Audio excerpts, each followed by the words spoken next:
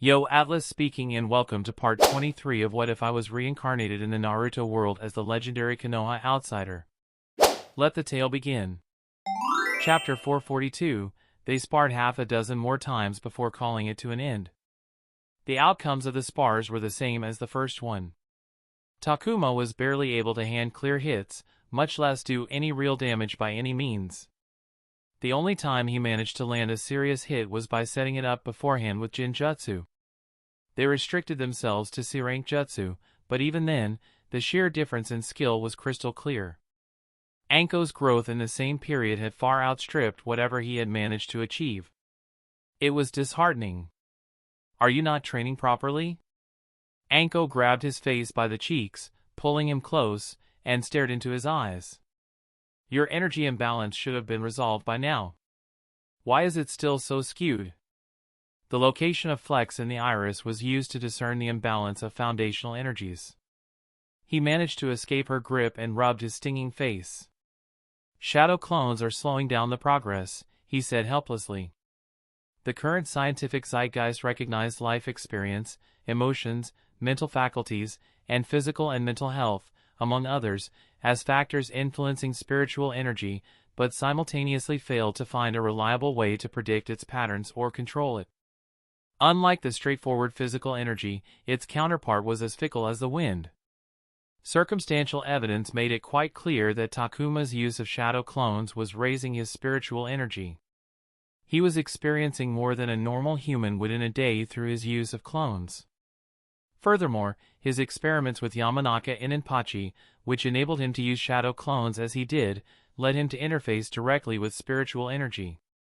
The clones' experiences and memories were carried back to him in the returning spiritual energy.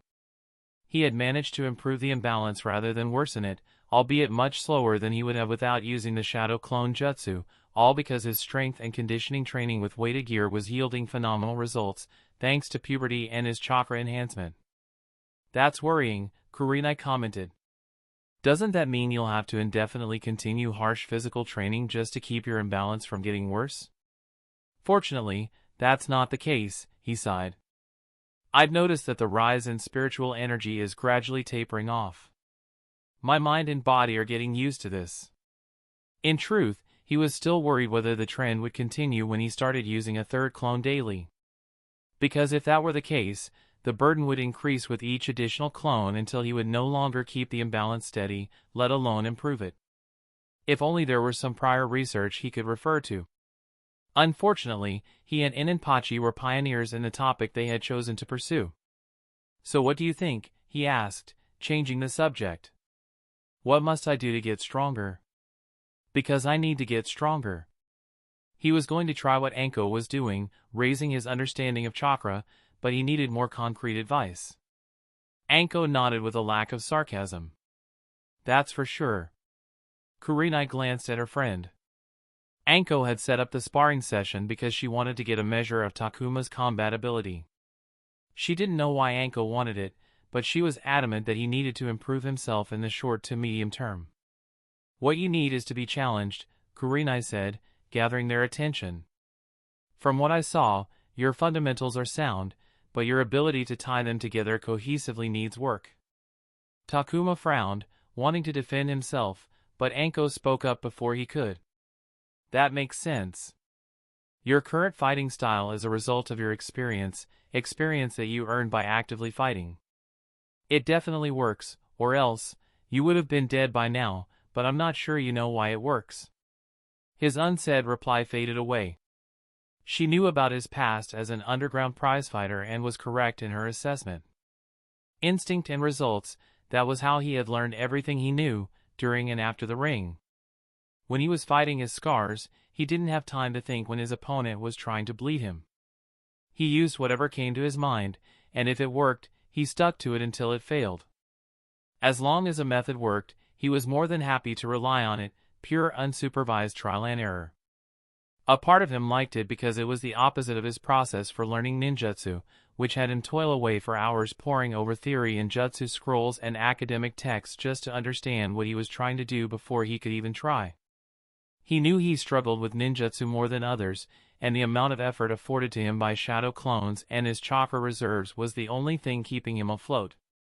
To tell you the truth, there's nothing wrong with what you do. Most people learn the same way. Kurenai shrugged before fixing with a frank stare.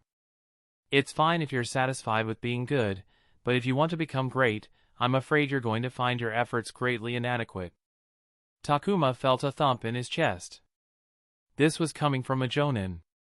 Even if Yuhi Kurenai was a Jinjutsu specialist, jonin had lofty standards.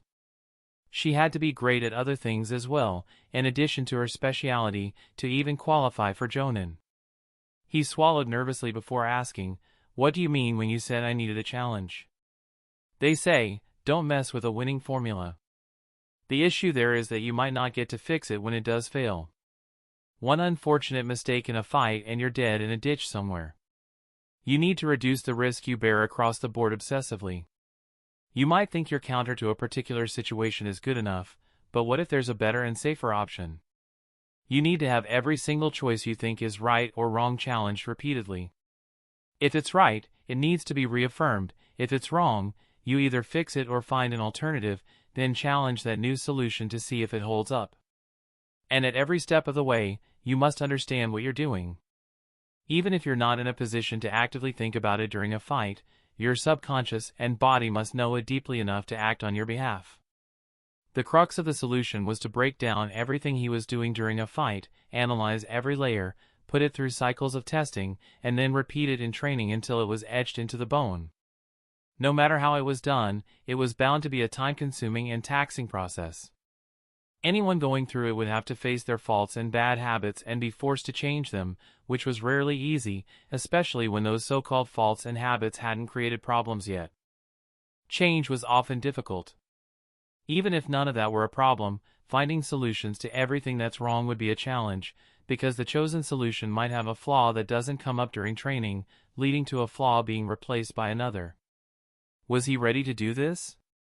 With the squad finally getting to its feet, it was time for him to return to the field. His workload was only going to increase from now on. And it wasn't like he didn't have other things on his plate in regard to training that he could just dump. I know you're busy, there's no need to rush. This does need some serious commitment if you want to do it properly. But don't unnecessarily procrastinate on it. Anko put a hand on his shoulder. You'll need a lot of help to get through this, but don't worry, I'll be there to help. Takuma gazed at her.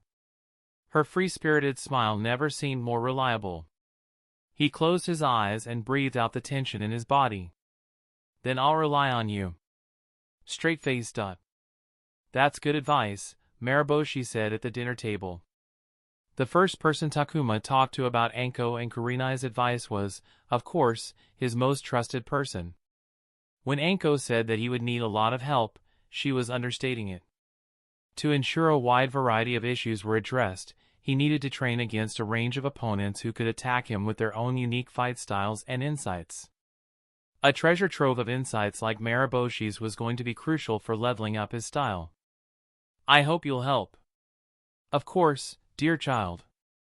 I'll help in any way I can, Mariboshi said as he put a picked egg on his plate. Unlike his spars with his old mentor, where the latter would let Takuma try things out while occasionally throwing a question he had to figure out on the fly, a very gentle style of guidance, these spars were going to be different. Mariboshi and everyone else would be attacking him with the intent to exploit his every weakness to the point of frustration, so that he would have no choice but to change if he didn't want to get used to losing. I hope you realize that both of them recognized your effort with that advice, Mariboshi said. How? They wouldn't have given you that advice if they thought you weren't ready. And I agree, I think you can handle it and emerge from the other side better, Mariboshi gently smiled. That's too much. I'm nowhere near that level. Takuma smiled, accepting the compliment with some self-deprecation. Who are you planning to ask? Anyone I can get my hands on. Friends, people from work, war buddies. Lady Uchiha? Of course. I was going to ask her next, Takuma said matter-of-factly. He wasn't going to start this self-improvement project without both of his mentors' support. If she agrees, you'll have a unique advantage that not many would have. How so? Don't you remember how Lady Uchiha described how she uses her clan's eyes? Takuma blinked before the realization struck his mind. Of course, he exclaimed. Straight-faced. The next day, Takuma cut off his clone's training time by an hour and sent it to meet with Makoto to ask for her help. I don't mind, Makoto readily agreed with a smile. It'll be my pleasure to break you down into pieces. And then build me up better and stronger? She winked. We will see about that after we break you. Makoto was already going to be immensely helpful because of her vast experience as a jonin, but she also had the sharingan, which itself was already a huge help. But Makoto was also uniquely positioned to help him because of her unique way of using her clan's eyes that went beyond monkey copy, as she called it. She analyzed her opponent's moves to figure out the perfect counter against them using her already massive cache of precious knowledge of the shinobi she had fought before that only ever grew with every subsequent fight. If she used her methods against him, he probably wouldn't need anyone else because he would be fighting a catalog of opponents, all targeting his weaknesses using their own unique methods. Just thinking about it made him excited. But how about we make this interesting, she said. I don't think we can. But then an amusing smile appeared on Makoto's face, which did worry him a little. What? He asked apprehensively. Enduring a thorough and repeated trouncing by someone far stronger, like me, won't hurt your pride that much. Because you're going to expect it. But what about a peer? That'd at least bruise the ego, don't you think? Takuma blinked. I'm not one to toot my own horn, but I'm not getting trounced by a peer, at least not in my age bracket. Defeat is definitely possible, but I'm not going down without a bitter fight. He wasn't arrogant enough to think about himself as anything of note when he knew about the monsters that walked the land, but he did have the pride of being a tough opponent to anyone who could be called a peer. He was even confident giving Anko, who had suddenly shot past him, a decent challenge if they fought to their fullest. And your eldest son doesn't count. That's not a peer, Takuma said quickly. Any and all scenarios involving that freak of a genius would end in defeat and possibly trauma. Though I'd like to spar him at least once. Want me to ask him? Would you? No! Actually, I'll ask him myself, Takuma said after getting tempted. It wasn't a good move to invite your boss to spar through the boss's mother. I'm not talking about my son. I'm talking about my other student. Izumi? After he had introduced the two Uchiha Kunoichi, they had formed a student-teacher relationship much like the one between Takuma and Makoto. Takuma's eyes narrowed. You're saying that Uchiha Izumi can trounce me? I do, Makoto said bluntly. She's a talented Uchiha with a potent sharingan who adapted to my teachings like the highest quality clay under a master's touch. You know that, despite my skill, Jinjutsu isn't my specialty, my dear. I've been teaching her my specialty. And unlike you, she has the time to meet me more than once a week for an hour, and I've been happy to oblige. You wanted a challenge, didn't you? Let's see if you can stand up to this one. She was trying to provoke him, and he could tell because it was working. Chapter 443, there were some difficulties getting scheduled lined up, but the promised day arrived a week and a half later. They met early in the morning at a private training ground owned by the Uchiha clan. There was no audience other than the old groundskeeper and his young apprentice. It's been a while, Takuma, Izumi greeted him with a bright smile. She had a sheen of sweat on her face from warming up before he arrived. I always intend to keep in touch, but it never happens. Clearly, I need to try harder. Takuma had psyched himself up with a competitive spirit, fully intending to treat her like a ring opponent, but seeing the good-hearted smile and what he believed to be earnest words made it difficult to keep that mentality. He shook her hand. The blame lies with me. I never rescheduled for that meal you promised me. She had invited him to a thank-you meal to show her appreciation for connecting her with Makoto, but he was swamped with ANBU work, and the plans fell through before vanishing entirely. I'll consider you helping me with this as a thank you, he said. Please, I'm more than happy to help. I've heard much about you from teacher. Only good things, I hope.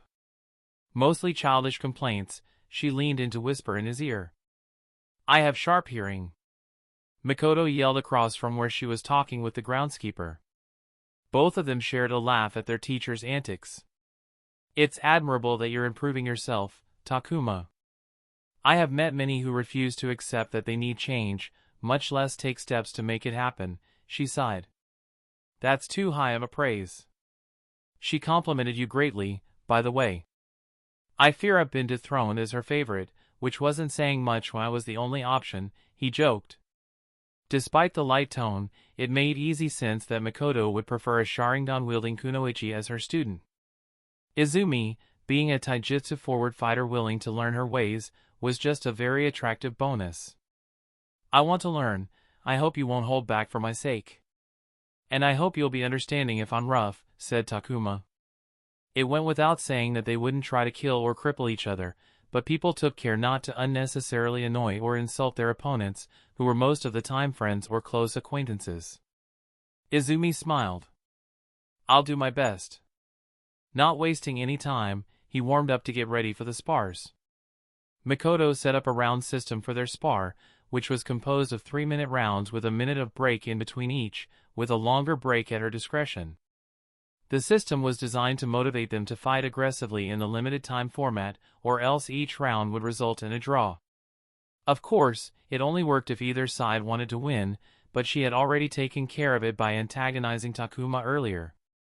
"Let's start to see who's better," Makoto said out loud as they stepped in front of each other. They looked at her before looking at the other. It wasn't a deep reason. They were from the same academy graduation class and both studied under Makoto, bringing them as close as peers could be. Just like Makoto, they also wanted to see who was better and do it in front of their teacher. "Not gonna use your sword?" Izumi said, glancing at the sword he had put in the corner. "Not today. I want to present my absolute best," Takuma said. "What about you? Not going to use your eyes?" Izumi hummed with a small smile. "I don't know if I'll need them." "Oh, you will. We'll see about that. All right, enough chatter. Go!" Makoto said. Neither of them was surprised at the interruption. They charged at each other the moment she opened her mouth. Their kunai sang against each other as they immediately plunged into a dance of blades. There wasn't a moment of rest as both of them pressed each other to not only keep on the move, but also perfectly match each strike because any mistake or concession could end up in a wound. He slashed ahead aggressively, fearlessly invading her space to attack like he was parched for blood, but Izumi's movements were fluid. She moved as though she already knew his next move and how to answer them with the least amount of effort. A twist of her wrist, and his kunai carved empty air. Her arm blurred as she cut at his thigh, only for his hand to catch up with hers and parry her attack harshly enough that she stumbled back. Takuma barreled into her with his shoulder before she could regain her footing. But instead of stumbling back, Izumi used the momentum to spin into a kick that he barely guarded in time. Her kunai's sharp edge almost found his cheek and trimmed a few hairs beside his ear, but in return, he opened a thin cut on her shoulder. Breaking apart, both Izumi and Takuma stood heaving only to return to their fierce exchange. And so on they went, until Makoto cheerfully called for a break at the end of the allotted 3 minutes. Takuma gazed at his kunai with its chipped and worn-down edges from the near 100 clashes and counters during the course of the round and tossed it aside near his sword. He gazed at Izumi, who stood with her back to him. No matter what he did, she reacted in a way that he couldn't chain his moves or build any momentum. Takuma was winning purely because of his superior physical ability. Needless to say, he could tell she was going to be a frustrating opponent. Straight-faced. Makoto gazed at her student, who had just finished greeting each other while trying to poke each other with blades. Seeing them try to figure each other out was cute, but now that the initial round was over, she was curious to see what approach they would take in the second round. Having trained Izumi, Makoto knew her combat habits better. She could see the kunoichi go for another probing round to judge whether the insights she gleaned in the first round were at all useful. But what about Takuma? Unfortunately, he didn't have that freedom, but was smart enough to realize that time was working against him. From the moment she had set up the round structure for their spars, he likely knew that his chances at victory would plummet the longer these rounds dragged on. Stretching a fight with an Uchiha was the worst combat tactic across the lands. The Sharingan was just too powerful a tool. The more the eyes saw, the harder it became to fight against them. Izumi hadn't used her eyes yet, and Makoto knew that she would rather not use at all. She had trained her student about the curse of over-reliance that many Uchiha fell for, but Takuma was not an opponent she could deal with easily. Could she fight him without their clan's eyes and win? Yes, but would it be easy? No, it would most possibly be the worst spar of her life. People who fought like him were nothing if not difficult and clung to every chance of victory until. However, there was no reason for her to make things difficult for herself. The second, or at most third, round would be the turning point. Straight-faced. The minute break quickly passed, and the pair of Leaf Chunin returned to face each other. Izumi was relaxed and skipped on her feet, ready to get started. Takuma was silent and seemed to be focusing on himself.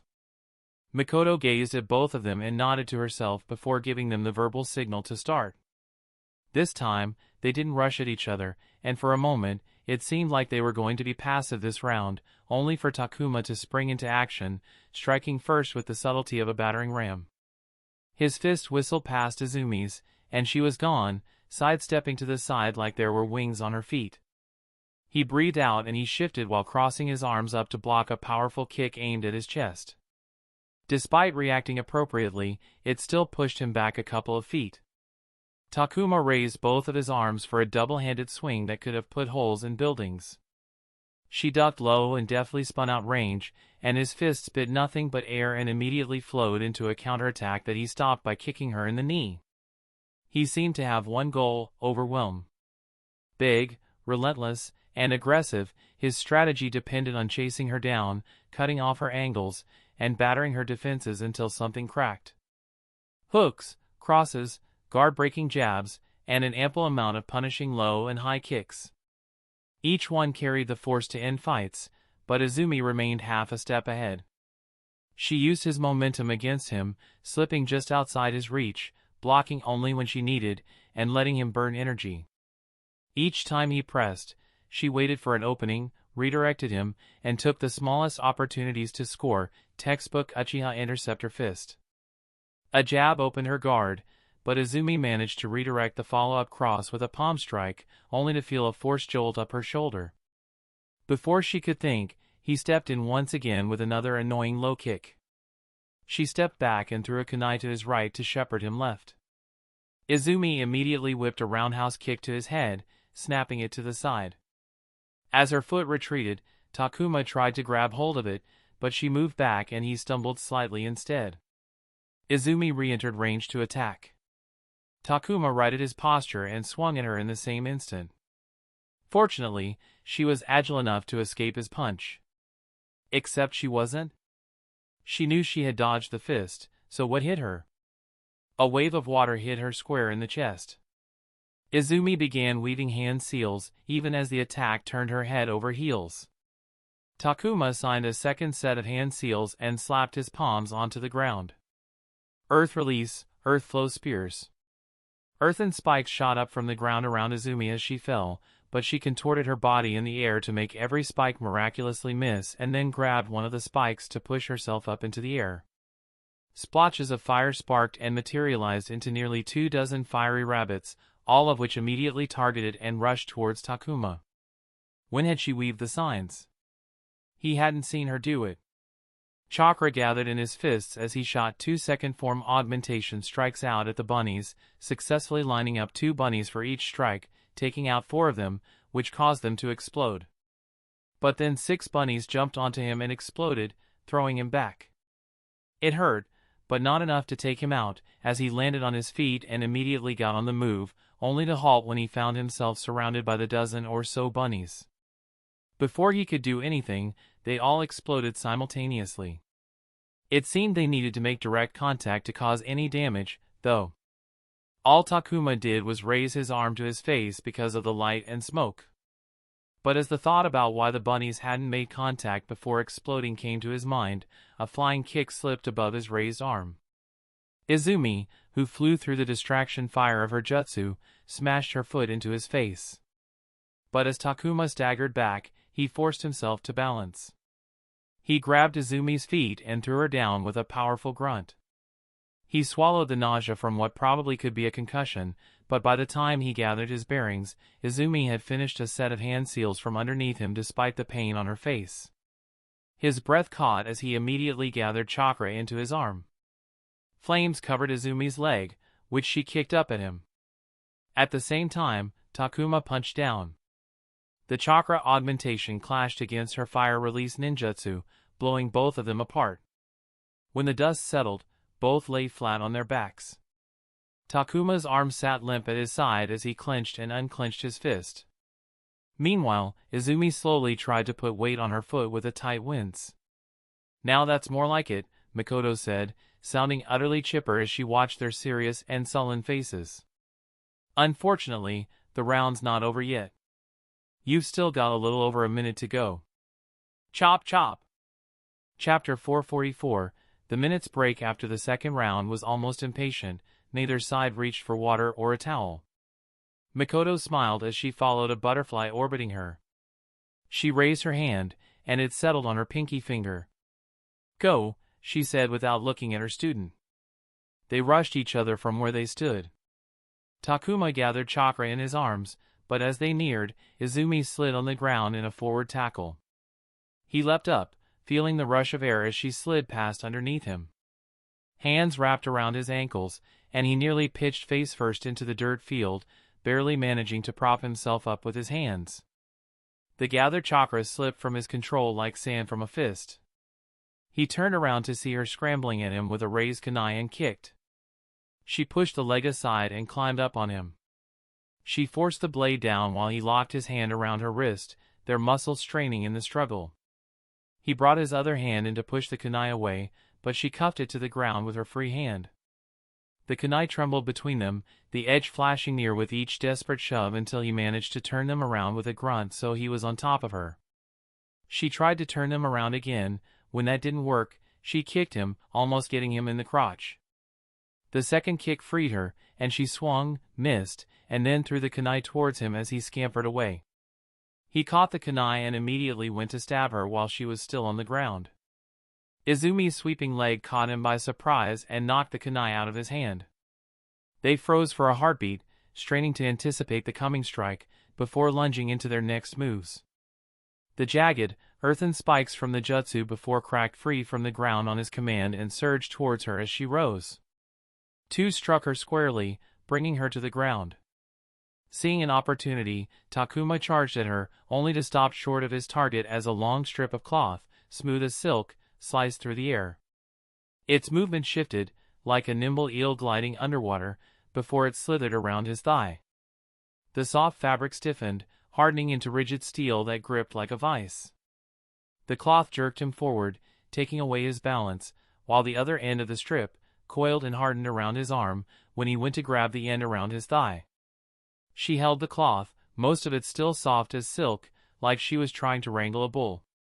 The long strip of cloth that went around her back was made from a special weave of treated fibers and chakra metal alloy, allowing it to be controlled deftly midair and giving it the property to harden when chakra flowed through it. It was an uncommon weapon of choice, used to ensnare targets and immobilize them.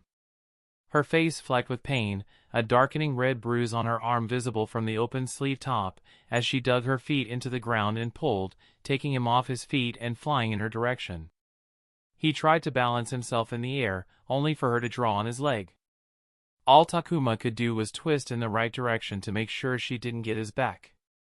She weaved a short D-rank fire-release ninjutsu, and her flaming kick, through no fault of his own, slipped in through between his guard perfectly and slammed into his chest.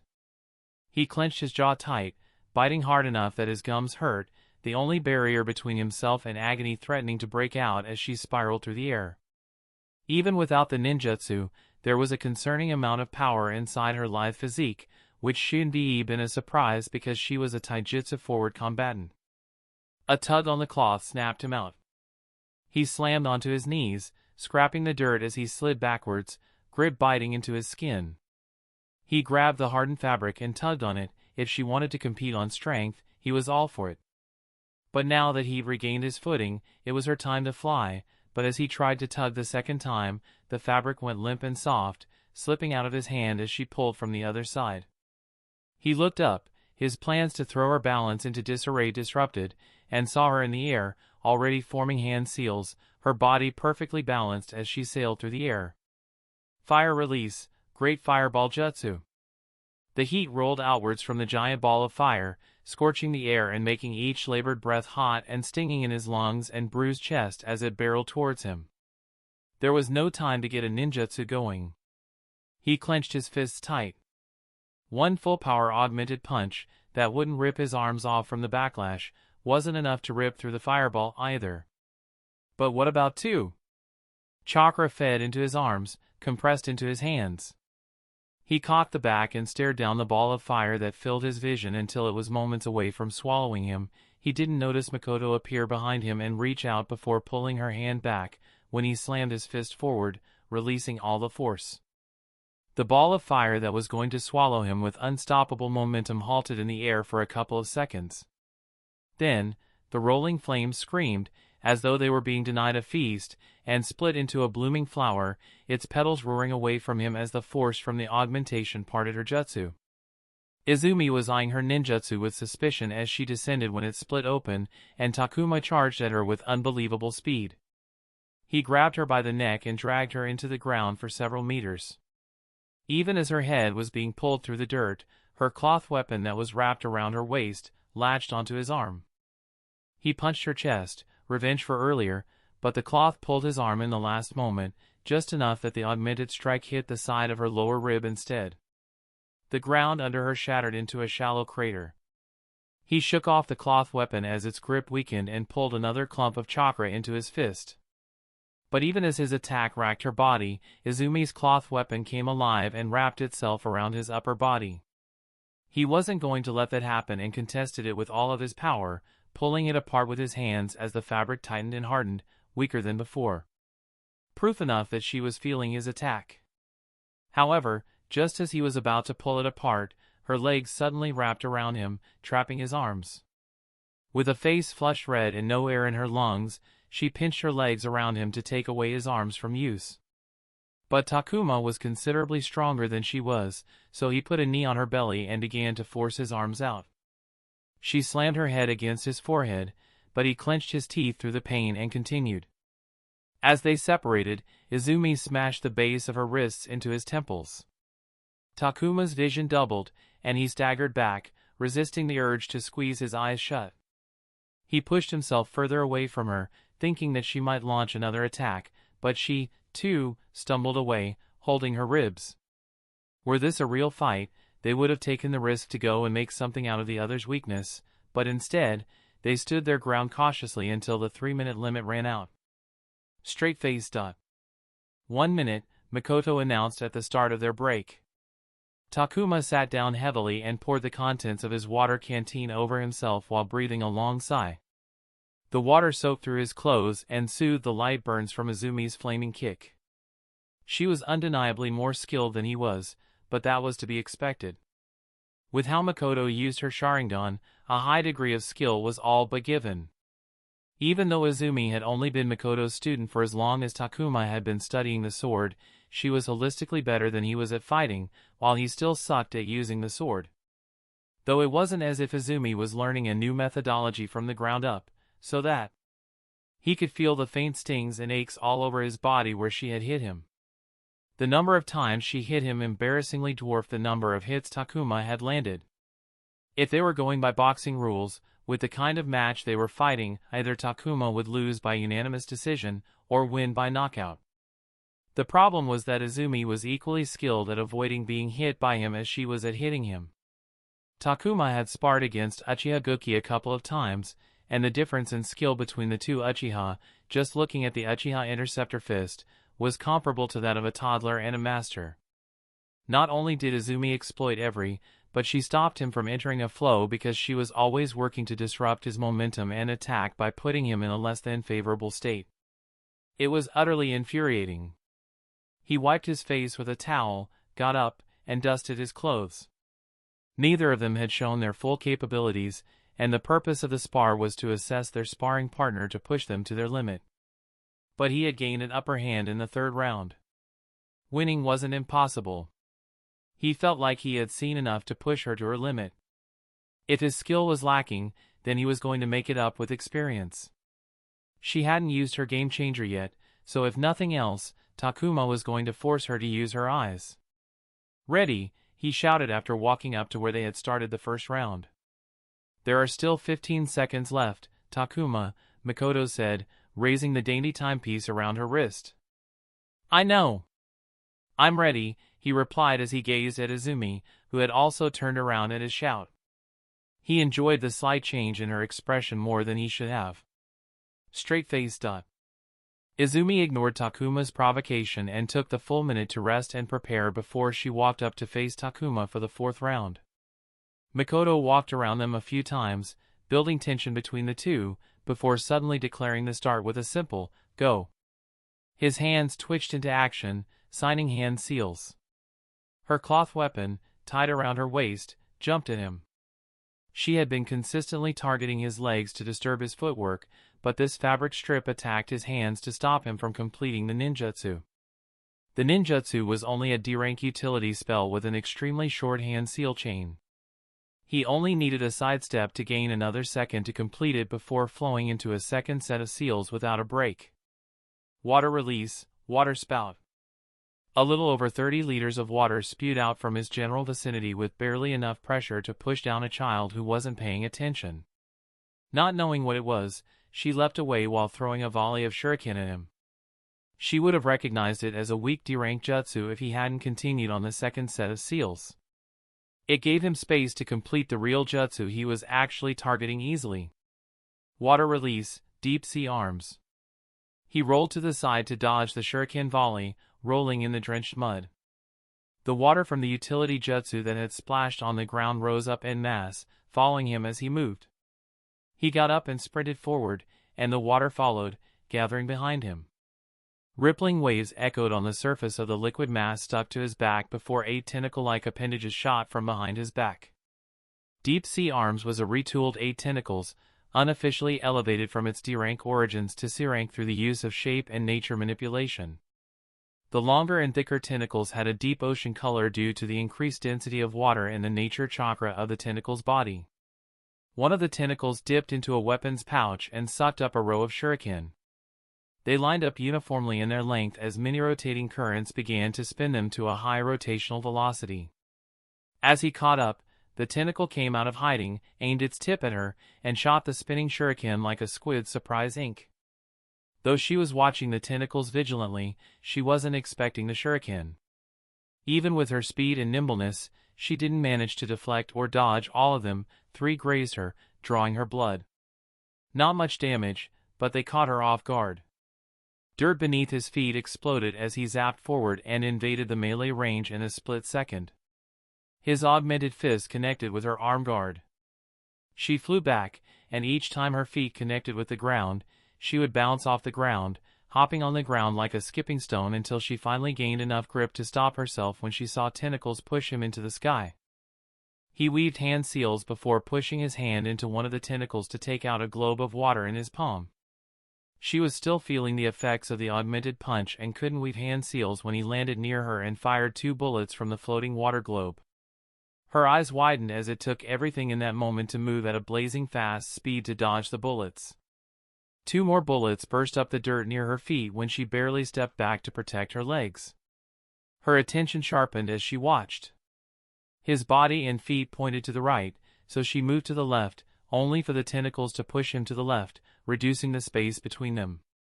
She seemed to teleport as she dodged the bullets, but the gap by which she evaded them shortened with each successive shot.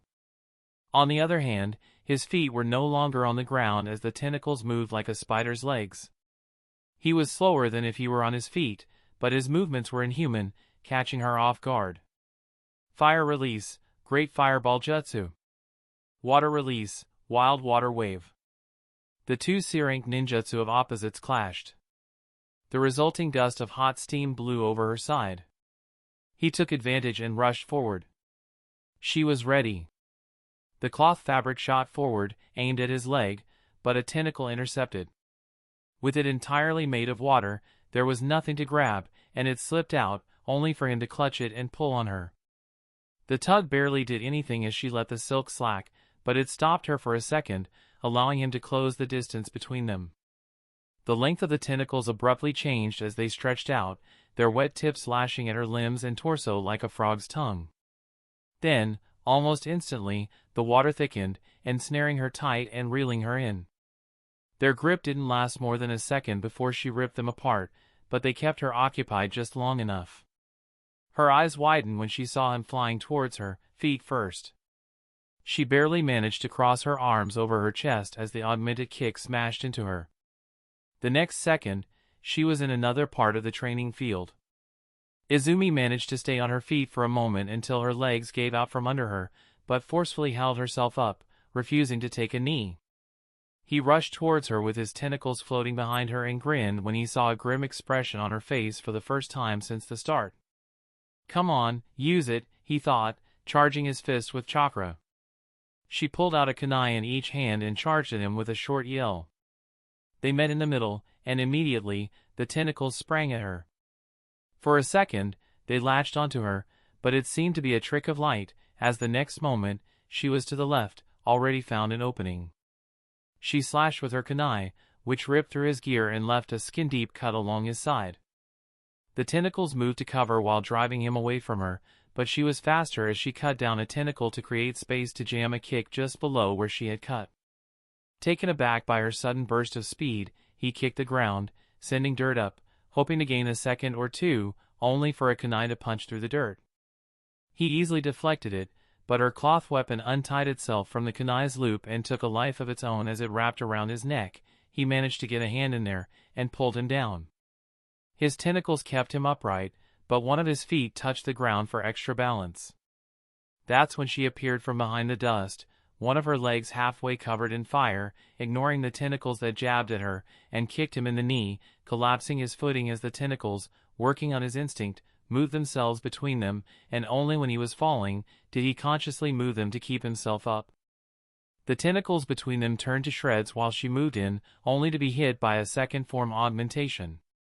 It was nowhere powerful, but she staggered back. The heavy augmented kick had done some damage that she had just pushed through.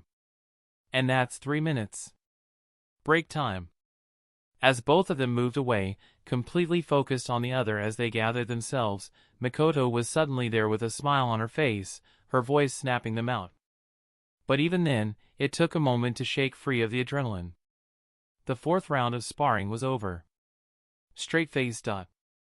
Takuma gritted his teeth as he hobbled on one foot with his tentacles serving as support. Despite the somewhat reversal at the end, the fourth round was undoubtedly his best performance.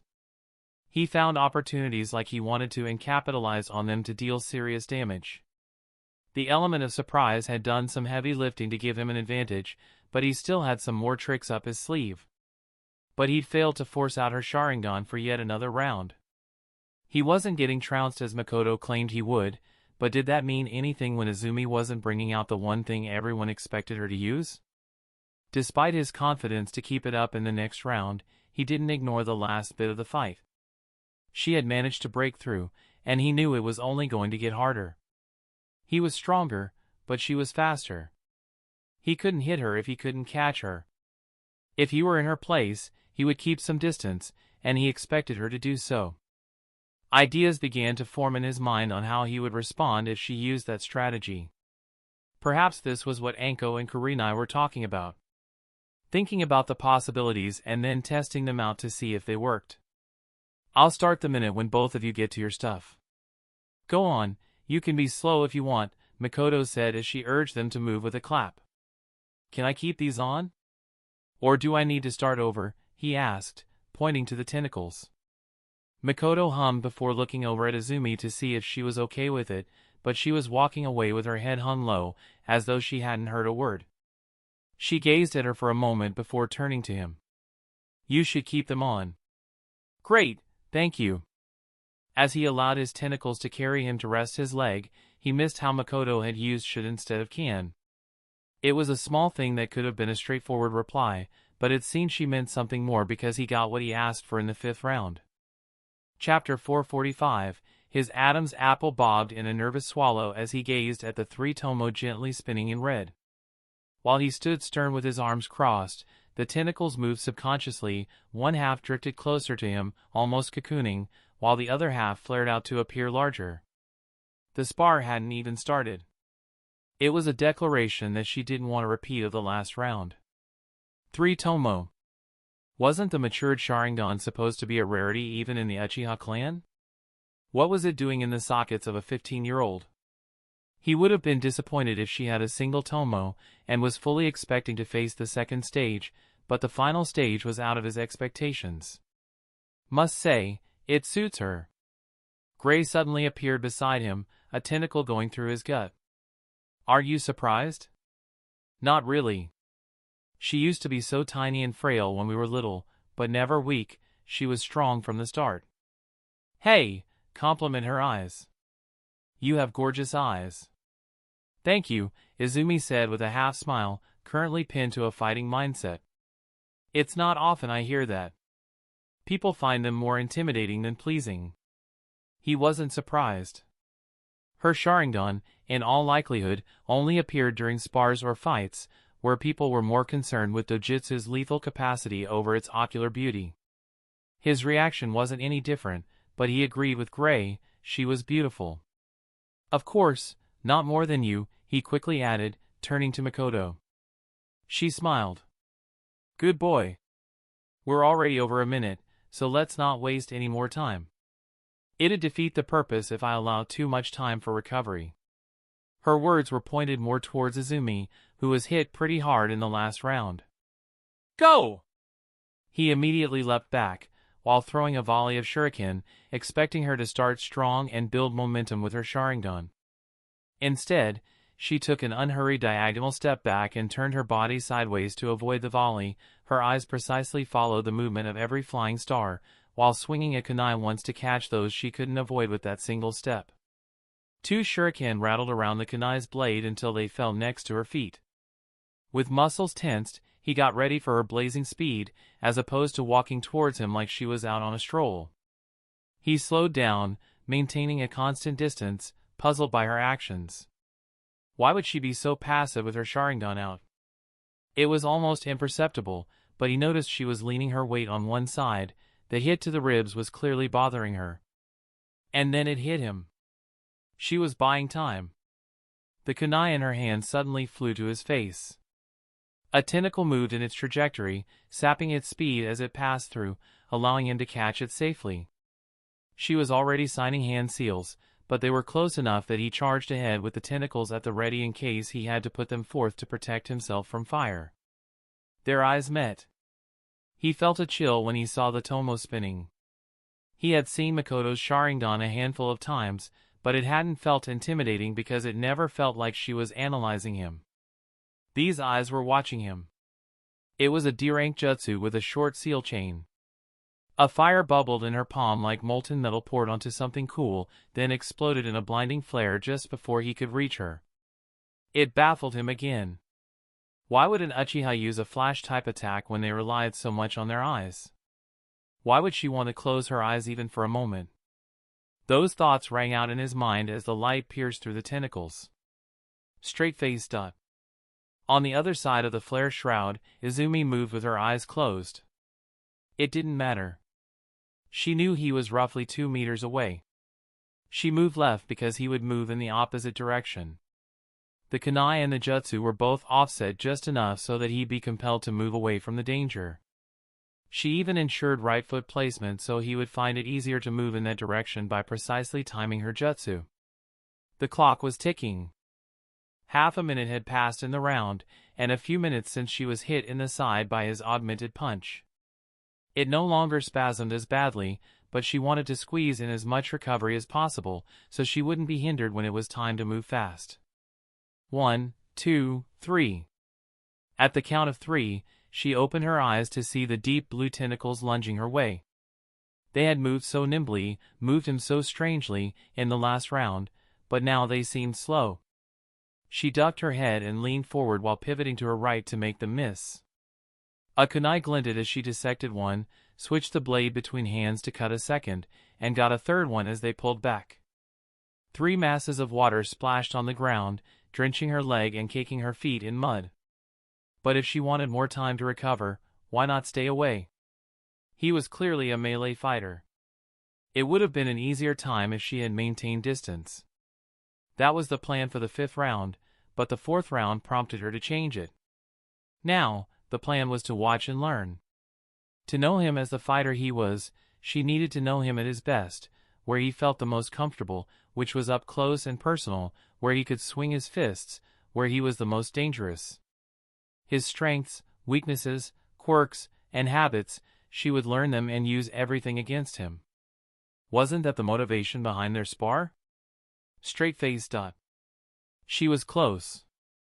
He thought she would have moved away, but as the flare dimmed, she was still roughly the same distance from before. He used his tentacles to buy a moment in case she was going for an aggressive attack. They were immediately cut down, but she moved back without coming after him.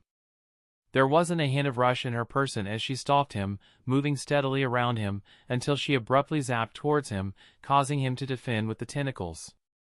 She moved like she planned to do so all along, regardless of the tentacles' position, weaving between them so naturally until she was surrounded, which was when the blades in her hands moved, harvesting them like a scythe sweeping through a crop.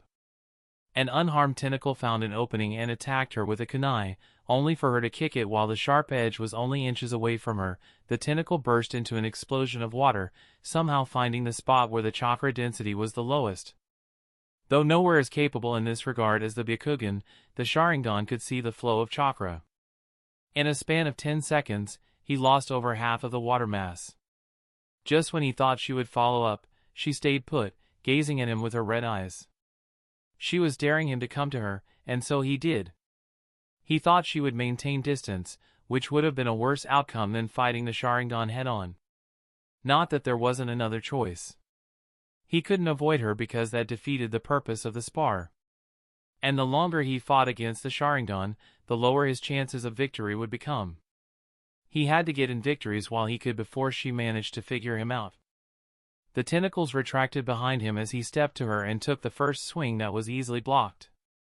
He grabbed the arm she used to block and struck out with his other hand, augmenting his attack only for it to whiff past her ear.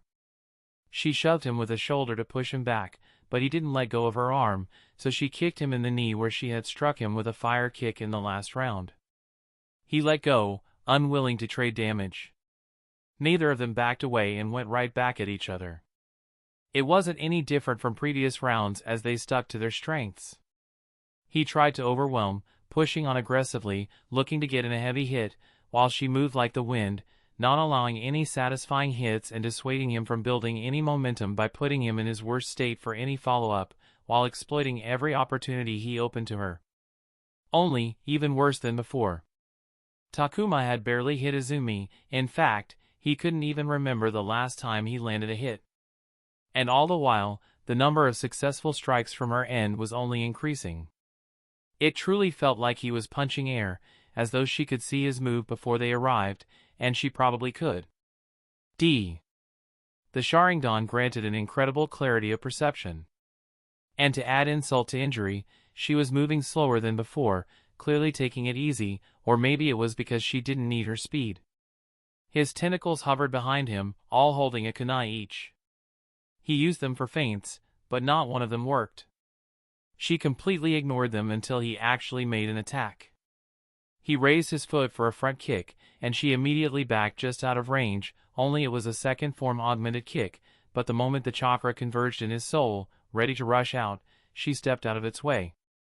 She placed her hand just above the path of the chakra expulsion, feeling the gust of wind move by the chakra with her finger.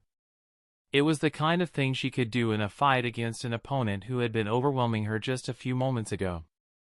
His fist slammed down harder, chakra building a powerful augmentation, anger building in his tenketsu pathways with each missed strike. He swung for her head, she bobbed under it, stepped closer, and hit him in the chin with an uppercut. The worst part of it was that he knew she wasn't coming for a follow-up to capitalize on his situation. She was going to wait until he was in a state where he couldn't defend himself before attacking. At that moment, he made a decision. Half of the round had passed, 90 more seconds until the end. Both of them had been pacing themselves, from stamina to supplies to chakra, because they knew they had multiple rounds to fight with very short breaks between them. They had to preserve themselves to remain viable in the later rounds. Resource management was a critical part of combat that every shinobi had to consider in one way or another. She had momentarily stopped pacing herself at the end of the fourth round to turn things around. He was going to do that because things were looking worse for him than he expected. He had underestimated the combatant potency of the Sharingan. He had underestimated her by thinking she would be in the second stage at most, but she had brought out the full mature dojutsu, which meant a lot because each stage came with a qualitative jump. The moment he got ready to move, she immediately leapt back. He couldn't even surprise her, that's how well she was reading him, to get herself a moment of delay as he turned into a blur. In a span of seconds, he launched nearly 10 strikes, each received by her palms as if they were doing a pad session in the gym. However, the change was instantly evident. She not only got faster to accommodate the swell in speed, but also began to move around more to contend with his barrage. Her eyes themselves looked more lively, bouncing around as he came from everywhere. He took advantage of her penchant for dodging with minimal movement and slammed an augmented foot near her foot. With her Sharingan, she knew he was going to hit, so she didn't shift her foot away. Instead, she turned her attention to how she was going to counter. His foot smashed the ground around it into a crater, throwing her off balance. But even as she awkwardly stumbled, her eyes remained fixed on him, ready for him. He wasn't done. The tentacles moved, going in with their kunai. And while she made her moves to protect against them, his hand moved like a lightning bolt, hitting her straight in the gut, and her eyes followed it as it went. It didn't matter if she could see it if she didn't have the means to protect herself. It felt so good. A grin stretched on his face. It wasn't even an augmentation, but it felt solid. As she fell to the ground but was quick to recover, he was weaving hand seals. If she no longer considered the tentacles a threat, then he had something perfect for her appetite. Lightning release, shock. His first ninjutsu sparked into life in his palm before he poured all of its volatile energy into the tentacles. The shaped water rippled and emitted an ominous, deep hum. She got faster again, actively avoiding the aggressive tentacles because a touch from them would unload the charge into her body. It was only a D-rank jutsu's worth of charge, but most lightning release ninjutsu had some level of stun property in them, and with how aggressively he was being, she didn't want to be stunned even for a moment. Almost immediately, they went from fighting in a spot to clashing around the field. He pushed harder, faster, stronger. Even as she tried to put some space between them, he stuck to her, not giving her a moment to breathe. To her credit, she managed to avoid the charged tentacles for the 32nd of life, but in that time, he had managed to double the amount of hits he had gotten in. And in the end, they managed to pay in a greater way. Under pressure, she made a mistake and, while dodging the tentacles and, frustratingly, a second form augmentation, she opened her side. He was almost impatient with how quickly he whipped his leg, hitting her in the same spot on the lower rib that was already hurting from the fourth round. For the first time since activating her Sharingan, she looked remotely concerned before a flash of red pain lit up her face. Just one more good hit to the jaw and he could end it. However, as he went in for further punishment, her cloth weapon around her waist streaked and managed to wrap itself around her ankle. Before he knew it, his tentacles were holding him up instead of his legs. And that's when the situation flipped as the lightning charge dissipated from the tentacles.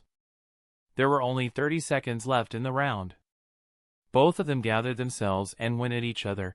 He wanted to maintain his momentum until the end, and she wanted to return him to where he was before. Both of them got up at the same time, shuffled from side to side to add an uncertainty, charging in with their bodies low as if they were going to tackle the legs before rising at the last moment for a quick first strike with a right hook.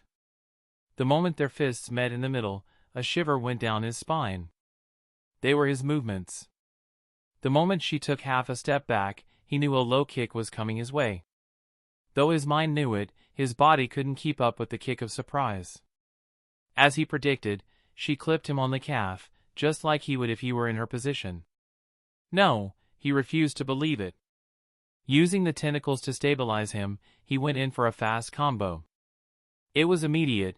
She shifted into Uchiha Interceptor Fist and deflected and dodged all of his hits, creating an opening. Her stance shifted again, causing his breathing to hitch. It was the Hidden Leaf Kata, his modified version of it. She threw a sharp elbow to his face, and when that missed, she used the same arm for a hook that smashed into his guard. Then came the aggression. She stepped on the pedal, not allowing any room to breathe. She opened his guard with 2 quick jabs and then slipped in a cross for his throat, something he had picked in the ring and had shown her twice, both of which had been failures. For a moment, she disappeared. Only her eyes remained, observing, peering into his soul to know his every secret. Another switch, and she was back to herself. Her cloth weapon bit his wrist, rotating him to the right while she went left. It looked like a coordinated dance in how she performed it, as though she knew precisely how he would react in that moment. With both her hands free, she weaved hand seals with his back to her. Wind release, vortex thrust. The rotating cylinder thrusted into the water mass, anchoring the tentacles to his back. The wind drilled into the mass, destabilizing the water and causing the jutsu to fail.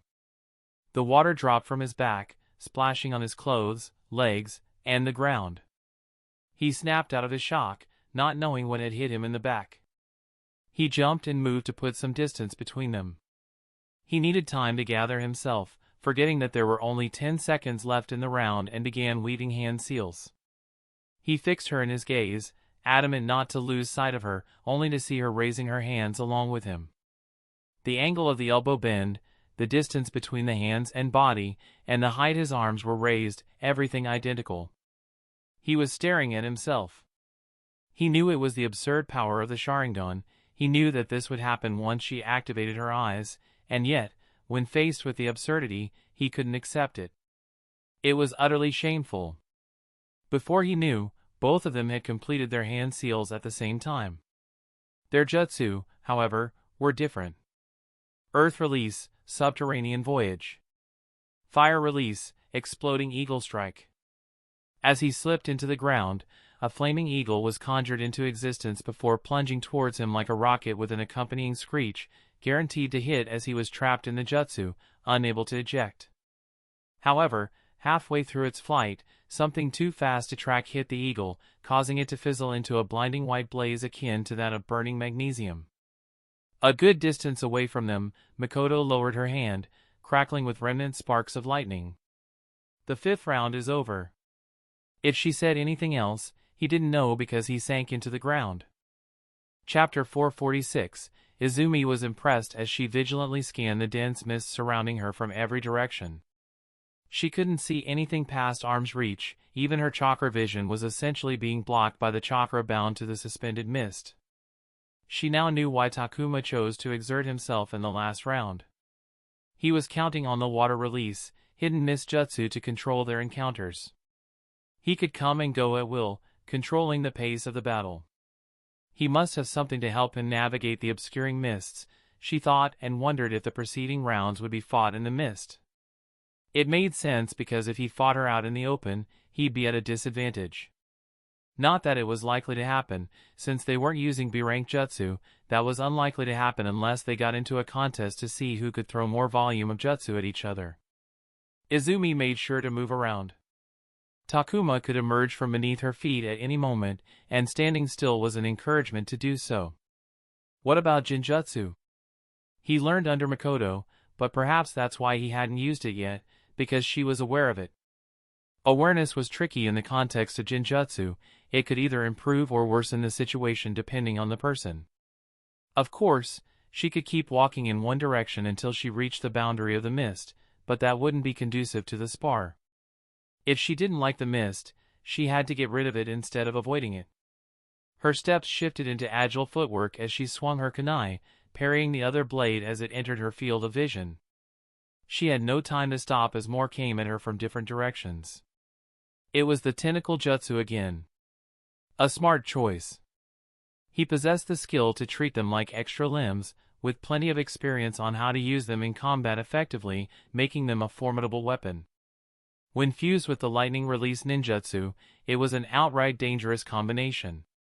Izumi reckoned the jutsu was a headache for others. Unfortunately for him, her eyes had already seen through his habits, movement patterns, range, usage preferences, control boundaries, and thus could now handle them better than the last round. It had taken longer to figure out because they weren't exactly human anatomy.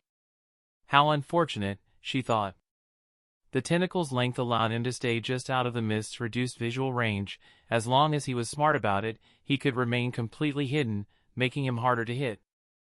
Furthermore, the translucent tentacles themselves were harder to see in the mist. They were two jutsu with great compatibility, which was why it was so unfortunate that she could see them with clarity. The Sharingan could see the rough flow of chakra in both bodies and ninjutsu. The density of the chakra holding the tentacle shape was much higher than that of the suspended mist, making them quite visible to her eyes. If it were another type of ninjutsu, like a single charge attack, it wouldn't have mattered because the attack would have been over after they did their deed, but his tentacles stuck around, becoming visible every time they entered her visual range. Even if she couldn't see him, she might as well know his location by determining it based on the tentacles they were attached to him. She parried and deflected 4 kunai-bearing tentacles in quick succession to create space that she stepped into before front-kicking him, catching him on the chest. She followed with a blind kunai throw. His grunt was audible in the silence of the mist, unsure if the blade had cut its mark. A few moments later, he attacked from another direction.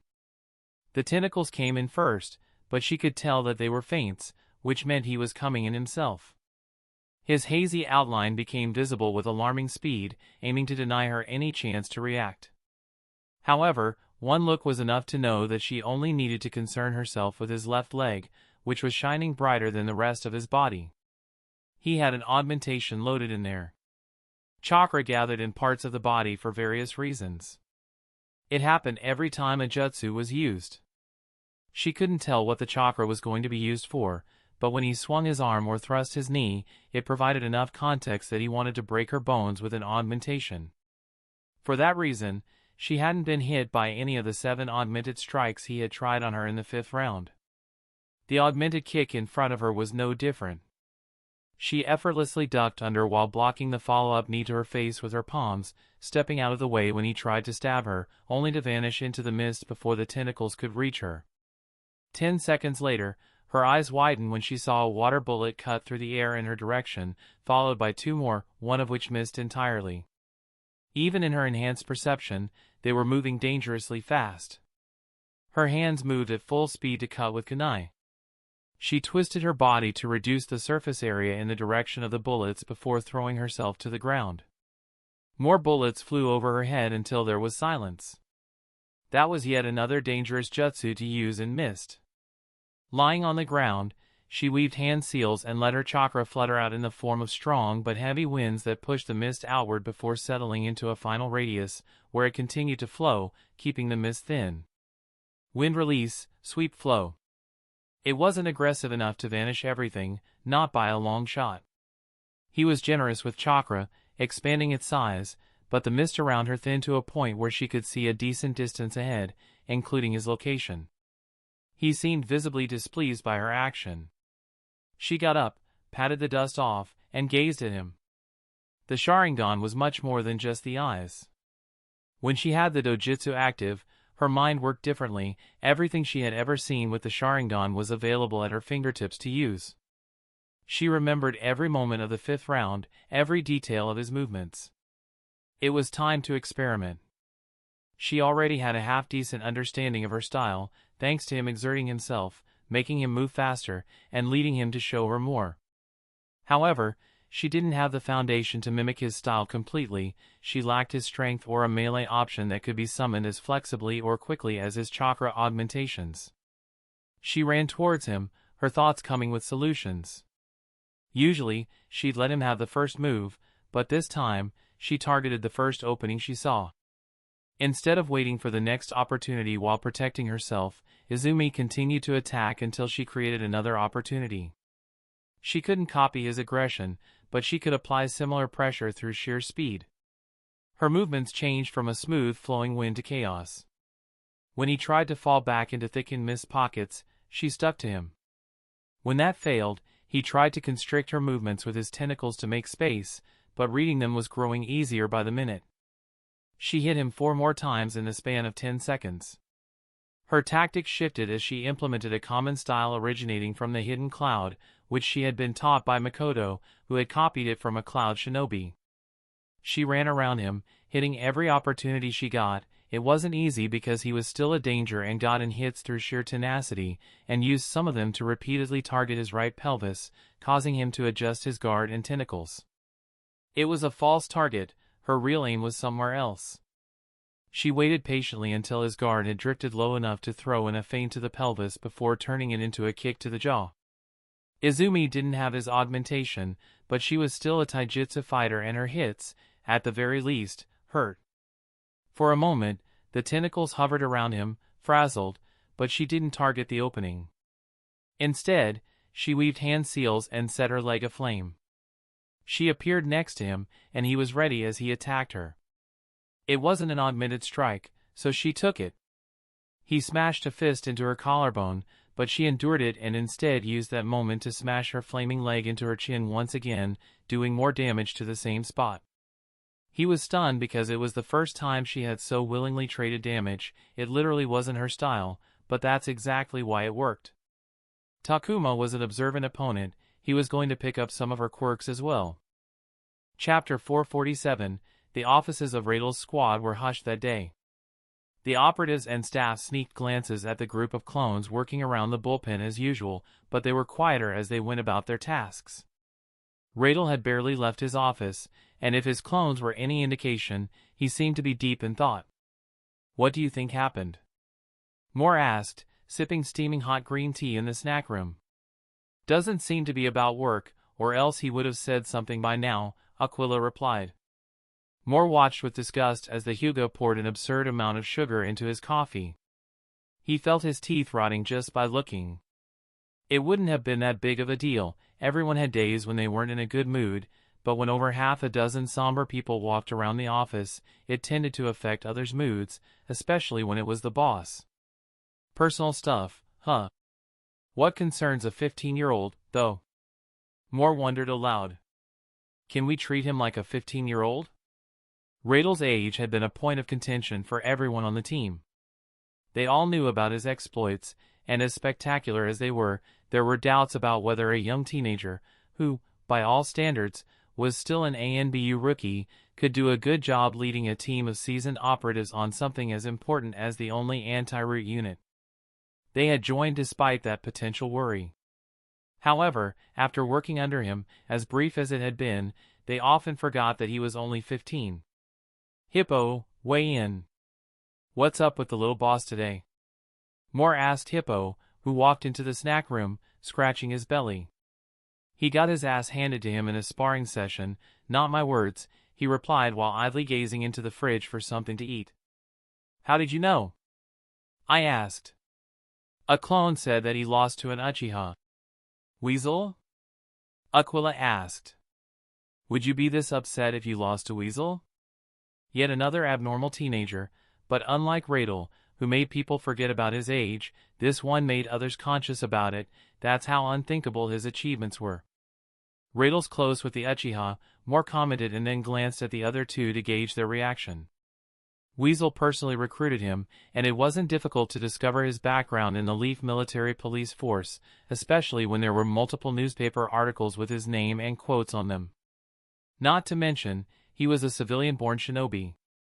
It wasn't a stretch to think he had taken shelter under the Uchiha clan's umbrella. Even in ANBU, associations were something that even ANBU couldn't ignore. The saying, "who you knew, not what you knew," might matter more still held strong. They had to carefully consider whom they cozied with, as it might exclude them from other spheres of influence. Out of everyone, Aquila was the most surprising one to be on Rael's squad. None on the squad was forced to join through the means of mandatory assignment, they all agreed to be recruited. In that situation, to see a Hyuga in a squad directly under an Uchiha was truly unexpected. He had either made that decision of his own volition or his joining had been approved. Maybe he is or maybe he's not. Does it really matter at this point? Hippo said as he longingly stared at his lunchbox, lovingly cooked by his wife. There was still an hour until lunchtime. I'm sure all of us mulled over it hard and long before joining. It was exhausting then, it's exhausting now. It's not like you can leave now, so let's focus on other things of interest. Like the lack of snacks in the pantry. I can feel myself losing weight here. Moore sighed, thinking about the squad's composition. He was the only ANBU Nin from his clan and chose to join the Abiram with the ANBU through Takanid. They were bystanders who rarely took sides, making it an ideal position to slot themselves in various spheres. However, because the Abiram took no sides, there was always a limitation on how much they could get involved with different groups. He was never part of an inner circle. There was no question about Aquila. He was deeply entrenched in the Hyuga side of things, which lay in the complete opposite direction to the Uchiha sphere of influence. Hippo's involvement in departmental politics was fairly limited due to being a Genin operative. Ironically, Genin operatives were more often than not judged and recruited based on their performance and experience. He had managed to keep himself unallied through his very long career. And yet, now that he was in the squad, different groups were trying to recruit him to their side to gain influence within the squad. Bubuk's clan had long-term alliances with the Sarutobi and the Akimichinari Yamanaka triad. As the only ANBU Nin from her clan, she had chosen to maintain that public alliance inside ANBU as well. Then there was the problem child, Turn. Having a Shimura on the team was a disadvantage when dealing with others, as very few wanted to connect with them on anything beyond the surface, fearing that they would be tainted by association. The rumor mill seemed to believe that she was put on the team to sabotage it. He could maybe understand why Rael built the squad the way he did, but why Weasel allowed it evaded his mind. Why allow so many outside influences that actively weakened his grip on an important squad? Until the last moment, everyone thought that the squad would be filled with operatives from Weasel's sphere of influence. When Takanid told him to contact Rael, Hippo genuinely thought the interview was all a show for the sake of appearing fair in the selection process, and had zero expectations, which helped because it was the least nervous he had been during an interview. It was only when Rael returned with a legitimate offer that he realized it had been a real interview. Even then, he thought maybe he was the exception for optics, but then he met others, and he no longer knew what to think about the decision made regarding the formation of the squad. He gently blew on his steaming tea as he gazed out of the snack room at Turn heading to Rael's office with documents in her hand. But if he understood one thing, then it was that Rael, whether the team was his choice or not, was going to make use of everything in his reach. Straight-faced. Are the preparations coming along well? Takuma asked as he nursed a headache, feeling a clone's memories slam into his head. The updated method for processing the clone's experience and memories still had some flaws that had to be ironed out. The trials for the third shadow clone were coming along reasonably well. At least, Yamanaka Inenpachi was happy with the progress, but the loss against Izumi had left him feeling impatient. Clearly, his efforts weren't enough. He needed more time. Time was always the problem. He always had the choice to pull back on work, which took the majority of his day, and devote all of his clones to training, but he didn't have that liberty. He wanted to be a Jonin and needed the accomplishments and exploits befitting one. Becoming a Jonin was more than getting the strength, that was the minimum. However, unlike others, he was working on an accelerated schedule. For the vast majority of Jonin, they had long shinobi careers to earn their promotion as their strength rose to the level. He didn't have that sort of time. He needed strength fast and exploits faster. For the young Chunin who attained the strength before feats, the village supported them by helping them build accomplishments, but that route took too much time. Most of the time, they were in no rush to push a young Jonin. Instead, they wanted them to grow more experienced and become well-rounded in fields other than combat. It was also in the village's interest to protect young, prodigious talent by keeping them in the shadows as long as possible before their time in the spotlight, where all the foreign powers would have their eyes on them, looking at them as what they were, a threat. Takuma didn't have that time. He wanted to become a jonin as quickly as possible, the access to A-rank ninjutsu, the resources, the authority, everything depended on him getting up there. Each day he rested was another day he would have to wait until he could become a jonin. If Gray were born a decade earlier, Takuma would have focused more on building combat strength because he could have taken his time with a career, like most people did, and perhaps even built a life worth enjoying. Izumi wasn't rushing to earn her laurels because she, and everyone advising her, knew that she could take her time. They didn't know what he knew, and they were better for it because the way he lived was no way to live. He was actively sacrificing the early years of his life in the hope that he would enjoy life afterwards. They were lucky. That's what he wanted to think. They were living a life of blissful ignorance, but he knew his knowledge was his biggest boon, even if, every day, it felt like a curse. "Everything's on schedule," Turn said with a nervousness that came from a sense of excitement. "We're ready to leave tomorrow." "Then we leave tomorrow," he said, returning his attention to her. "You'll be taking the lead on this. Whatever you say goes." She was an operative with experience, so running lead wasn't anything new for her, but she had been sidelined ever since Root's exodus. He wanted her to gain her confidence back by allowing her to exert control, so Takuma was going to accompany her on a few outings right until she'd start thinking he was babysitting her. She was on her own after that. It was time to get started on the things he had promised the higher-ups.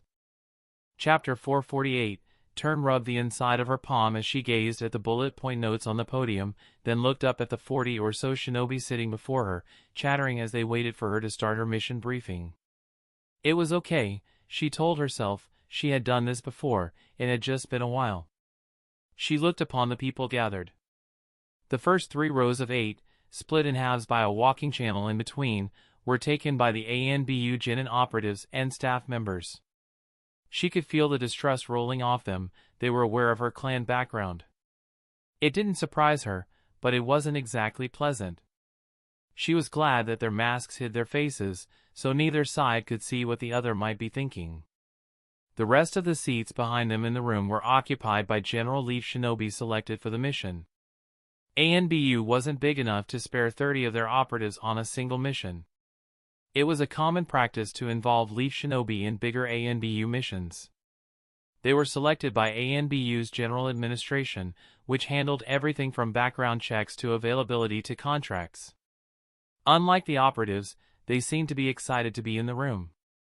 Being selected by ANBU made them feel a sense of pride and specialness. And they didn't know her background. To them, she was just an ANBUnin, the one in charge of the mission. Some of them were eager to please, having arrived early to the briefing just to create a lasting first impression. And then there was her boss, sitting in the back corner of the room where the dimmed lights didn't reach. The poor men and women sitting around him sat stiffly. After a couple of months of working with him, she realized that he more often than not meant what he said. He said she was in charge and hadn't done anything to undermine her like others had done before. Their eyes met, and he tapped his wrist, urging her to start. "I'd like your attention, please," Turn addressed the crowd that went hushed as she spoke. "Our target this time is an unnamed village settlement. It's home to the Scorched Wolves, a mercenary group that primarily operates within the Land of Fire." The staff member assisting her placed a map printed on a transparent plastic sheet on the illuminated panel of an overhead projector, which displayed the image on a whiteboard. The small village was situated near a small stream, which served as its primary water source. However, it wasn't located near any other villages or towns. Their choice of jobs over the past few years has brought them to our attention. Involved in extortion, intimidation, destruction of property, murder, among other things, they have specialized in intimidating workers complaining against poor pay and working conditions. Their employers hire them to crush any worker movement before it gains too much steam. When a single employer was responsible for employing the majority of a small village, it created a monopoly over the job market, giving the employer an excessive amount of power over the village. But the employer relied on the workers, and any wide-scale protest could halt their business. So, when the employer didn't want to agree to the demands but wanted the protests to end, the Scorched Wolves were called in to break them up by means of intimidation. Fearful for their own safety and that of their families, the workers were forced to drop their support for the protest until it was snuffed out altogether. That wasn't why ANBU was interested in them. Cases like that weren't in their usual wheelhouse. Instead, they were interested in their ties to Root. Danzo had connections to various powerful individuals around the country. Many of them were wealthy businessmen with influence that he could use to exert his own control in places where shinobi influence might not get the job done. He built those connections by helping them deal with their problems and hired scorched wolves to do it. None of the people in the room were told about the Root connection. On Rael's order, even the Genin operatives weren't told why the ANBU was handling that case, but seeing that it was coming from the only anti-Root unit, the operatives could make an educated guess. They have been abhorrent in their actions, but it's not our duty to get rid of them. Our mission is to capture them and bring them to justice. However, the true target wasn't the scorched wolves, but the businessmen employing them. Even if Danzo and Root were out of the hidden leaf, the connections outside the shinobi circles remained, and with them, his influence over the Land of Fire. Rael wanted to crush the throats of anyone who might have a thought of helping Danzo, despite knowing his current status as a disgraced leader due to previous dealings. Those connections were built upon mutual benefit. He wanted to put pressure on them until whatever benefit Danzo could offer would no longer be worth it. And targeting this mercenary group, mere pawns in the big game, was the first step. Straight-faced. The next day, the mission party stopped 10 minutes away from the Scorched Wolves village for a briefing before they besieged them. "They're nervous," Turn said, gazing at the gathered Leaf Shinobi as they performed checks on their gear and went through the plans with their assigned teams. "We're going into enemy territory, outnumbered." Everyone was given mission packages to study. They assessed the situation and believed they were at a disadvantage. The Scorched Wolves were 60 men strong against ANBU's party of 40. The enemy side had 3 Chunin-level combatants, one of whom was a former Leaf Chunin turned rogue, while their side only had Turn and Rael. The mercenary group had raised the base on their own. They knew its ins and outs and must have taken some defensive precautions in case of an attack. The rogue Leaf Shinobi was also a sensory nin. A surprise ambush would be out of the question. The enemy knew they were coming and would be prepared to some extent. "We aren't exactly facing trained operatives. Most of them are chakra users with little to no formal training," Rael said while tugging on his gear to ensure everything was strapped and secured. "I'm not underestimating them, but our side has 10 Genin operatives. And the recruiters have brought us some potential prospects. They must at least be competent." While he had genuinely left the case to her, he handled the selection of the outside help. ANBU's general administration always had its eyes on promising shinobi with potential to become ANBU nin in the future. Sometimes, they wished to observe these prospects up close, so they often invited them to missions like the current one. She looked at the group and saw that more than half of the crowd was made up of clan shinobi.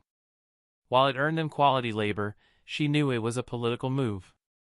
For clans, having their shinobi in ANBU held enormous value, so the ANBU nin were always recommending and pushing for their clanmates as potential prospects, and asking the general administration recruiters to give them a chance by putting them in missions that required outside help. The recruiters were always under pressure to comply with these requests, even if they weren't satisfied with the recommendation. By cooperating with the recruiters, Rael had done them a favor and laid the foundation for a future relationship. "It's unfortunate, but I didn't want to spend much on this case. You and I will be enough for their leaders. Take care of one, I'll handle the other two," he said nonchalantly. Their squad had substantial resources, but they still had to spend wisely, and he didn't think this mission needed an outside chunin. They could have included one from the squad, but she wanted this case to be just hers, so she never asked, which was probably why he never offered. He patted her on the shoulder. "Let's make this a success, Turn. For all of us." "For all of us." She nodded. "Yes, sir." This was her starting point. It had to be perfect. Straight-faced. Tagaraki of the Scorched Wolves was resting in a hammock under the open sky, enjoying the sun's warmth with a belly full of food. He had just returned from an easy job of intimidating some chumps who didn't know what was good for them. People didn't realize how good they had it with jobs that paid regularly until they went freelancing, where they couldn't predict when the next job would come up. If they have regular income, they should be happy with it. Why have the gall to ask for more? "Hey, what did the fixer say?" he asked one of his underlings. They got their jobs through fixers, misers who charged absurd commissions for not doing any of the work, that lived in the city. He, too, wanted to live in a city, but most of the men in his group were people who frequently got into trouble with the law, so the only place they could live peacefully was in the middle of nowhere. They had managed to build their own place, but it was a far cry from what they could get in a city. The only time he got to enjoy himself was when they went to restock on food and other supplies. "There's a job," one of the lackeys answered. "A rich geezer wants a group of farmers to sell their produce only to him, but they refuse for some reason. He wants us to motivate them a little." "So, the standard affair, then." He smiled. If he were still back in the village, he would have been asked to do dangerous jobs. Sure, they paid better, but in comparison, he was getting paid much better for scaring some weak civilians. Good, good, have Lashi visit the fixer tomorrow, he can take this job. "I want to." He suddenly flinched, almost causing him to fall out of the hammock, which might have been better because it would have been faster than getting off it as he did. "What is it, boss?" His eyes widened as he stared into the distance. His heart pounded as he felt a wave of chakra, a large group, coming his way. He couldn't tell how many there were, but it was enough to know that this couldn't be a friendly visit. "Sound the alarms. We are about to be attacked." His underling stood there, gawking, so he kicked him to the floor. "What are you waiting for, you moron? Go!" Half a minute later, bells were ringing throughout the village as people rushed to arm themselves. "What is happening?" Lashi, his co-leader, asked as he stumbled into the village square. "We are about to be attacked." "Are you sure? What the fuck does it look like?" He was feeling stressed. It was the first time this had happened. They had managed to keep a low profile by taking work that was far away from their base, so no one in their area would complain about them. And because their customers were filthy rich fuckers, who never got in trouble with the law, trouble rarely came the group's way as well. 3 minutes later, the Scorched Wolves' third leader appeared in the square. He had leapt out of the village to scout the enemy before they arrived. "It's the Hidden Leaf." 40 or so, he said, panting. Their side had 60. Todoroki felt his spirits rise. "We can be, but they have masked and cloaked people among them. They look like ANBU. His blood drained at the mention of ANBU. The members had all pretty much gathered in the squad, all decked out in their gear, ready to fight. They heard the same words, and it actively seemed to deflate all the energy they had gathered up as shades of despair began to spread. Coming across an ANBU never meant good things, and for people like the Scorched Wolves, it could only mean trouble. He quickly made a decision. "We are going to fight," he declared loudly, much to the displeasure and immediate protest of all the members. In the face of ANBU, surrendering or running away while they still had the chance screamed to be a better choice. But he couldn't have that. "You fools," he yelled. "You don't know ANBU, but I do." He didn't know jack shit about them, but a lot of people here weren't former shinobi, and others had been career genin. His co-leaders were former shinobi, but neither of them was from the Leaf and had escaped their nations to evade their crimes or to seek greener pastures than in their little countries. If you let them catch you, forget about ever breathing the air of freedom. They'll torture you to get whatever they want, and once they're done, they'll dump you in a labor camp. You'll be worse than beasts of burden, toiling away for the rest of your lives, he said to the crowd, and it might very well be true. All the scary stories about ANBU had to originate from somewhere. But they're only shinobi, just like us. Our only chance is to fight back. We outnumber them, and I can sense that they only have one Chunin-level fighter. As they drew closer, his chakra sense could pick them up better. He wasn't sure, but there were either 2 or 3 of them, but he lied, saying there was only one of them. His co-leaders looked at him with doubt, but he nodded with conviction. They underestimate us. This is our territory, we know it better than they do. I care about you, scorched wolves, you're my family. I will protect you, your leaders will protect you. So, who is with me? Many of the young men in the group were those who couldn't find a sense of belonging and were lost. He invited them with wide open arms because they were easy targets and easy to manipulate. He gave them power by teaching them how to use chakra, and their jobs, which often involved shoving around weak civilians, made them feel powerful. And that was enough for them to think that they were indeed part of the family. A loud cheer spread through the group like a fire as they raised their weapons to show their support. Utter fools, he thought as he thrust his fist up in the sky while wrapping an arm around Lashi's shoulder, pulling his co-leader in. There were still those who didn't buy it. It wouldn't take too much thought to come to the conclusion that even if surrender were not an option, running away would be much better than fighting. But as the majority of the group roared, swept away in feelings, ready to fight, the ones who disagreed couldn't do anything. The attackers were upon them, even if they wanted to argue, the momentum was too strong, and they had no time.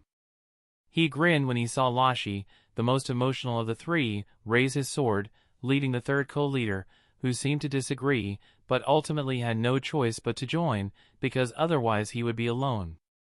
And in times of peril, no one wanted to be alone. Good, Tagaraki thought. They had to fight for him, so in the chaos, he could find an opportunity to escape because the things he had done that had forced him to turn rogue were bad enough that if they caught him, he would truly be used as a draft animal for the rest of his life. Chapter 449, Men of the Scorched Wolves Mercenary Group, in the name of the Hokage, I demand your complete surrender for your crimes against the innocent people who have suffered. Surrender peacefully or blood will be shed, Turn announced, her voice projected into the settlement via chakra. A low barrier constructed using a rudimentary earth-release ninjutsu, no taller than an adult, surrounded the village at the front, while a forest covered its back. She gazed out and saw a few men peeking from the tree canopies and the roofs of permanent tents, which served as the primary type of shelter. They hit upon meeting her gaze. She announced her intentions again, but was met with the same silence. She gave the signal to get ready for the mission party behind her. The pre-battle jitters had all but faded as they psyched themselves up in their own way. She looked over to her squad leader, who had thick water tentacles floating behind him. He had removed his cloak and war gear that covered his entire body up to his neck, leaving only his hands bare. She noticed that he wore jacket armor issued to assault squad operatives. Unlike most, he looked relaxed but alert. She didn't know how strong he was. Unless an operative was in an assault squad, combat ability didn't mean a lot for Chunin operatives as long as they met the standard. A squad's lieutenant could be weaker than one of its operatives, and it wouldn't mean much. Though on average, lieutenants tended to be stronger, they still lived in a society where strength was respected. Captains, however, were required to be jonin. Rael had just very recently survived an ambush by a duo of Root's top operatives, so she didn't think he was going to face trouble fighting two Chunin-level leaders of a mercenary group. The third and final warning was issued, and when no response was received, she gave the order. Charge! A battle cry erupted from the Leaf Shinobi as they breached the village. It was made without much planning. They had pitched their tents or huts wherever they pleased, clearing the forest behind them whenever they needed space or materials. The mercenaries made the first big move. Just as the first wave of Leaf Shinobi broke through the wooden gate or leapt over the walls, they were hit by a bombardment of pipe bombs and homemade incendiaries with a few D-rank ninjutsu to boost their firepower. It was effective. A couple of shinobi taken by surprise suffered injuries, while others immediately backed away. A portion of the wall crumbled down as shoulder-height fires grew around the boundary. Cheers erupted from beyond the fire as the mercenaries celebrated. They had stopped the first wave while making the others who would have followed them hesitant and cautious. If the first wave had been successful, the rest were going to use them as cover to go in as well, creating a big wave that would have penetrated into the village, forcing them back. However, as the first wave pulled back with their injured, the Genin operatives charged right in, cutting through the fire. The frontline mercenaries rushed to prepare their next batch of explosives, but seeing the masked and cloaked shinobi made them panic. The operatives threw out smoke bombs that erupted in clouds of dark smoke, partially blocking the mercenaries' vision. The second bombardment wasn't as precise or coordinated as the first, and the operatives, knowing what was coming, spread out, thus thinning out the firepower. The next wave timed their entry just after the second bombardment, when they would have some time before the next attack, and rushed in beyond the walls. Straight-faced. At the back of the village, Togoraki and his co-leaders watched the Leaf Shinobi drive into their home from a height. "Can you see him?" Lashi asked impatiently, gritting his teeth as he saw their underlings clash against masked operatives. "There, that's him." With the tentacles, he pointed to the masked Anbunin with water tentacles floating behind him. He gulped in nervousness when he saw the amount of chakra inside that man. Sensorinine judged a person's chakra reserves by the level of naturally mixed chakra flowing through their body. People whose bodies naturally mixed more chakra generally had access to larger reserves. The tentacle Anbunin's chakra was a river in comparison to other small streams. There were ways to throw off a Sensorinine's senses, but from experience, he didn't think the Anbunin was doing it. The scorched wolves were doomed, he thought, strengthening his resolve to ditch them as soon as possible.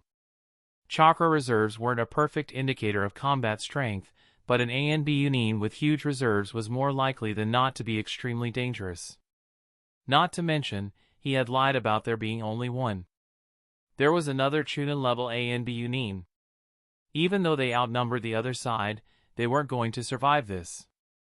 He planned to escape into the forest behind him while no one was looking in the chaos. With his chakra senses, he could sense the people's general position, so if he moved accordingly, he could avoid them. But even with that ability, it was difficult to evade too many people because they cast a wider and tighter net. He wanted to leave immediately, but he needed to improve his chances of escape by thinning the herd because when the balance tipped into the Leaf's favor, a lot of deserters would head to the forest, looking to escape, which would cause the Anbu and Leaf Shinobi to pursue, and put him in jeopardy even if he left earlier than the deserters. If he could eliminate 4 or 5 genin and injure a few more, the number of people in the forest would decrease significantly. Not only would there be more injured individuals to tend to, but on top of the minimum personnel needed inside the village to detain prisoners, there'd barely be anyone to enter the forest. Sending too many shinobi into the forest could leave the village short-staffed, making it difficult to contain captives if someone notices and tries to escape. "Go! I'll protect our guys and thin the herd," he said to his co-leaders. He had managed to convince them that, due to his chakra senses, he was better suited to help their underlings by sensing when they were being outnumbered or in danger, or when their chakra was dangerously fluctuating. He would protect them while killing the other side. Kill enough, and the Leaf would have to retreat, giving them a chance to flee as well. Unfortunately, none of that was going to happen. "I gave you all so much, it's only fair to ask this in return," Togoraki thought as he saw his co-leaders heading towards the Anbunin. Straight-faced. Lashi, the co-leader of Scorched Wolves, was once a hidden range shinobi. He was a respected chunin with power and influence. Under the rule of Lord Hanzo, he lived like a lord. He did whatever he wanted, and others bent over backwards for him. As long as he pleased his superiors, wealth, booze, women, there was nothing he lacked. All of that changed when a bounty was raised on his head. He already had a bounty on his head for a very long time. It was an honor. In fact, he had done things to specifically raise his bounty value to get attention from a jonin who liked that kind of thing.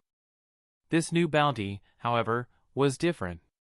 It was raised by Akatsuki, a mercenary group rebelling against Lord Hanzo and the Hidden Rain.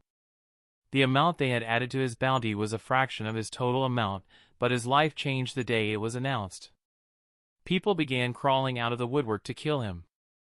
They tracked him down when he was out on missions, they blew up his home even when they knew he wasn't at home, tried to poison his food and drinks, a horde tried to kill him in bed, civilians, who wouldn't dare meet his eye, were trying to kill him.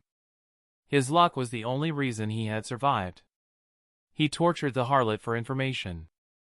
According to her, Akatsuki had helped countless people, and apparently, enough that the people who supported them saw him as an ultimate evil who needed to be killed.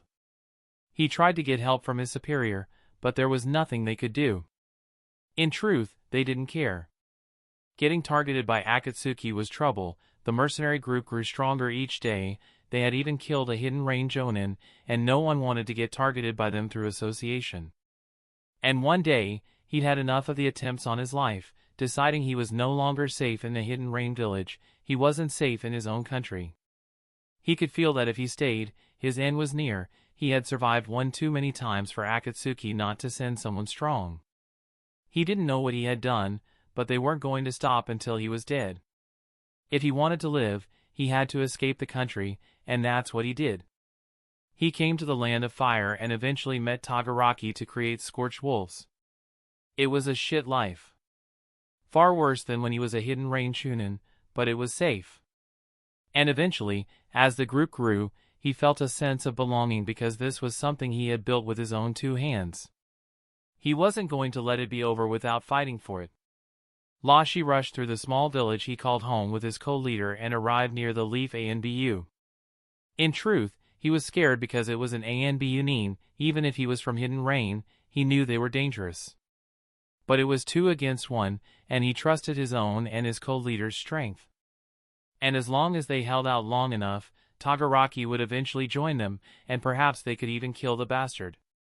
The ANBU nin was surrounded by 4 of their underlings, who didn't realize they were fighting someone they couldn't beat. It was the reason why a number mismatch between higher-ranked fighters almost always ended up being a nightmare for the lower-ranked one. He was about to yell at them to back off when suddenly they screamed in horror with their eyes rolled back until only the whites were visible, and they fell to the ground like lifeless puppets. It was a terrifying sight, seeing 4 men just drop to the ground. Neither side touched each other. The ANBU nin hadn't even moved from his spot. It could only be Jinjutsu. But what kind of Jinjutsu was it? What had they seen that caused them to scream so horrifyingly before making them lose consciousness? There are 2 of us. If we keep an eye out and snap each other out, we'll be fine, he said.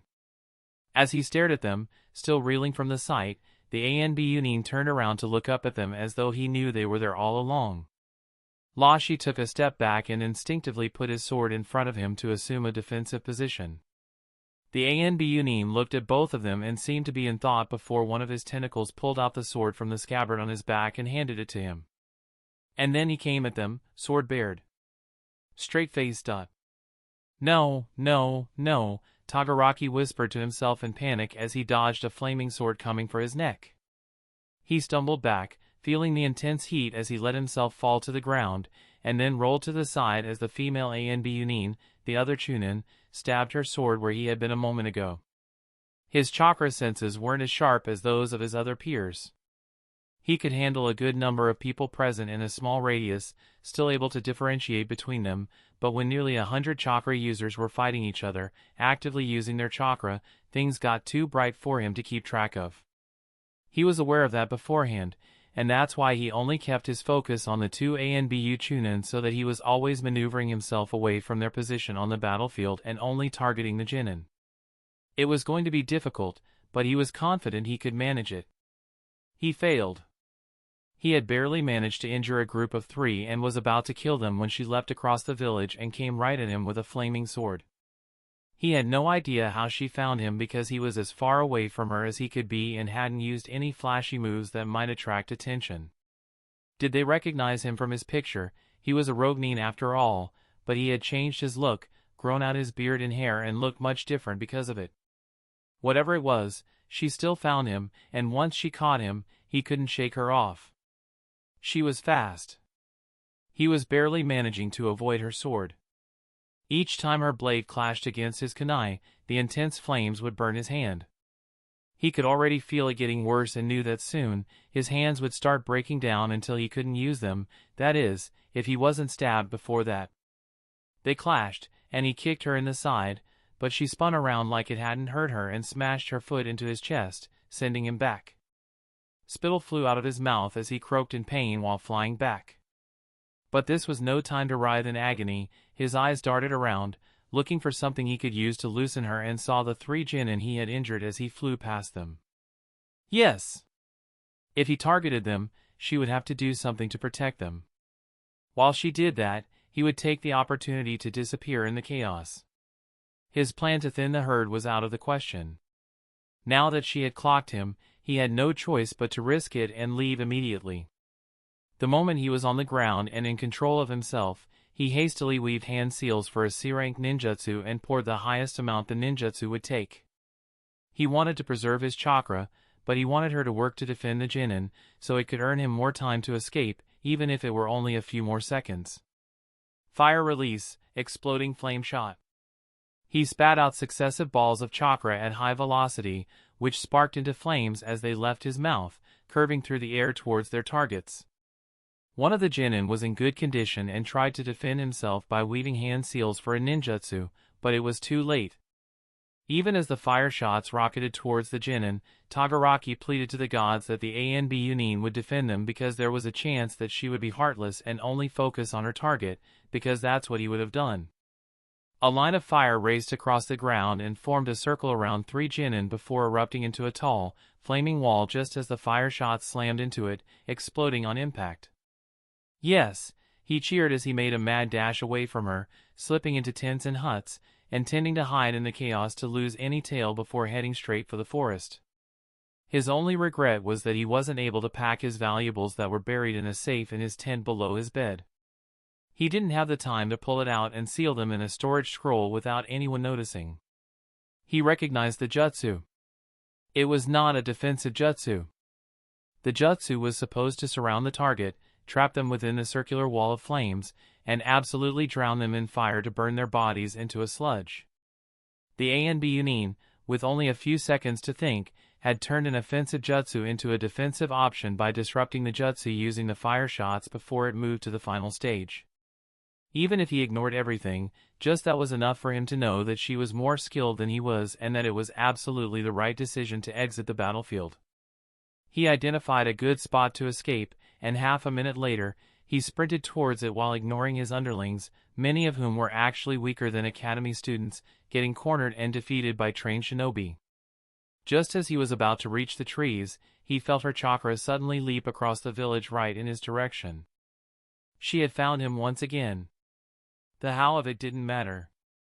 He had a choice to make. Was he going into the forest or confronting her? He decided to go into the forest and see if he could fight here and there. Maybe the dense cover of the trees could work to his advantage. Yes, that could work, he told himself, but he knew.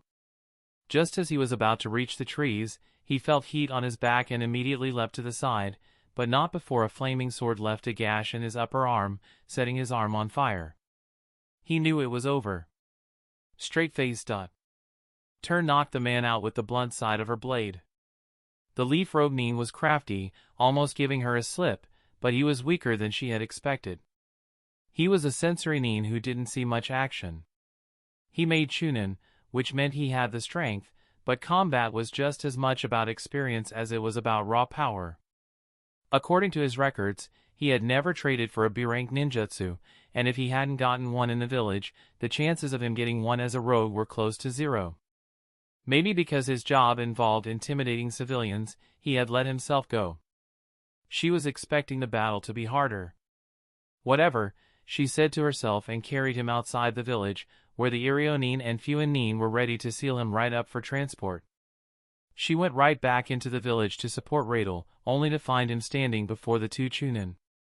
One of them was on his knees, holding his side, his clothes and hands dripping red from a slash wound, with utter agony gripping his face. The other Chunin was lying unconscious on the ground with more than a few shallow cuts all over his body, which she suspected were from the 8 bloody kunai held up by the 8 water tentacles. 3 more men from the mercenary group stood by the side, looking utterly terrified. They had just seen their leader defeated, and their opponent didn't have a single scratch on him. "Pick them up and follow me," he ordered them, looking like he hadn't broken a sweat. "Are you all right?" she asked just in case. "Yes, please go support the others," he replied. Seeing that he was fine and had things under control, she went out to support the mission party only to see 2 clones of Rael already roaming around. Straight-faced. Once the Chunin leaders were taken care of, the battle was all but over. People began surrendering in droves, and while it took some tedious effort to chase down and bring back those who had run into the forest, as well as those who thought it was a smart idea to escape capture by hiding somewhere in the village. "What's the situation?" Rael asked as he sat under the shade of a tree, looking over the leaf shinobi who were being treated, and the mercenary men were being tied up and sealed. 7 injured, no deaths, Tern replied, utterly happy with how everything had gone. Injuries were part of the job, so as far as she was concerned, they had gotten out of the battle scot-free. Not only that, but they had captured the 3 Chunin leaders of the mercenary group. "I'm confident that we'll be able to get the names of all the fixers they're in contact with." "I trust that you'll take care of it," he said. "Of course." "Good, just remember, this is only the beginning." She nodded. First, she needed to go after the fixers, then identify the influential figures who had employed the scorched wolves, and how many of those jobs were requested by a single person, or root agent like Rael had encountered in his Maizuru assassination case, and hopefully catch one this time, and then go after those identified influential figures and dig into every shady thing they had done and see what they could get them on to create as much trouble as possible. It was going to be a political hellscape because these people were well connected, which made them very hard to prosecute under the law. If they were shinobi, they could have put pressure on them in the shinobi circles where ANBU held ample power, but because they were civilians and their connections were with the Fire Daimyo's court, it would take a lot of work and rejection to find some substantial ways to put them in enough trouble that they would come to despise Danzo. For the first time in forever, she felt so much work ahead of her. She didn't think she would have much free time in her near future, and she was absolutely thrilled about it. Tern nodded seriously. She paused before continuing earnestly. "Thank you for trusting me with this. I'm not sure if I can adequately convey what this means to me. I will do my best not to disappoint your trust and make it so that you feel confident in trusting me with more important matters in the future." It was a vulnerable moment for her because not only did she not know how to reply, but also whether his words would match his true actions in the future. She had heard sweet words before, but then she had seen actions that contradicted everything promised to her. Rael gazed at her for a moment, his face hidden by his mask, before standing up and handing his water canteen to her. "If you wish to earn my trust, then all I ask is for you to do your job well and stay out of unnecessary trouble. As long as you do that, I'll treat you fairly and ensure you feel properly acknowledged and rewarded for the work you do. And I, too, hope that I'll earn your trust someday." "To new beginnings, Tern," he said, patting her shoulder as he walked away. She looked down at the water canteen in her hand, uncapped it, and took a swig. It was just plain water, but to her, it truly did taste like new beginnings. Chapter 450, Scorched Wolves was the first node in an extended branch, and Tern went right for it with the vigor of a kunoichi possessed. She interrogated the leaders and lieutenants, handling their transport and detention to the nearby city, and coordinated with the administration and shinobi in the city for the simultaneous capture of the fixers. "Something bothering you?" Mariboshi asked as they trekked through the uneven terrain of the great outdoors, walking a few steps ahead of Takuma. "Just worried about something at work and a subordinate."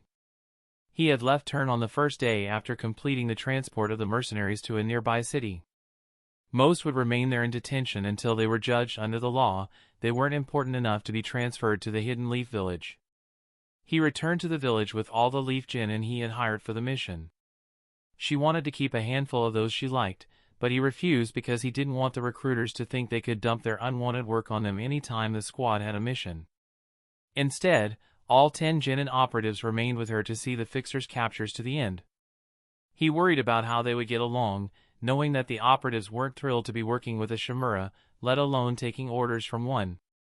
He hoped they would be professional enough not to let it interfere with their work too much. He also brought one of the co-leaders and 2 lieutenants home with him as a precautionary measure. The rest remained with Tern and would come into ANBU's custody upon her return. He decided to trust her, but this particular mission stuck in his mind because of what had happened at the Maizuru quarters. Jonin Commander Kumagoro had tipped off the fixers working the illegal mission market, causing them to go underground. It had taken a great deal of effort to track them down and get the case moving. It was still a sore spot for him because it was among the cases that had gone cold. He didn't want this case to end up like that one. Sure, they would still get the names of the influential people, part of Danzo's network, but he still wanted to take direct swipes at Root.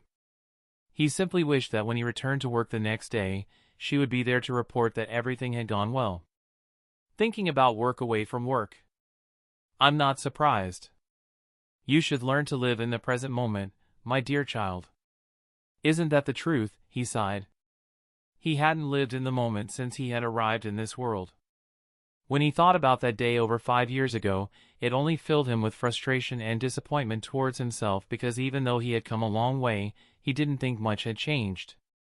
In many ways, he was still just as vulnerable as he was that day in the academy classroom. In fact, he had put himself in more danger by making enemies of people like Danzo. They arrived at a sizable lake that was fed by a straight tributary, surrounded by a wide spread of thick woods in all directions. All around the lake, animals ranging from deer to antelopes came up to the shore to drink. Waterfowl and wading birds, such as ducks and herons, swam and hunted in the lake. The body of water was the lifeblood of the fauna residing in the woods. It's good to be back, he smiled, taking in the beauty before him. The first time he had gone camping, it was with Maraboshi, who had shown him how to survive and sustain in the wild with limited supplies before returning alone to test his learnings. Since then, he had spent time away from civilization whenever he needed just some time alone. It was one of the few ways to recharge himself, even if his visits had become increasingly sparse over the years. Let's set up before we start, Maraboshi instructed. They quickly set up a base in a dry spot, gathering stone and wood for a future fire, before changing into swimming trunks. They swam to the lake's center before getting up to stand on the water's surface. We both know the wild water wave. Let's compare you and I, said Maraboshi. Takuma nodded, genuinely excited about having a training session, which wasn't sparring or advice about topics he already knew. Maraboshi's approach to help had always been very hands-off. It was the first time since the academy days that he had agreed to teach him something new. He had learned a great deal about non-combat skills from him over the years, including gardening, cooking, and leatherwork, among other valuable skills. However, this was the first time they were doing something related to combat. The subjects they were exploring were their shared chakra affinities. Both of them primarily used water release and earth release ninjutsu. However, unlike him, who had identical levels of affinities, his teacher was more attuned to water release than earth release. He released a torrential wave of water, which had gotten stronger with skill gained over the years, and was further boosted by the presence of a water source beneath his feet. Maraboshi signed hand seals, his fingers moved faster, and he released his torrential wave, only it was nearly twice as voluminous, swift, and powerful in terms of pressure. The wave of disturbance that it created in the lake made Takuma's look like a child's work in comparison to that of a true craftsman. Youth is truly worth more than gold, Maraboshi sighed, seemingly not satisfied with his performance. Takuma remembered Anko's fire release ninjutsu. She, too, had somehow boosted the performance of her C-rank whip ninjutsu. Kurenai talked about chakra enlightenment. It wasn't one bit surprising if Maraboshi had already attained that enlightenment. My energy imbalance is much worse than yours, Takuma. At my age, it's only natural. Then why do you think I was able to cast a stronger ninjutsu than yours? Skill. Chakra enlightenment? You're not wrong. It's difficult to put it into words.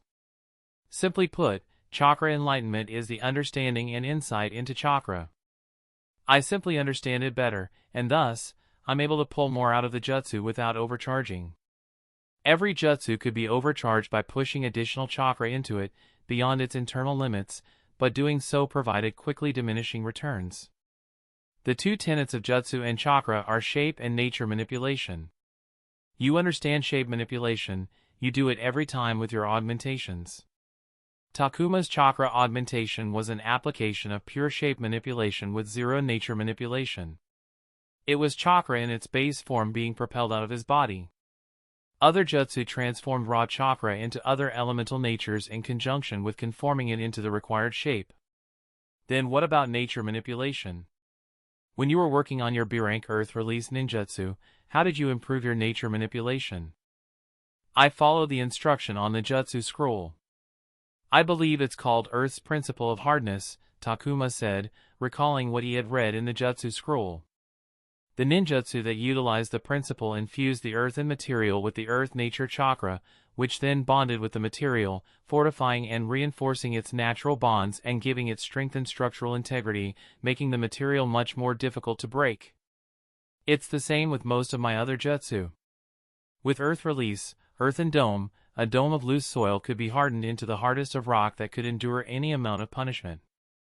In the case of earth release, earth spear, the earth nature chakra was infused and bonded with every part of the user's body, strengthening it to supernatural levels. Even the spike ninjutsu, like earth release, earth flow spears, and others, utilize the same property. Do you think you understand the principle of hardness? Maraboshi asked. Yes, I do. He looked at the lake, which was still faintly rippling. Do I understand it completely? I don't think so. I get it now.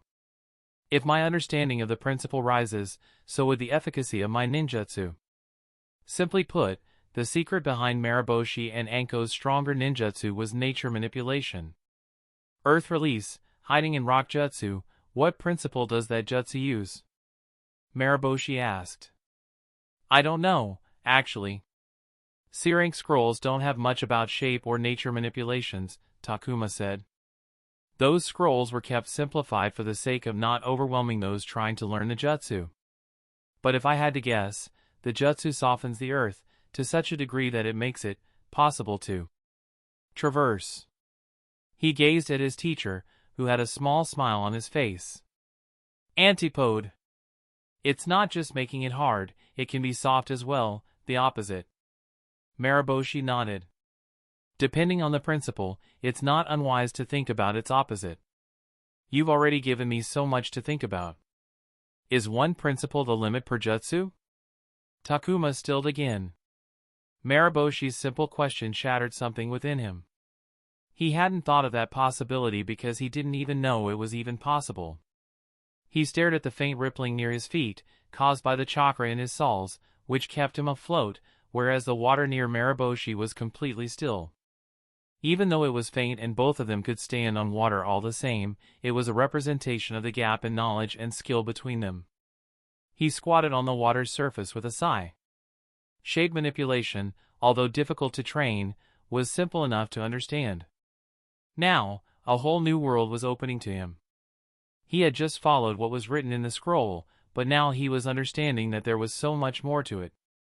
Every chakra affinity had its set of principles that had to be deciphered to bring out the most from their releases. His respect for Jonin went up when he thought about how they had to master two affinities when even doing so for one seemed so vast.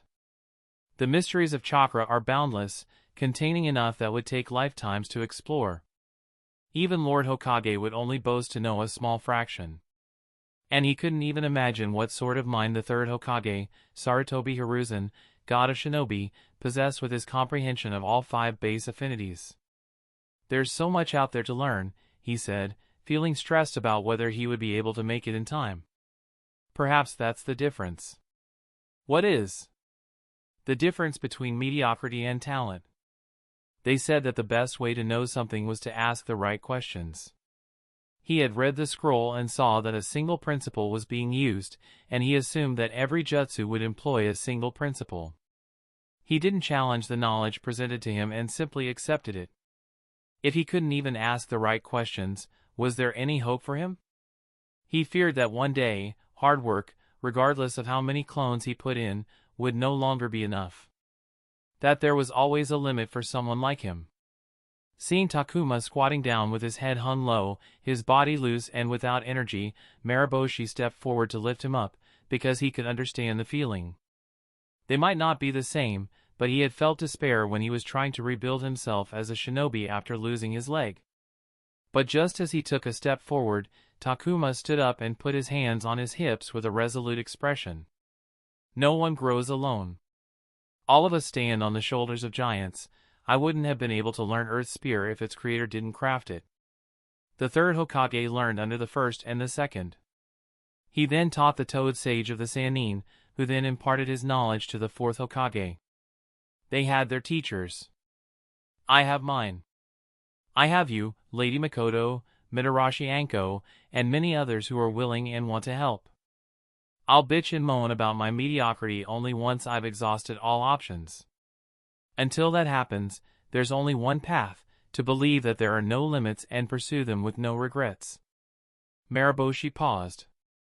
What mental fortitude, he thought before smiling. I lack in comparison to those personages, but if you're willing to give it your all, it's only natural for me to do my best too. Chapter 451, I'm not interested in spoon-feeding.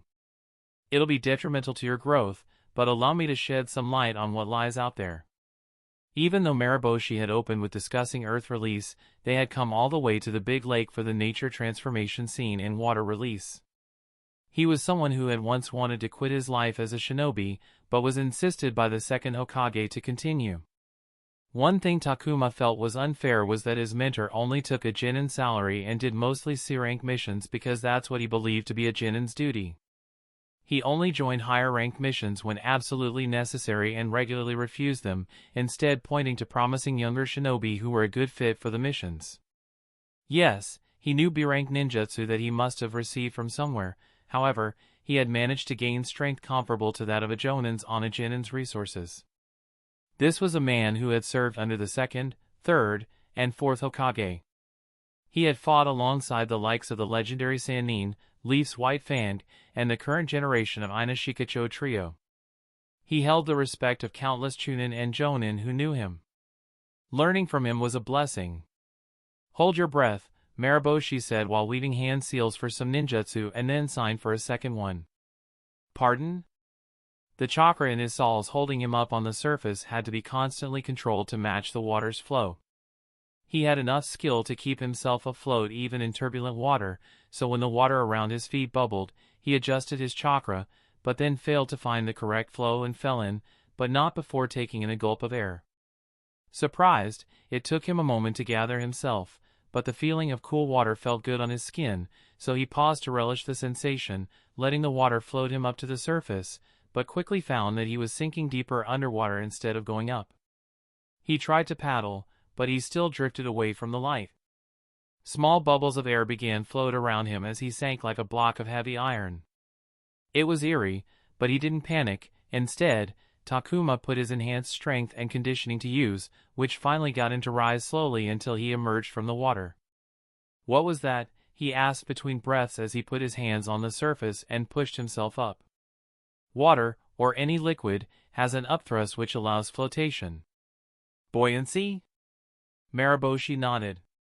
What happens when you reduce or erase or even reverse that upthrust to a downthrust?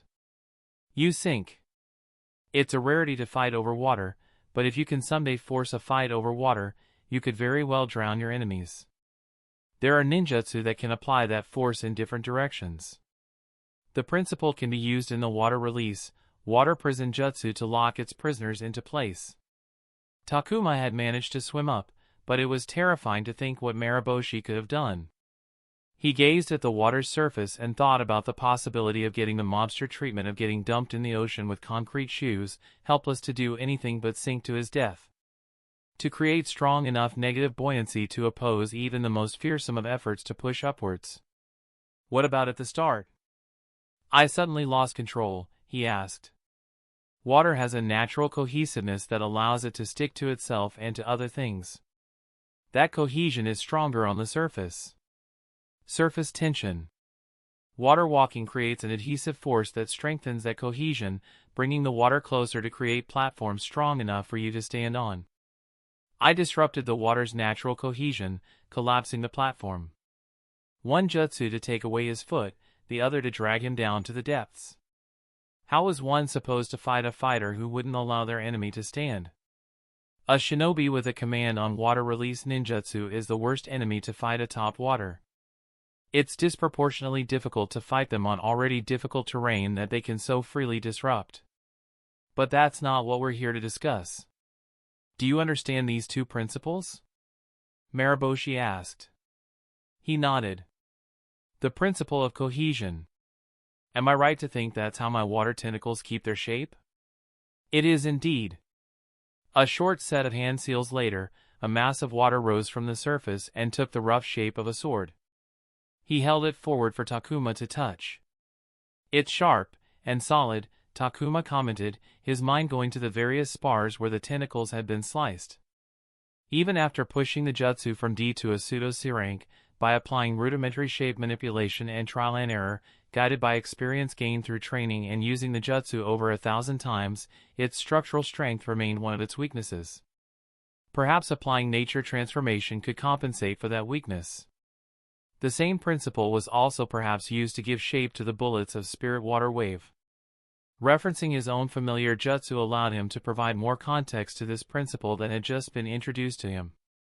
As for the principle of buoyancy, other than being able to drown people, or the example of water prison jutsu, he couldn't think of other uses at the moment.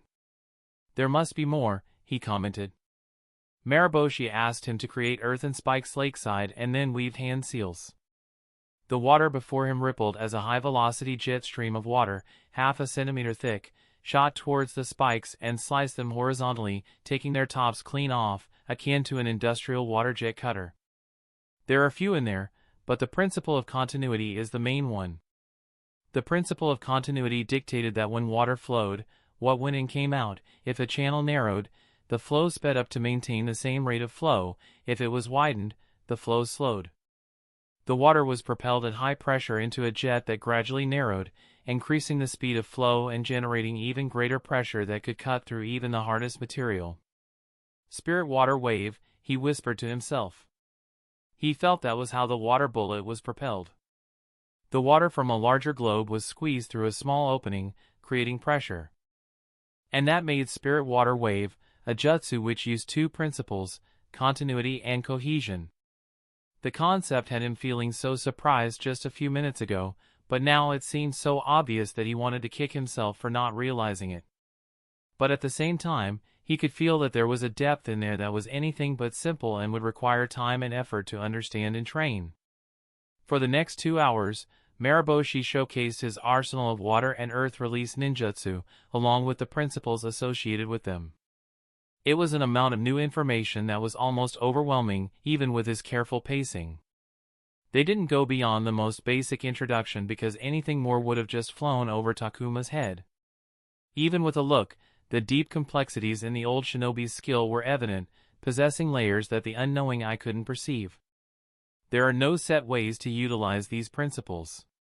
You must find how you want to use them because a shinobi's understanding and practical application is what makes them unique, Mariboshi said as they headed towards the lakeside. Keep in mind that everything you'll see and hear will be opinionated. How Earth Spear uses the principle of hardness is the creator's application, so is the case with every other ninjutsu. My words and advice will have an impact on you. You must keep an open mind. Learn from what others have done, but never think that it's the limit. Takuma realized he had a rare advantage with his access to ANBU's jutsu archives. He could look into all the D and C rank ninjutsu and see how generations of shinobi had used various principles to create the ninjutsu that were used by thousands of shinobi. Should I change some of my staple ninjutsu to add some variety in terms of principle? He asked. There were numerous principles and countless permutations and combinations. He had constructed his ninjutsu arsenal based on circumstances and what he felt was good for him at that time. But now that he was aware of a new dimension to judge ninjutsu on, he wondered if it was a good time for a ninjutsu arsenal refresh. Keep the things that worked and replace those that were falling out of use. If he focused on nature and shape manipulation on every ninjutsu, even D rank, he could improve on them much faster than just simple repetition. He was also no longer a green genin who had no experience with ninjutsu. And he had shadow clones that added to his training time. Are you happy with the ninjutsu you have? He wrinkled his nose. I'm comfortable with them and, to be honest, switching them out will be uncomfortable, but I am trying to challenge everything I know about how I fight, so perhaps it's the best time to make some changes. I'm happy how well my chakra augmentation gels with Earth Spear, but I feel everything else lacks synergy with energy and could work. He could read through a variety of ninjutsu and try to involve many principles, giving him improved combat adaptability that could be good for him. As much as he liked his current style, he felt he was heavily leveraged into melee combat and attack with little emphasis on range and defense. Changing battle-tested ninjutsu means that you'll be weaker while you adjust to your new weapons, said Maraboshi. So whatever you decide, it should be sound and reasoning. If you're thinking about basing your selection on using all the principles, then that'd be a bad idea. Of course not, Takuma said, clearing his throat. It's not a bad decision, but don't be so fast to abandon your existing weapons. The most important decision wouldn't be choosing new weapons. It'll be deciding between which is the better option, between choosing the new or fixing the old, because there might be a few things that might require less effort to fix. Right. If he was going to lose spars against stronger opponents, he might as well use those ass-whoopings to test out new things. Both of them got a fire going before diving into the lake to catch some fish that Maraboshi cooked with his cooking utensils, which he carried everywhere, while they dried themselves. He was so adept at outdoor cooking that it was indistinguishable from his cooking at home. Thank you for making me come here, Takuma said. There were ponds in the village that they could have used for training. He had wanted to take a half-day off at work to attend the training, but Maraboshi insisted that they go away for the whole day. He thought it was a waste because of the travel time, but he was glad that he had come, even though it was part of his training. He loved the feeling of swimming and soaking in the lake, then drying himself off in front of a fire while eating fresh fish, feeling its warmth spread through his body. In those moments he was learning from Maraboshi, he had forgotten about work or anything else that usually worried him. It was a few hours before the weight was off his shoulders. Then let's come here again, Maraboshi said with a smile, the steam of bread baked on an open fire wafting over his face. I wouldn't mind that. Chapter 452 Turn entered the squad's office in the ANBU headquarters to a round of applause that stopped her in her tracks as she stared at the smiling faces. It was so unfamiliar and unexpected that the gears in her mind came to a screeching halt before she realized that they were congratulating her for a successful mission. She bowed in acceptance, doing her best to school her expressions because she couldn't recall the last time she had received this sort of reception. As an ANBU, she was supposed to be adept at controlling her emotions, but they were threatening to embarrass her in front of her colleagues. Standing in front of his office was Rael, clapping as well, with a rare, pleased smile on his face. After setting her things down in her office and taking a moment to gather herself, she headed to his office. Congratulations, Turn.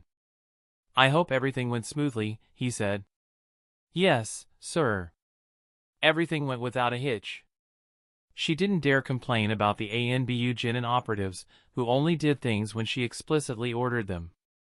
She would order the other shinobi from the city, and they would stand to the side, not participating or even asking for their orders.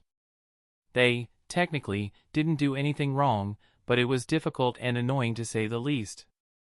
You have all co-leaders, lieutenants, and fixers in custody. Take a day, prepare the report, and proceed with the interrogations.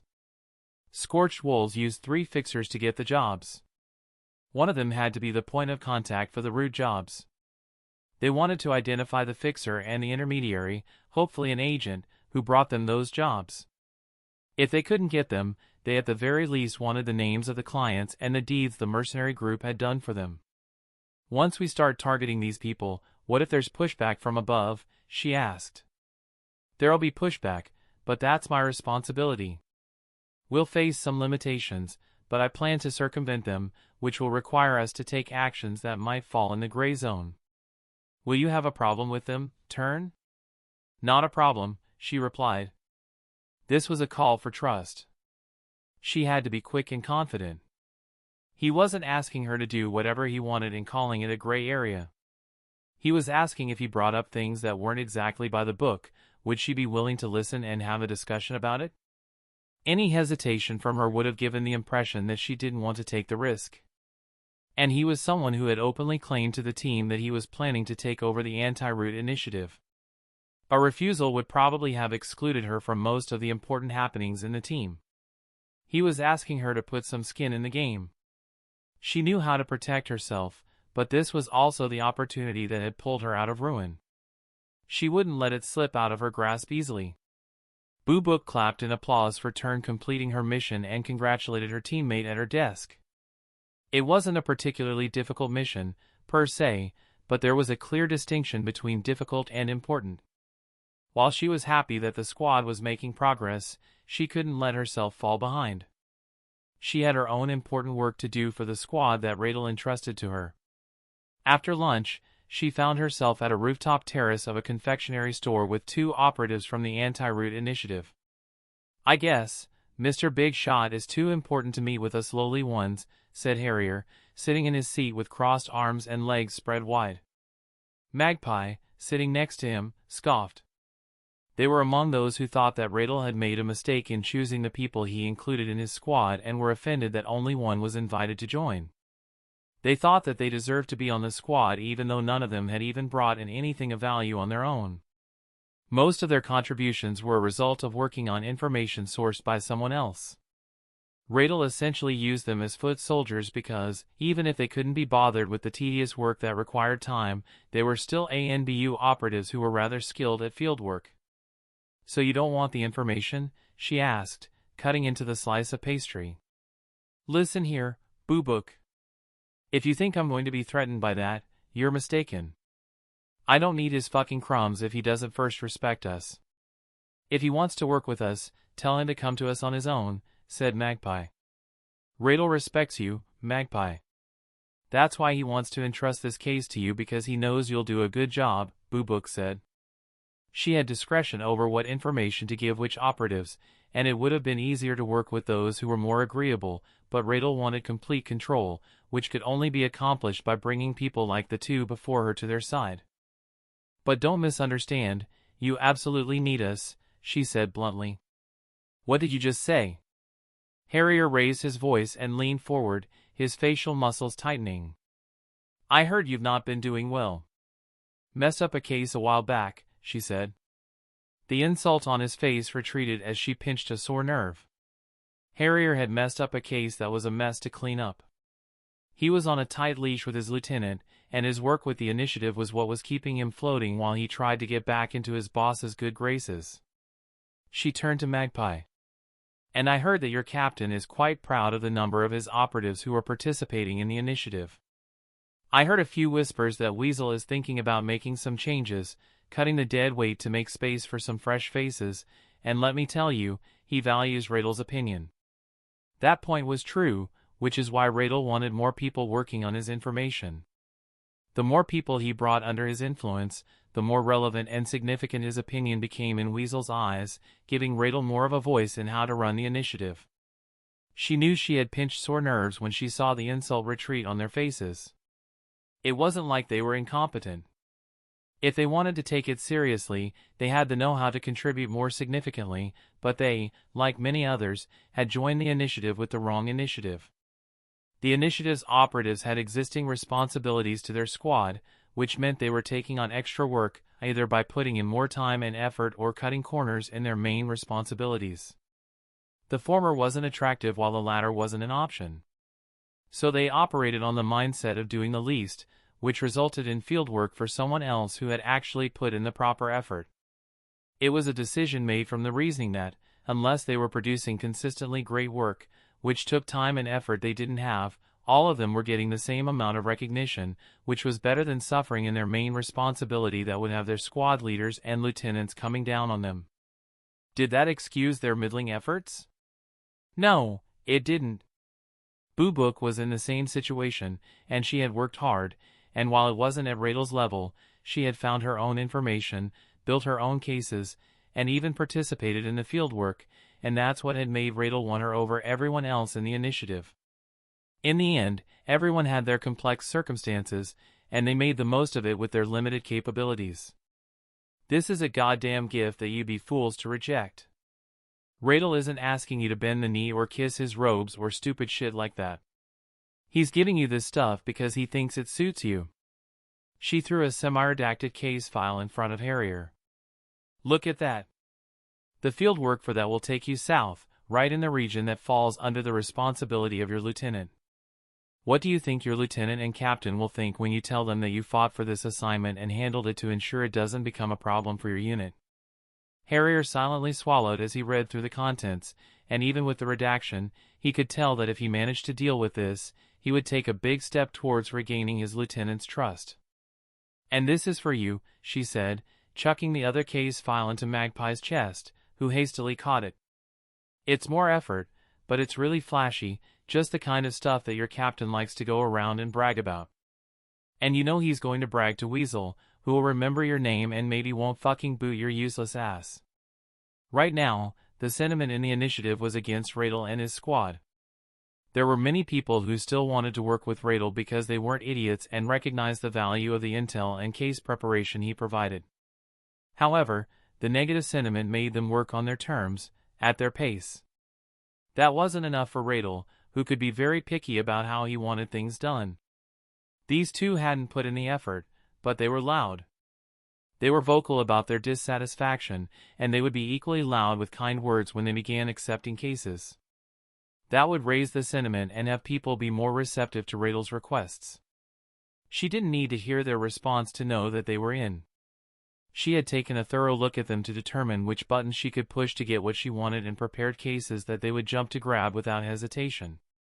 Like Rael, Boo Book also had thoughts about how to exert a wider influence on the anti-root initiative and looked forward to doing so. Chapter 453, Taro gritted his teeth through the headache throbbing in his damn skull. The bloody Anbu told him that he was picked last because of his relative inexperience, that it was a measure to insulate the Anbu squad from any mistakes or delay on his part. So why was his first assignment to look into a minor clan for any and all of their misdeeds? It was a time bomb dumped into his lap, waiting to explode in his face. Looking into their own was never part of his duties. He sought and sifted through foreign information collected by the village's spy network, documented the relevant parts, and created actionable intelligence. Every step he took to do it properly required effort. How long had it taken him to earn the trust of the on-field shinobi handlers working the assets? How many painstaking double and triple shifts in the office, sleeping on the floor, working through difficult situations did he need, before he built a good rapport? Just the after-work hours spent learning the history of whatever he was dealing with so as not to embarrass himself were staggering. He had none of that inside the Hidden Leaf Village. If he were to poke around, he wouldn't know where to start, who to approach, or how to do it under wraps. The thought of what could go wrong made him shiver. Consulting with his commanding officer had been anything but useful. "Sir, Anbu Rael submitted this request," he said, presenting the formal request form to Chunin Yamanaka Nakushi. The rude, badger-masked operative didn't even have the decency to submit the request in person and send it via the liaison. The man took one look at the form and straightened in his chair. His expression mirrored Taro's own when he first saw the contents of the request. First of all, this sort of stuff was done in-house by Anbu because keeping the shinobi families and clans, big or small, was part of their core responsibilities. They had the tools and expertise for such work. If it were somehow assigned to others, it would be common sense to give it to someone at least tangentially experienced in it, not to someone who would feel utterly lost upon reading the request form. The real curse wasn't Taro's inability to complete the request. It was its contents. Rael hadn't pointed out any wrongdoings of the clan. He had pointed at the clan and asked him to dig up all the skeletons in their background. It could very well be persecution. Maybe it had something to do with root, or maybe it was a gross abuse of power. He had no way of knowing that. "I see. Get on with it then. This will be a great experience for you, Taro. Do things properly and don't disappoint the Anbu." A cursory read. No questions. Poorly hidden nervous encouragement. His boss was trying to distance himself from it and push the responsibility onto his shoulders. Even though he would only be following orders and wouldn't be blamed for it, mud splashed on everyone standing nearby. And that was going to be really annoying. For now, he could only get to work and figure out a way to do it. Straight-faced. "Careful, it's hot," Nenro said, working a pan over a portable gas stove. The smell of pan-fried gyoza, fresh off the pan and sizzling with oil hit his nose made his stomach demand immediate sustenance. He turned around and held the plate to Masaki, who was manning the charcoal grill with vegetables and mushrooms, and loaded his plate. He sighed. It was too much, it always was. Spending time with friends after a tough day at work was definitely one of the better ways to relax. He walked to the edge of the roof, setting the plate on the parapet despite knowing AI would lose it if the ceramic took a tumble and shattered. She would have screamed at him if she were here. She was at a theatrical play with her girlfriends. Here. Takuma held a can of cola that he opened with a fizzy pop. Thanks, he said. The can was wet and cold to the touch. In return, he handed him a pair of chopsticks from his pocket so they could share the plate. The Hitoge clan, the target for the ANBU request, was located in the Hidden Leaf village, and while he didn't have any concrete connections within the village, some of the people he knew in the department did, so he relied on them for introductions, but the time frame he had to complete the request was not that long. Fortunately, he had some of his own connections he could rely on. I have a favor to ask, he said. What's up? Takuma said after a pause. There was always a pause with him as though he was thinking about what he was about to ask, though he didn't seem to be aware of it. Maybe it was an occupational hazard as a former officer of the Leaf Military Police Force. I'm looking into the Hitoge clan.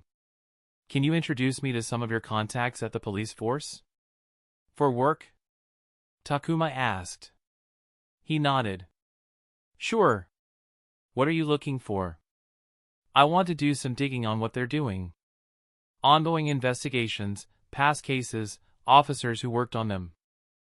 Their business involves chemical production. Maybe misappropriation of funds, unreported orders, off-the-book dealings. Can you get me help with those things? Of course, that's easy enough. More than happy to help. He smiled. You can start with Arisu. Isn't she part of the narcotics task force? It's the Department of Narcotics Control now, he said, picking up a piece of charred capsicum. And yes, she would be of great help. A lot of what the Hitoge clan produce falls under the controlled substance category, and she has to keep an eye on that as part of her duties. She's also well connected, so you'll be able to get help and introductions. If you were familiar with them after hearing their name, then she would be too. Taro breathed out, leaning into the parapet. He knew Fuma Arisu, and what kind of kunoichi she was, and thus felt confident about getting a good foothold in the police force for sourcing information. Just what? He asked when Takuma started to say something, but stopped and bowed his head. Things have been tense between her and me. It's not going to affect you. Of course. She's an absolute professional. Don't worry about that, but I'm just saying so you're not caught off guard if the conversation suddenly gets awkward. It'd be better if you avoid mentioning me altogether, he said, scratching the back of his lowered head. Seeing Takuma low was rare. He was a person with tempered emotions, not showing high highs and low lows, or at least good at hiding them, so seeing him visibly dejected meant it was eating him up. What happened? Taro put a hand on his shoulder. These two were as close as they got. Their friendship was built on a long-term partnership strengthened by the fact that they had fought danger together. Made some choices when I was there without including her and then asked her to do something that dredged them right up for her to live with, he replied with pursed lips. Rather not talk about it. Actually, I can't talk about it. Taro nodded. It was work-related, and he had seen people make choices they weren't exactly proud of. In this case, those professional choices had affected a personal relationship. Maybe that was to be expected in a relationship like theirs, where trust was tied on both ends. I'm always here to talk, you know? He nodded. Thank you. And hey, this will go well. I'm sure you'll blow this out of the water. I hope so too. Straight-faced. Takuma was well connected. His connections within the police force were one thing, but he knew shinobi, former shinobi, civilians, people from all around the village. Everyone and their grandmother, really. He was like the handlers Taro worked with. Apparently, he had gone around a lot during his time in the police force. Most of his contacts were shady personalities with questionable backgrounds, but those were often the people with the good information. Nosy people. Those who wanted a leg up. People who liked to gossip. A lot of them had interesting things to say. Listen, I know something, but the days have been tough. I got kids back home, said a red-faced former worker for the Hitoge clan, stinking of booze as they sat in a back alley pub in the middle of the day. He ignored the gazes on him from around the pub and kept focused on the man before him. He set a few bills on the table but snatched them back when the man reached out. "You'll get all of it if I like what you've got to say," he said, sliding across half of the money. He had paid 2 people before to reach this guy and had been ripped off on both. His inexperience was forcing him to learn quickly. His respect for his handlers was growing with each person he spoke to. The man told him that, for their controlled substances orders, they diluted or added impurities just enough that it wasn't easily noticeable and sold the excess on the black market. They also had a way of reporting inventory that allowed them to produce and pocket the extra, which also went on the black market. Happy? The man reached out for the money, but Taro pulled it back. "No, I'm not. I need more." "How can I confirm what you said?" "You said." "I said you'll get all of it if I like what you've to say. I'm not happy yet, but I'm getting there. All the workers know what's going on. No one says anything because the clan pays well and hires our family members. There's loyalty there, everyone does their job to keep the scam running smoothly. That's why the fuzz never even comes near them, because they don't even know anything's wrong." That was good enough. Taro pulled his hand back from the money, and the man snatched it and went straight to the bar for more drinks. The secret behind the Hitoge clan's success was that they took care of their people. They were right to do so because it had worked. Unfortunately, one had slipped through their fingers. And that alone was enough. With that, he had collected enough to formulate a first report. "Wow, I wasn't expecting this at all," Rael said, reading Taro's report in the conference room. "This is very good. Good job collecting all of this in such a short amount of time. Was he expecting it to fail? If so, then why assign it to him in the first place?" His opinion of the ANB didn't improve despite the compliment. Even though he was forced to learn from the challenges he faced throughout the ordeal, the result wasn't a product of skill. It was luck. He was lucky to know people like Takuma and Arisu to depend on, and even more fortunate to find what he had managed to, because it was just as likely he could have come out empty-handed. However, it certainly felt good to produce something that he wasn't embarrassed or hesitant to present to an ANB union. It wasn't his best work, but it was the work he was most proud of recently. This is certainly interesting. It's impressive that they managed to keep it under wraps, don't you think so? "No, I don't think so," he replied. "You're right. It's not impressive if one drunk is all it takes to open up their secret operation. That man was probably left alone because he was a drunk. His state was so pathetic that they either took pity on him or just thought that he wasn't going to be a threat. If he weren't a drunk, maybe they would have dealt with him. No, if he weren't a drunk, he would still be working for the clan." "I see that there's a lot of personal stuff here," Rael said as he flipped through the report. Despite their competence in running their business, they had issues elsewhere, ranging from minor to serious, that weren't as well hidden. A second family. Gambling debt. Mistreatment of Jinin Corp Jinin. Disparaging remarks on an official complaint about a Jonin when she was still a Chunin that had possibly bumped her promotion by a year. Multiple personal letters from the same man who had very frank thoughts, like the weak fourth Hokage's inability to protect the village without dying, among others, that should never see the light of day.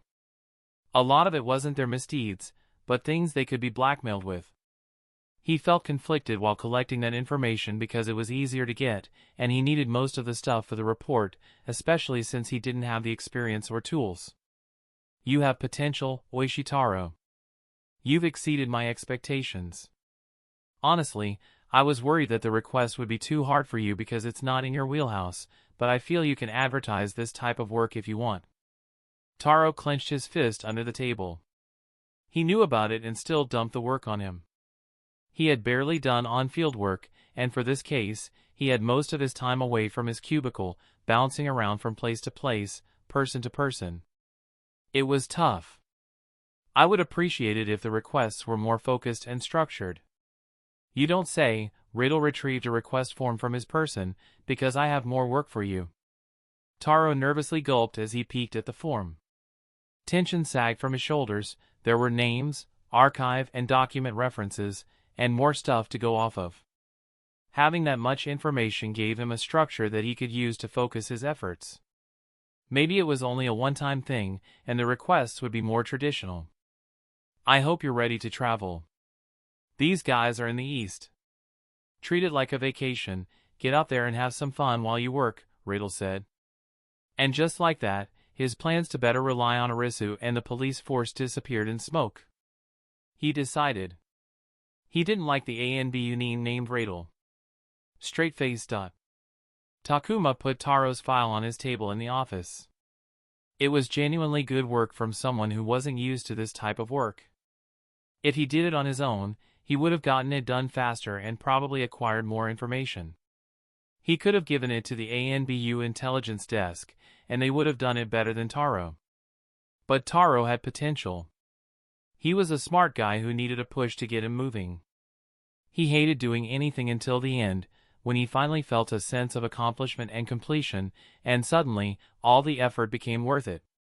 However, until that point, he hated every moment of it, and no matter how many jobs he completed, it didn't take that feeling away. As his friend, Takuma wanted him to do well. And given their positions, he was going to use every opportunity to push him just enough to gain more experience, build expertise, and make him someone people would seek out. As an operative, Takuma wanted an intelligence connection outside ANBU for when he wanted things done without people knowing. And building that connection was a lengthy and challenging process. If he could turn his own, trusted friend into someone he could rely on for intelligence, that would be the best-case scenario. However, it still wasn't going to be easy. He trusted Taro, but Taro didn't trust Rael. He needed to build that professional relationship first and do it properly before he could connect his personal relationship to it and create something powerful. For that, Takuma would need to rely on Taro, show him that he was valuable and build his self-image and pride for his own work so that he would be willing to engage in that type of relationship. Takuma could be all in to make that type of relationship, but it wouldn't mean anything if Taro wasn't interested in a deeper professional relationship. To a long relationship, Taro. I hope you're ready. Chapter 454. It was a usual workday at the Hitoge clan's factory. Workers, donned in protective masks, gloves, and goggles, worked their various tasks, from churning vats of bubbling chemicals to preparing batches of raw ingredients to packing the product to keeping the floor and equipment clean. The morning sluggishness had given way as everyone fell into their practiced rhythm of work when a commotion struck at the factory's entrance. Everyone turned and saw a group of ANBU staff, and leading them was a masked and cloaked ANBU operative who called for a stoppage of work. What is this? The factory manager, along with other Hitoge clan shinobi, rushed down and out from the offices and looked around in panic as the outsiders began to order his workers around. This facility is under suspicion of selling controlled substances to unauthorized parties and supplying to the black market demand. Here's the warrant. The eagle-masked ANB Union handed him a signed warrant. Everyone's to safely stop their work and gather here on the floor. No one is allowed to leave or make contact with the outside. You're all under arrest. People were gathered and accounted for, entrances were secured, and the only phone line was cut. The ANBU staff began separating people to confiscate their belongings and register their personal information, but the workers refused to cooperate, looking to the factory manager for instruction. You're mistaken. We're legitimate, said Hitoge Daigo. That's what I want to believe as well, but we have our duty to confirm. The masked ANB Union turned to face the workers, who showed loyalty to their employer. And it's your duty to comply in accordance with the warrant. I'll repeat it. All of you are under arrest. If you have done nothing wrong, you've nothing to worry about, but obstructing an investigation will have its consequences. I'd like to be civil here, but I can also make things difficult, more for you than me, he said to Daigo, who nervously swallowed. Order them to cooperate. Aquila moved on without waiting for Daigo's response, who felt humiliated by the action, but could only clench his hands as there was nothing else he could do. The warrant was entirely legitimate, and it would have meant one thing if it were the police force, but this was ANBU, who could come knocking. We have done nothing wrong.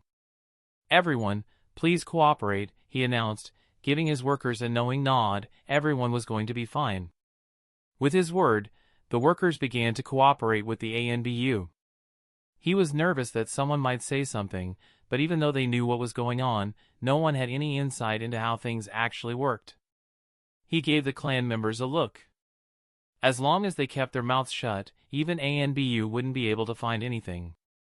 Daigo turned to see that the operative was on the stairs, heading up. His heart leapt in his chest as he hurriedly followed. Is there any way I can help, ANBU? Yes, let's talk in your office. Hope flickered in his heart. Perhaps there was a way to dissuade the ANBU from their investigation. He bit the inside of his cheek. In the absence of the clan leadership, he had to at least try to negotiate with the ANBU. He only hoped that someone outside the factory, who saw the ANBU, would carry the word to the clan head. Alone. Just you and me, said the ANBU, pointing at the others to stay outside. Daigo motioned for the others to stay outside and closed his office door. Please sit, he said as he sat behind his desk, but the ANBU ignored him and slowly paced around the office. I feel there's a misunderstanding here. We take our responsibilities seriously and follow the letter of the law. I've got our ledgers here in my office. You're free to take a look. I assure you, you'll find nothing out of the ordinary. And if there are some small mistakes, I'll take full responsibility. He thought that if the ANBU were satisfied with what they got on this visit, he would back away, and that would give the clan enough time to make arrangements to protect themselves further. It's you, in fact, who misunderstands Hitoge Daigo. You're right that you'll be responsible for the mistakes made here, but they won't be small, and their repercussions won't end with you. The Hitoge clan is in trouble, and you'll be the one getting the worst of it all. The ANBU's tone was relaxed and unhurried, but it weighed down the air in the room. Daigo tried to say something, but the ANBU continued, so before we continue, I'm giving you a chance to come clean.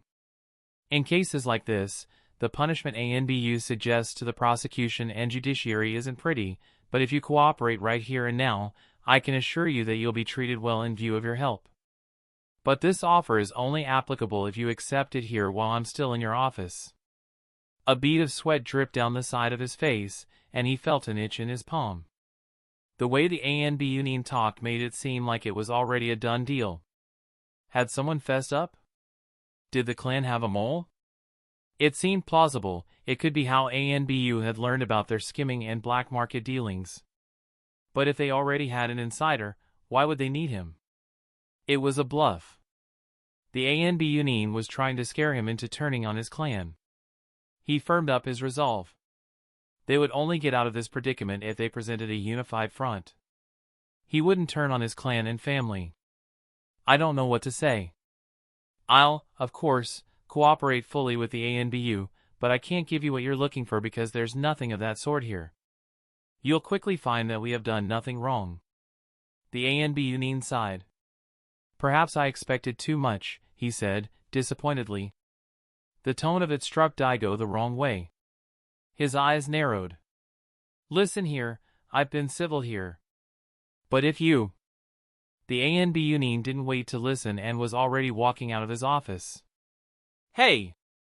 He got up, ready to give the ANBU an earful, but his words died on his tongue when he saw the masked operative headed to a part of the floor that was restricted to him and a few others for significant reasons. His clan members shared the same thoughts, as one of them tried to stop the masked operatives. Hey, you can't go there! His young and brash second-in-command put a hand on the ANBU's shoulder. Idiot! Daigo cursed under his breath. The ANBU turned around faster than any of them could track and struck the youngster a couple of times on the offending arm, which then suddenly went limp. The ANBU then kicked him in the foot to force him to his knees. You're not someone to dictate what I can do or not, the Anbunine said with a kunai against the fool's neck. He looked up at Daigo and commanded with disgust. Get your mutt in control. Get him to his office, Daigo said, feeling the shame. I can't feel my arm. Shut up. The other clan members picked the fool up and took him away. Daigo followed the Anbunine, feeling the pace of his heart pick up, but he had to keep a straight face. If you tell me what you're looking for, I'll be able to help you, he said as the Anbunine opened a door to a big room full of machines and pipes. This here is delicate machinery with dangerous stuff flowing inside. In that moment, all he wanted was for the Anbunine to get out of the room. He did his best not to look at a specific section of the room, but the masked man went right there and then reached out to open the cover to a body-length cabinet with electrical switches, pressure gauges, and flow levers. Please be careful, he said in hopes that the man would back away, but the Anbunine pulled the fake cabinet with its fake innards to reveal an unpainted rectangular patch of red wall behind it, like he knew it was always there. For a moment, Daigo didn't know how to react. He froze up and just stared as the operative put his hand through the red patch, which was actually a block of earth put up through earth-release ninjutsu and not a natural part of the wall. Look at that, the operative said as he stepped into a small room with files, ledgers, wads of cash, and several bars of gold. I hope you are going to show me these as well. Daigo opened his mouth, but no words came out. He couldn't believe what had just happened, but he also didn't know that hiding behind the eagle mask was a Hyuga, who knew about the secret room before he even entered the building. Straight-faced. Hitoge Goro, the head of the Hitoge clan, a man in his 50s, was having a terrible day. As he was enjoying his lunch, he was informed that Anbu had raided the houses of several of his clan members. It was an absolute shock because of the utter suddenness of it all. And while he moved to deal with it all, unknown to him, Anbu had already sealed off his clan's factory and arrested all the people who worked there. He still had no idea what had happened there. But he made the connection that the raided houses belonged to the people managing them. And now, he had an Anbunine sitting before him in his own home, forcing him to stay when he wanted to go to the factory to assess the amount of damage. What? Not satisfied with harassing my clan members? Want to raid my clan's ancestral hall as well? He said with spite. The badger-masked Anbu looked around the lounge as though considering it, which further infuriated him. He tried to keep his calm because the man was an Anbu. I think we've done enough for the day. I have to leave some fun for later. But I must say, we've discovered many things of interest today. Many of your clan members seem to have a penchant for hiding money underneath their floors and inside their roofs. Now, I don't want to be hasty in my accusations, but it sure looks like ill-gotten gains that they haven't declared as part of their income. Goro narrowed his eyes. There's nothing wrong about keeping your wealth at home. Of course, the Anbunine nodded. What do you say about a tremendous amount of cash, bars of gold, and ledgers upon ledgers of transactions in a secret room hidden behind a fake wall covered by fake machinery? What do you think about that? Is that something that businesses do? You'll have to tell me because I'm not really familiar with it. Goro felt his heart drop. Those ledgers had their off-the-books transactions. That money was a portion of what they earned from their dealings and of the capital they used to buy raw supplies to fulfill their off-the-books orders. All of it was an attempt to keep their two businesses separate, but now those things were in ANBU's hands. Any comments? What do you want? He asked. He probably could have dealt if they had only found the money, but those ledgers weren't something he could avoid. The Anbunine pulled a sheet of paper from the folder he had brought and placed it between them. It seemed to be a copy of a police force document. Yesterday, the police force opened a case of repeated exploitation of Jinin Korjinin against your clan. Due to the number of complaints, they'll be pursuing it in earnest. Goro read the document, and if it was true, then the police force was indeed coming after the Hitoge clan. His grip creased the page. He had taken care of that issue and had made sure that they wouldn't face any more trouble, and yet, it had returned to haunt him. This is something I'm sure you'll recognize. It has your signature on it. The Anbunine placed a second page, another copy, between them. Goro's face paled when he realized what it was. It was a complaint that he had written against a Chunin who had disrespected the clan by refusing to work with them. He had pulled some strings and written a complaint to put her in her place. How was he supposed to know that she would go on to become a Jonin? That complaint had haunted him, taking away nights of sleep and leaving him sweating, wondering what would happen if it ever reached her. I wonder what'll happen if someone shows this to Jonin Ayaka. I heard this letter was a part of the discussion during her promotion considerations. A Jonin, with her influence, could crush them. Even if they were officially recognized as a shinobi clan by the village, they weren't much bigger than a shinobi family. A vindictive Jonin could end them like an ant under a boot. What? I'm not done. This time, the ANB Yunin retrieved a few pages and more copies from his folder. Goro hesitantly picked them up, and for a moment, he was confused about what he was reading. The contents were horrible. Who in their right mind would call the fourth Hokage, the village's hero, a weak shinobi and an unworthy leader, and how his face on the Hokage mountain was an insult to the Hidden Leaf village. That was until he saw his brother's name in the salutations, which was when he suddenly recognized his brother's handwriting. The other two letters were equally horrible. What do you? What do you want? Why show me all of this? By the time he was done reading, his back was drenched in sweat, and his feet, folded underneath him, were devoid of power. ANBU finding their ledger and the police force case were bad enough, but if Jonin Ayaka ever found out that they were the reason her promotion was delayed, they would be ostracized. It wouldn't have, in any way, jeopardized her Jonin promotion, but it was used against her to delay it a year and promote someone in her place. And if someone found his brother's letter, their clan's reputation would take a serious hit. Reputations mattered a lot in their world. Because you made the grave mistake of working with Danzo and his root, the ANB Yunin said gravely. Goro flinched. His clan had worked with Danzo. They had sold him various controlled substances over the years while Root was still part of the Hidden Leaf village. All the transactions were off the books. They were paid a lot for their product and service. This is punishment. Do you understand? He slowly nodded. Danzo and Root were sensitive topics for the Hidden Leaf. Once upon a time, he thought about his small connection to Danzo as a boon, but now that had turned into a curse, threatening to be the end of his clan. What will happen to us? He asked. The black market dealings and the police force will remain. Your clan will fully cooperate and take the punishment given to you. Your manufacturing license, which permits you to run the factory, will be stripped, and a permanent ban will be part of that. As for the other things, we'll keep them hidden for the moment, but if we ever hear that you're dealing with Danzo or Root in any capacity, you'll know what will happen. Remember this clearly. All of this is happening because of Danzo. Straight-faced.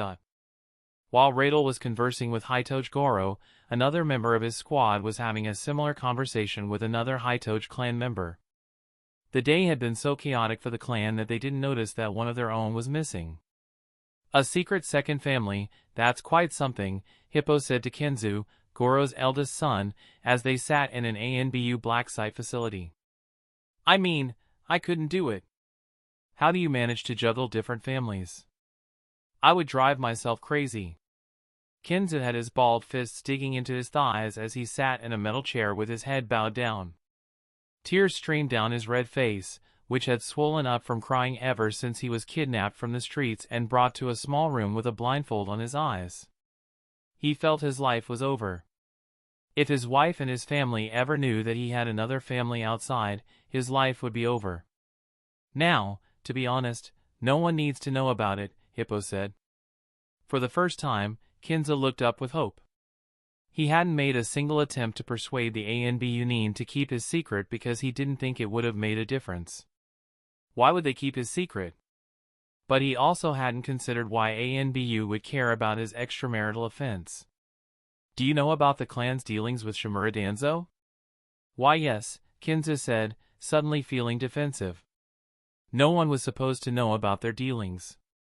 Ever since Danzo had been branded a traitor, the Hitouge clan had done all in their power to distance themselves from the Shimura clan, even though they had been so desperate to curry their favor before. Hippo got up from his chair across the table, screeching as he got up, and walked around the table before placing his hands on Kin's shoulder with heft, causing the scared man to flinch. He leaned in close and whispered, "We want you to be our inside man in the clan. If your clan ever makes contact with Danzo or any of his supporters or allies, please let us know. Do that, and you can keep your two lives separate. ANBU has no interest in breaking families. How does that deal sound? Want to take it?" Kinzu knew there was no choice. If he didn't want to ruin his life, he had to accept. And so he did. ANBU had eyes and ears inside the Hitoge clan. Chapter 455, atop the Hokage mountain, hidden inside a pocket of woods, was a large, isolated viewing deck only open to the ANBU nin. It was a place where they could get fresh air and direct sunlight because the headquarters was entirely built inside the mountain. Takuma sat on the railing of the deck, his feet dangling over a nearly straight cliffside, with the carved heads of the four Hokage to his right. It would take 2 to 3 more heads before they would need to close the deck. The sinking sun cast an orange glow over the village, and the cool breeze made for a beautiful viewing experience. It was a pity it was rarely used because it was built atop the mountain, and it took most people 10 to 15 minutes to reach it. "My favorite part here is the silence," he said, turning back to look at Itachi walking towards him. "Everything's so small from this height, it's difficult to pay attention to any one thing." "I don't know if I like that," Itachi said as he stopped at the red railings. "You caused quite a commotion yesterday. Even we don't go in as aggressively as you did. Multiple teams executing simultaneously. Arrests and raiding residences. Putting pressure in conjunction with the police force. Intimidating the head of a clan. Converting a key member to become an inside man. All of that took substantial work to pull off smoothly, and Rael's squad had gone that hard against a minor clan that wasn't important in the greater scheme of things." "I was setting the tone," Takuma replied, swinging his legs. "Everyone, especially my members, needs to understand that this is how our squad does things. There'll be time to be subtle and silent, but when times call for us to be loud, they need to be ready. I can't have them hesitating when we eventually go after bigger targets that can throw their weight around." The Hitoge clan was a minor player. Individually, they held little value for Danzo. But a bigger player could rally small players into a syndicate working to support Root. United, they presented a problem, which was why even the small fish had to be put in their place and reminded of whose ocean they called home. Starting small made everyone involved more comfortable. The possibility of backlash was low, and even if something did happen, it wouldn't be that strong. He planned to slowly boil the frogs working with him, gradually ramping up the heat so they didn't realize they were becoming increasingly comfortable with bolder and bolder actions. He frowned. He didn't know what to think about comparing his subordinates to frogs that he was slowly boiling. "You took a lot of staff with you. Any reason for that? How often do the staff get to be involved in the action?" It was an operative's job to be on the field while the staff held down the fort and kept everything running smoothly at home. However, many of them wanted a piece of the action and excitement. Under normal circumstances, they would never be allowed to participate in a dangerous situation where they could lose their lives, but from time to time, they were involved in non-combat situations. He smiled. "It's about building ownership." The staff were more involved than usual, which means they cared more about this. "I'm sure that next week, the people involved in this case will be asked a million questions around the water cooler and over morning coffee because of how big a commotion we made." He glanced at Itachi, who was gazing at the village, but as usual, his resting face of pure calm gave nothing away. But seeing that he hadn't said anything against it, it probably meant that he was okay with it. "I don't want to douse the fire, but this isn't sustainable," Itachi said. "Even if you manage to rally those around you, all of them will still be hit by the pressure from outside once you begin to touch the stronger players on the board." Shimura Danzo managed to amass so much influence and power because he had dealings with everyone. If he goes down, he'll take everyone down with him, which means they're extra motivated to keep him safe. If Danzo hadn't overreached by daring to commit bloodline theft, he most probably would have managed to evade all the consequences of his actions due to the strings he held from decades of extortion. He was known as the Darkness of Shinobi for a reason. But since he'd overstepped, everyone he'd blackmailed was given an out that would rid them of him once and for all. And so, in his time of need, most of his coerced allies didn't show up to support him. However, their shady dealings remained. Even if Danzo wasn't using them, they could still be targeted. Once ANBU began pulling those dealings into the light, they would do everything in their power to resist. And as it stood, they had the power to resist until the bitter end. But those people had to be pursued and punished because they would be the same ones who would help usher in Danzo's return. Politics lacked eternal allies and enemies. Groups and coalitions betrayed and forgave each other for their interests all the time. Even if Danzo had kept them under his thumb, they had benefited from that very arrangement one way or another. With his disgraced exodus, those benefits, ones they had gotten used to, had vanished as well. If Danzo were to convince them that he could return to power, they would either help him wholeheartedly or, at the very least, hedge their bets by offering a lesser degree of support so he would look upon them favorably in the case he ever managed to accomplish his unlikely return. "Will I have your support?" Takuma asked, looking him in the eye as he waited for a response.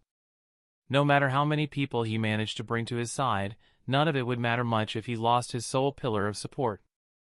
The Hokage and the ANBU commander had said some nice words, but both of them had many other things on their plates that could be negatively influenced if he created problems for the powerful. Itachi was the only one closely involved. He started the anti-root initiative and invited him to create the squad.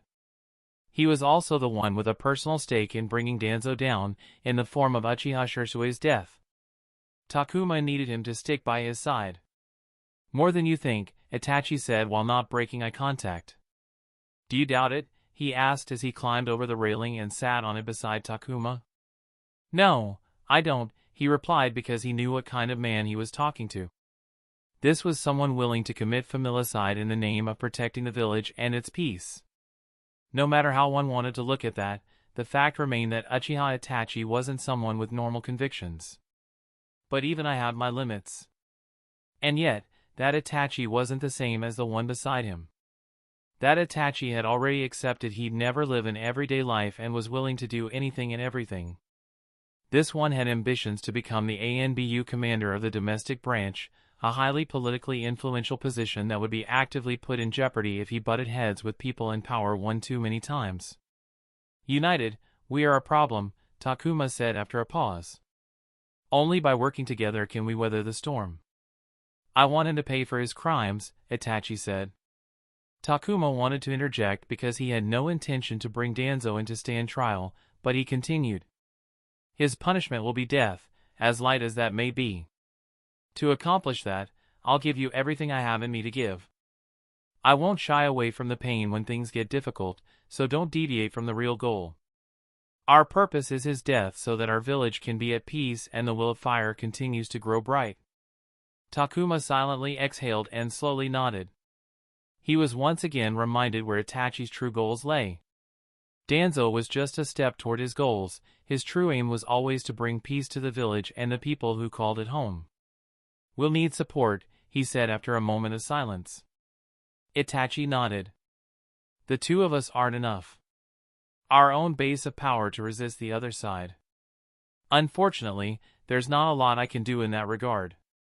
He was a civilian-born shinobi, an orphan at that, of the lowly Chunin rank. "It falls on your shoulders to build that support for us."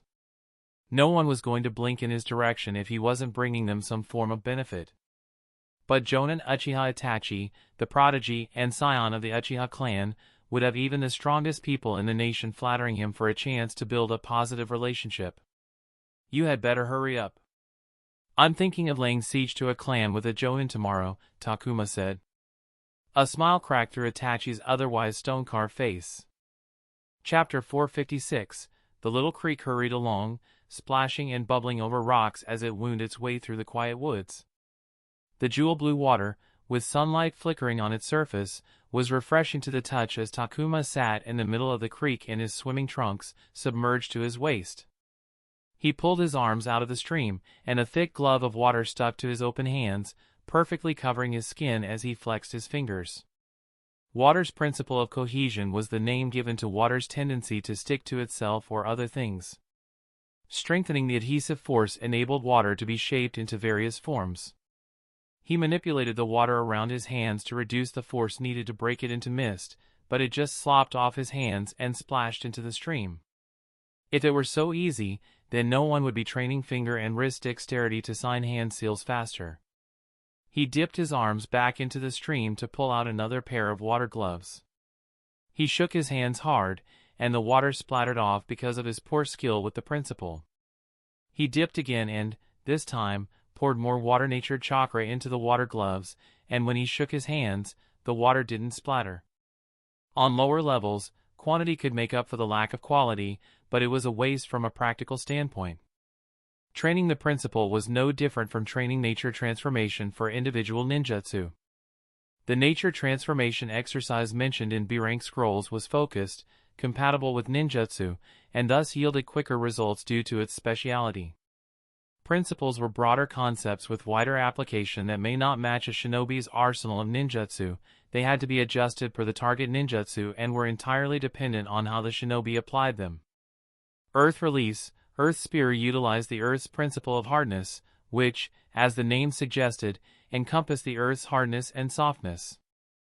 The creator had based the ninjutsu around that principle. It was integral to its functioning, but that didn't stop, say, Takuma from inserting a different principle into it to modify it to some extent, like how Anko had done with her fire release, twin flame whips. Not every principle would fit, and even if something was compatible, that didn't mean he would be able to apply it properly. After another 20 minutes of repetitions, he weaved hand seals for water release, deep sea arms. The creek's water crawled onto his back, and then 8 thick tentacles shot out from his back. He caressed one of the tentacles and, upon a closer inspection, felt its surface to be akin to an elastic skin that kept the water mass wrapped within. The adhesive force along the surface was strong enough to give the tentacle its shape, but the contained water mass was kept close to its natural state to allow for the flexibility needed for the jutsu. The more he thought about it, the more questions arose. Where was he to apply the principle of cohesion to the jutsu? Making the outer skin more rigid or thicker would decrease the tentacle's elasticity and flexibility. The same would happen if he strengthened the adhesive bonds throughout the water mass. That's not right. He signed another set of hand seals for water release, Spirit Water Wave. A globe of bubbling water rose in front of him. He stacked 4 tentacles horizontally in front of the water globe and shot a bullet with as little force as the jutsu and his skill could muster, and the bullet still pierced all 4 tentacles and struck a rock, disappearing. Who knew shooting a bullet weakly would be so hard? The next shot worked, and a water bullet floated in the 4th tentacle in the row. As the water bullet sat in his open palm, he realized he had never held or properly seen the water bullet up close. It was strange. The shape was utterly solid, but it wasn't cold or icy as one would expect. If his hands were dry, holding the bullet wouldn't have wet his skin. There was no way for water to be this solid without an ungodly amount of pressure, and he was sure the chakra in a C-rank ninjutsu could replicate it. Theoretically, he knew that the water nature chakra held the water molecules in place. Where water would naturally flow or separate, the chakra made sure it didn't go anywhere, with respect to each. It was like the chakra was glue. Where the glue in the tentacles had some give and flexibility, the glue in the bullet locked everything down. The 2 ninjutsu used the same principle of cohesion but in 2 different ways. It made sense to him, but accomplishing it practically was a different matter. The 2 ninjutsu and their hand seals handled that load. Not to mention, the 2 applications of the same principle were so different that they might as well be 2 separate principles. And then there were more principles and their varied applications for both water and earth. Jonin were supposed to master 2 natures, and that seemed like a long path to him. Have to get there sooner rather than later, he muttered to himself as the 2 water ninjutsu fell to the water. He dipped his arms into the water and pulled out the water gloves, then shook them off and repeated until his skin was like a wrinkled avocado. If he couldn't figure it out right now, he just needed to keep doing it until he got it, and if that wasn't enough, he just needed to add more numbers. Straight-faced. In the calm and safe clinic office of Yamanaka Ininpachi, Takuma sat on a comfortable leather recliner with the Irionin's hands around his head. Opposite to them sat a shadow clone. The clone and the Irionin shared a nod before the clone released himself. Invisible to them, the two foundational energies rushed back to the original's body. Focus, Ininpachi instructed. Takuma squeezed his closed eyes as he zoned in on the spiritual energy that entered his body through the Tenketsu points across his spine and shot right up to his brain through the chakra pathways.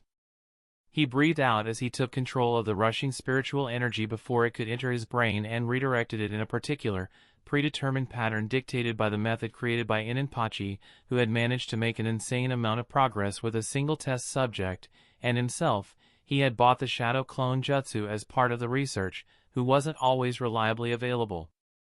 The problem he had been trying to solve was the chronic, prolonged use of shadow clones. Using multiple shadow clones for a few hours wasn't a practical problem. Yes, it put a considerable strain and stress on the brain as it was forced to triage hours of memories and experience in a matter of seconds, but it was nothing a few good nights' sleep couldn't solve. The real problem came when the brain was repeatedly forced to take on that stress day after day, not allowing for recovery. Cognitive overload and intense stress raised cortisol and related stress hormones, and chronic elevations were known to damage hippocampal neurons, impair memories, and psychological health. The core idea behind his research was straightforward. Instead of forcing the brain to take in the mass of memories and experience in a short span of seconds, they could spread the absorption over an extended period, like a minute or more. It wouldn't be possible to do in an urgent situation like combat, but in everyday life, Takuma could sit down and take a couple of minutes for each clone to reduce the strain on his brain. But that was only one of the components of Ininpachi's method.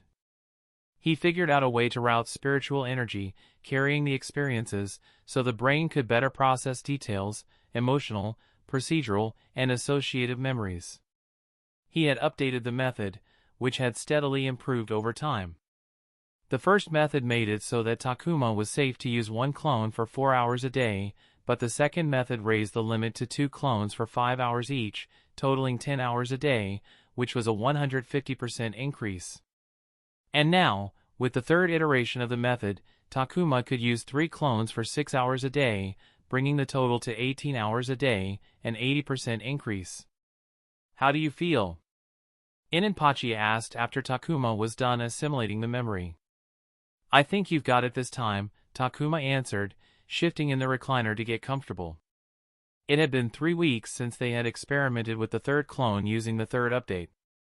It wasn't perfect, but Ininpachi had tweaked the method until Takuma felt no adverse effects over the course of a week.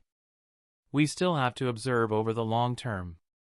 Come to me the moment you feel any negative side effects, Ininpachi said while he took some notes in his research journal. I think I'm ready to publish our progress. What do you think? I think we should wait.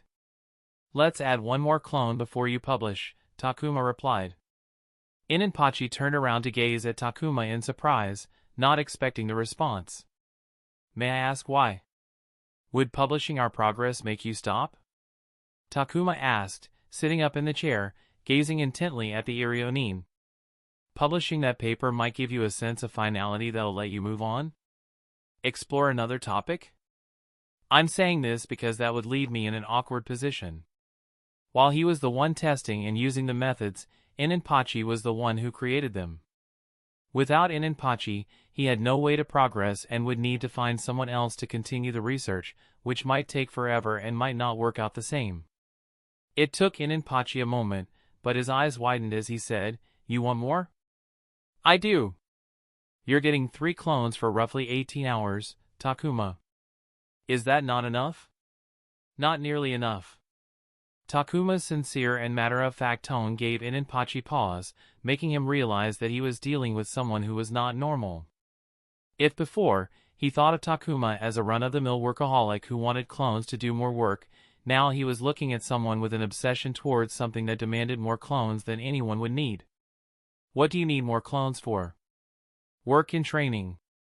Are you sure that's healthy? What we are doing here, is for that exact reason. I'm aware how insane it sounds, document. You're not the first person to point that out. But the truth is, I have some non-negotiable goals I need to attain.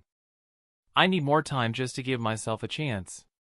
Wouldn't it be better to reevaluate those goals? Already did that. Takuma shrugged. I'm not saying you should abandon everything else and go all in on this, but I can't afford to stop right now. So, what do you say? A silence lingered before Inenpachi sat behind his desk and gazed at him for another moment. I'm still interested in this research, so no, I won't stop working on it. Publishing might even open doors to some research grants. As long as we continue to make progress, I don't mind continuing to work with you on this. But as your collaborator, if not your friend, I'll say that it's okay to take your time. You're still very young, Takuma. I know you're a young chunin, but work is not everything. Please take time for yourself and your personal life. Takuma nodded. Good. And I will. Don't worry, Doc, I will. Both of them knew that Inenpachi wasn't convinced, but he didn't show it. If you don't mind me asking, has there been any progress with the black wall in your brain? Chapter 457, if you don't mind me asking. Has there been any progress with the black wall in your brain? We're making progress, Takuma replied after taking a sip of water from a glass sitting on the side table beside his recliner. He resisted the urge to look at the other recliner where his clone was sitting before, as Gray appeared in his vision through a Jinjutsu. The memory remnant didn't like the Yamanaka Iryo Nin very much and thus stayed quiet and out of sight during the visits. So you're getting along with your new doctor? I think so, yeah. Inenpachi was the one to discover the existence of Gray and the black wall inside the central hub of his mind. They had planned to work together to resolve it, but Takuma decided to end the consultation. Takuma stated that he didn't feel comfortable having a doctor-patient relationship while they were collaborators on the Shadow Clone Jutsu research. Being a consummate professional, Inenpachi had gracefully stepped back, understanding how those two separate things might interfere with each other. In truth, Takuma had no problem with it. He simply didn't have a way to explain Gray's existence.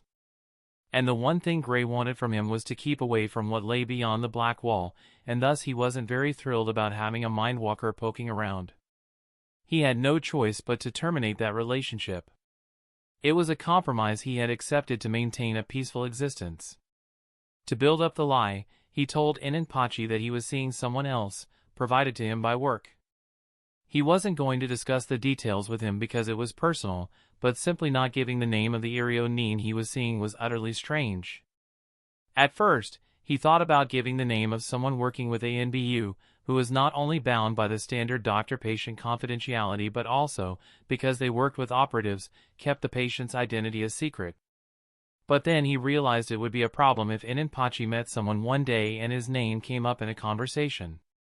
The ANBU Iryo Nin would be utterly confused as to why Inenpachi thought he was a patient, and that might cause some problems for him within ANBU, so he decided to dig a little deeper to find someone associated with ANBU who wasn't stationed in the Hidden Leaf Village, so that the chances of them crossing paths were low. After doing all that research and finding someone believable, he decided it was all too convoluted and that the risk still existed, so he just gave him Sango's name, aka Copperhead. She wasn't qualified to deal with his issue, but she was someone who would come to him before sounding the alarm in ANBU, giving him a chance to convince her to keep it to herself, and that was a kind of risk he was willing to accept. I hope you're diligent with your visits, Takuma. I know many of your type, and they can often neglect things that aren't work. Even if the progress is slow, you should keep going. The involvement of chakra can come with various complications, Inenpachi said. Gray spat. He sure talks a lot. Takuma ignored his companion's displeasure and nodded. He didn't know if Inenpachi believed him because he had given him a list of Yamanaka who could help him, because, as he said, the Black Wall was clearly a construct born from chakra and a Yamanaka would be better suited to help him than another Iryo Nin with similar expertise. Of course, that wasn't an option for Takuma, or else he would have just continued working with Inenpachi. By the time he had left the clinic, it was already late in the evening, as their appointment was set up late in the after-work hours for both of them.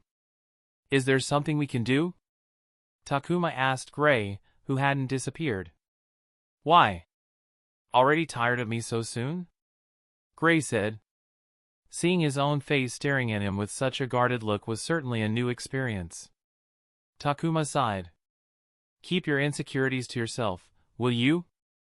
You said it yourself. What lies beyond the wall is not good, so is there a way to, I don't know, chisel it out while leaving you intact? I don't want. You shouldn't have to suffer. If given the choice, he would have liked it if Gray and any complication attached to him didn't exist at all. The reality of his situation was that he was in a body not his own, and it came with baggage. If there were a way to lighten that baggage, it would benefit every ONE. There's no way. I'm it, the black wall and the memories. Getting rid of it means getting rid of me. You chip away at them, you chip away at parts of me. So, no, you're stuck with me. Takuma didn't want to accept that, but he also couldn't do much else. 3 clones. That's already a lot, more than anyone should need, and you still want more. I realize I've never asked you why you're so adamant about it. What's the hurry? Gray asked. He was always poking at him about how much time he spent at work or training, neglecting other aspects for them. Takuma gazed up at the sky and the stars. Even though they were in a major city, the starry sky was still visible in all its majestic beauty. I wonder if there's something out there, Gray commented. He only saw what Takuma's eyes were seeing. Probably. It'd be too arrogant to think we are the only ones out here. As for whether we'll get to meet them, I don't know. Probably not. Takuma shoved his hands into his pockets. To answer your previous question, I see great danger in the future that I want to be prepared for. Not only to protect myself, but also to protect the people I care about. He looked around the busy market street, with families out to eat or shop, workers returning home, and friend groups starting their evenings. And protect the ones who can't protect themselves and rely on us. That's what they say, right? It's the duty of the strong to protect the weak. He thought about how he would feel about seeing these people who were just living their lives being hurt in one of the many threats Hidden Leaf Village is sure to face in the future. It didn't feel good. The thought of it made his heart and stomach sink. If he could do something, he would rather do it to protect all these people. Not to mention, it was literally his job to do those things. He was a former police force officer and now an ANBU operative.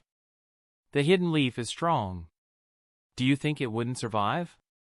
Because the way you live sure makes it seem like that, Gray said. The Hidden Leaf is strong, it'll survive, but what about the people like Mariboshi, Taro, Arisu, AI, Nenro, Masaki, Anko, Mikoto, Iori, Daiki, Kamiko? What if one of those individuals doesn't? I don't want to lose the people I care about. The bigger whole might continue to exist, but it wouldn't be the same if my people weren't there. The Hidden Leaf Village was his home and, despite its faults, he had come to accept and love it. It was also home to many people he cared about. He wanted to protect it for them, too. And with what he knew, it would be in severe danger on several occasions. Wouldn't the future always be full of danger and uncertainty? How long are you going to keep at this?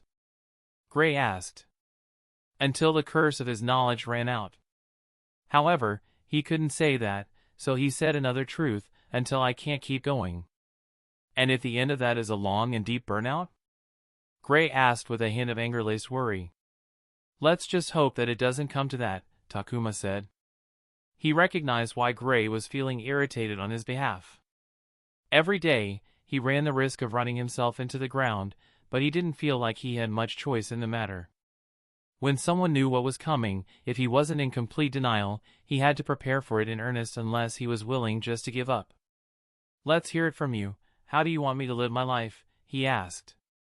Gray was always telling him to have more fun and was generally sick of him working all the time. Maybe it's because I don't have access to that part of your memories, but I just don't think it's worth it. Gray had absorbed a lot of his memories in an attempt to gain power to protect himself, but they were limited to the memories of the time after he arrived in this world. He was blind to Takuma's meta-knowledge of the world or the fact that he was from another world. You say that you want to protect those precious to you, and that's a noble goal, but is all that worth it when you and they are barely part of each other's lives? When they look back, would they remember you taking part in their moments of joy and sadness? What about you? What will you see when you look back at this part of your life? Takuma thought about how he would remember these days, and it was frankly depressing when he realized it would be through the memories of his vendetta against Root and Shimura Danzo. Or it would be thinking about the stress and pain he took on while trying to rebuild himself as a fighter and reach new heights. Would he be proud of his work? Yes, most definitely. But it'd be a lie to say that the memories of this point in his life would be joyful ones. If you told them the reason why you're away and not with them, do you think they'd appreciate it, or would they rather have you be with them? Gray asked. It was all but a rhetorical question. What I'm doing is important. I never said it wasn't. I just disagree with how much importance you give it when there are other matters of value as well. When he didn't get a response, Gray disappeared. What was Takuma to say to refute that? He had a few words, and those he had wouldn't convince those who didn't know what was to come. Takuma paused for a moment before continuing. He couldn't afford to stop. As long as they survived the future, they would have the rest of their lives to appreciate and be together. He walked alone through the market street, surrounded by people in the presence of their friends and families, all of them happy and content. Chapter 458. In the early morning, when the dew still lingered on the blades of grass, three friends met at a large training field. Takuma looked around at the few dozen shinobi of all ages who had come for their morning workouts at one of the many communal training fields that one could use at any time of the day without any reservation or slot limitations. They were crowded and had restrictions on what one could do for everyone's safety, but they were still among the most productive pieces of infrastructure built by the village. I must admit, this is new, he said. It's nice, isn't it? Great place to meet new people, Nenro said while tipping a sachet of energy powder into his water canteen. And new sparring partners, Masaki added, already sweating from his warm-up. Takuma preferred quiet places for his training and had thoroughly utilized the facilities maintained by the police force and ANBU.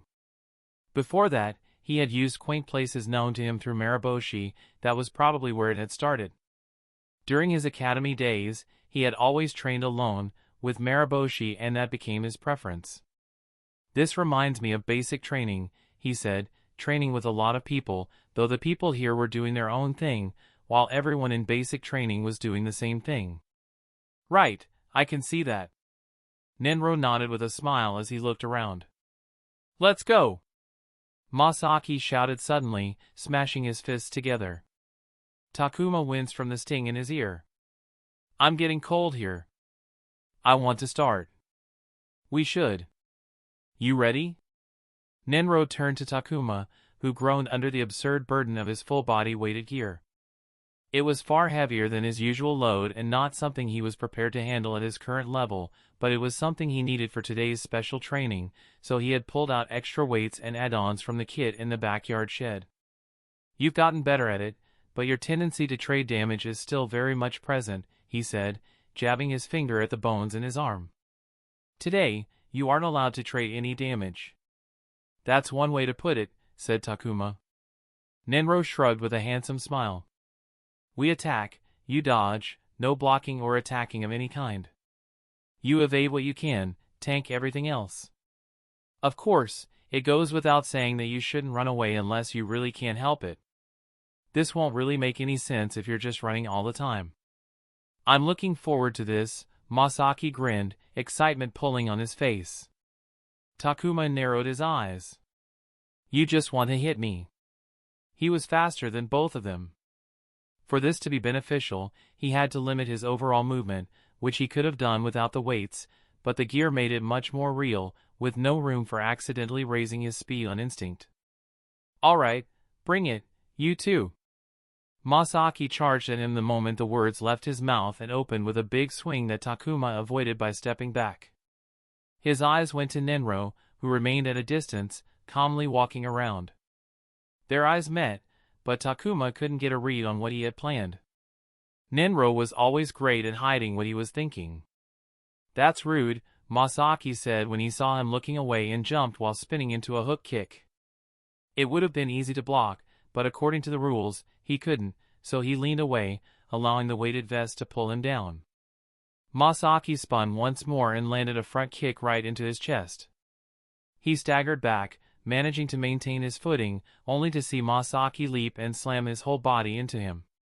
In normal circumstances, it would have been a risky move with high chances of getting stabbed, but here, when one side couldn't attack, it was the obvious move. Takuma thumped into the ground, his gear taking away any chance of recovery, and he had the air absolutely knocked out of him. "Whoa!" Masaki yelled, psyching himself up after the takedown. Takuma took Masaki's hand and got pulled up to his feet with a groan. "Okay, this is going to be trickier than I thought," he said. Reduced speed wasn't the problem. The gear didn't just make him slow, it also changed his natural balance because the weight changed how his body mass interacted with gravity. Lean one way too much, and the weights were there to pull him further down in that direction. If he didn't deliberately control his every movement, the smallest unplanned overextension could collapse his balance or outright take him to the ground. "Again," he said. Masaki retreated a few steps before charging right in for another body slam, but this time, he was ready and stepped out of the way. He walked backwards while weaving his torso from side to side as the strikes came in a fury, focused on keeping himself in a good position, his feet working non-stop. Staying in place and limiting movement was better for balance, but being on the move made him harder to hit. He flinched when a fist dug into his side and almost shuffled back on instinct, which would have put him on a weaker footing, but his muscles tensed as he seized control while taking a kick in the thigh, only to bob under a swing for his chin to regain stable movement. A satisfied grin graced his lips. Masaki must have noticed it because he immediately dropped into a sliding tackle. Takuma jumped to have him clear out from below, but Masaki simply raised his foot and kicked him in the knee, forcing him to roll on landing, which was tough with the gear, but Takuma got up to his feet as quickly as possible. Masaki slammed his shoulder into his back as he rose, knocking him into the grass. "Fuck," he groaned as he rolled over onto his back. Having Masaki as an opponent was like playing a game on hard mode. He was a close combat specialist who was very comfortable in melee. Most people, even if they knew the other side couldn't attack, would maintain a healthy distance as they usually do and take some time to think. He, on the other hand, was the type to take full advantage of perceived gaps right from the beginning. Masaki also recognized that Takuma's balance was the real problem and was using it against him. And, of course, he hit hard, so any attack from his friend sucked. Takuma looked up as Masaki's shadow slid across his face. "Come on, don't tell me you're already tired?"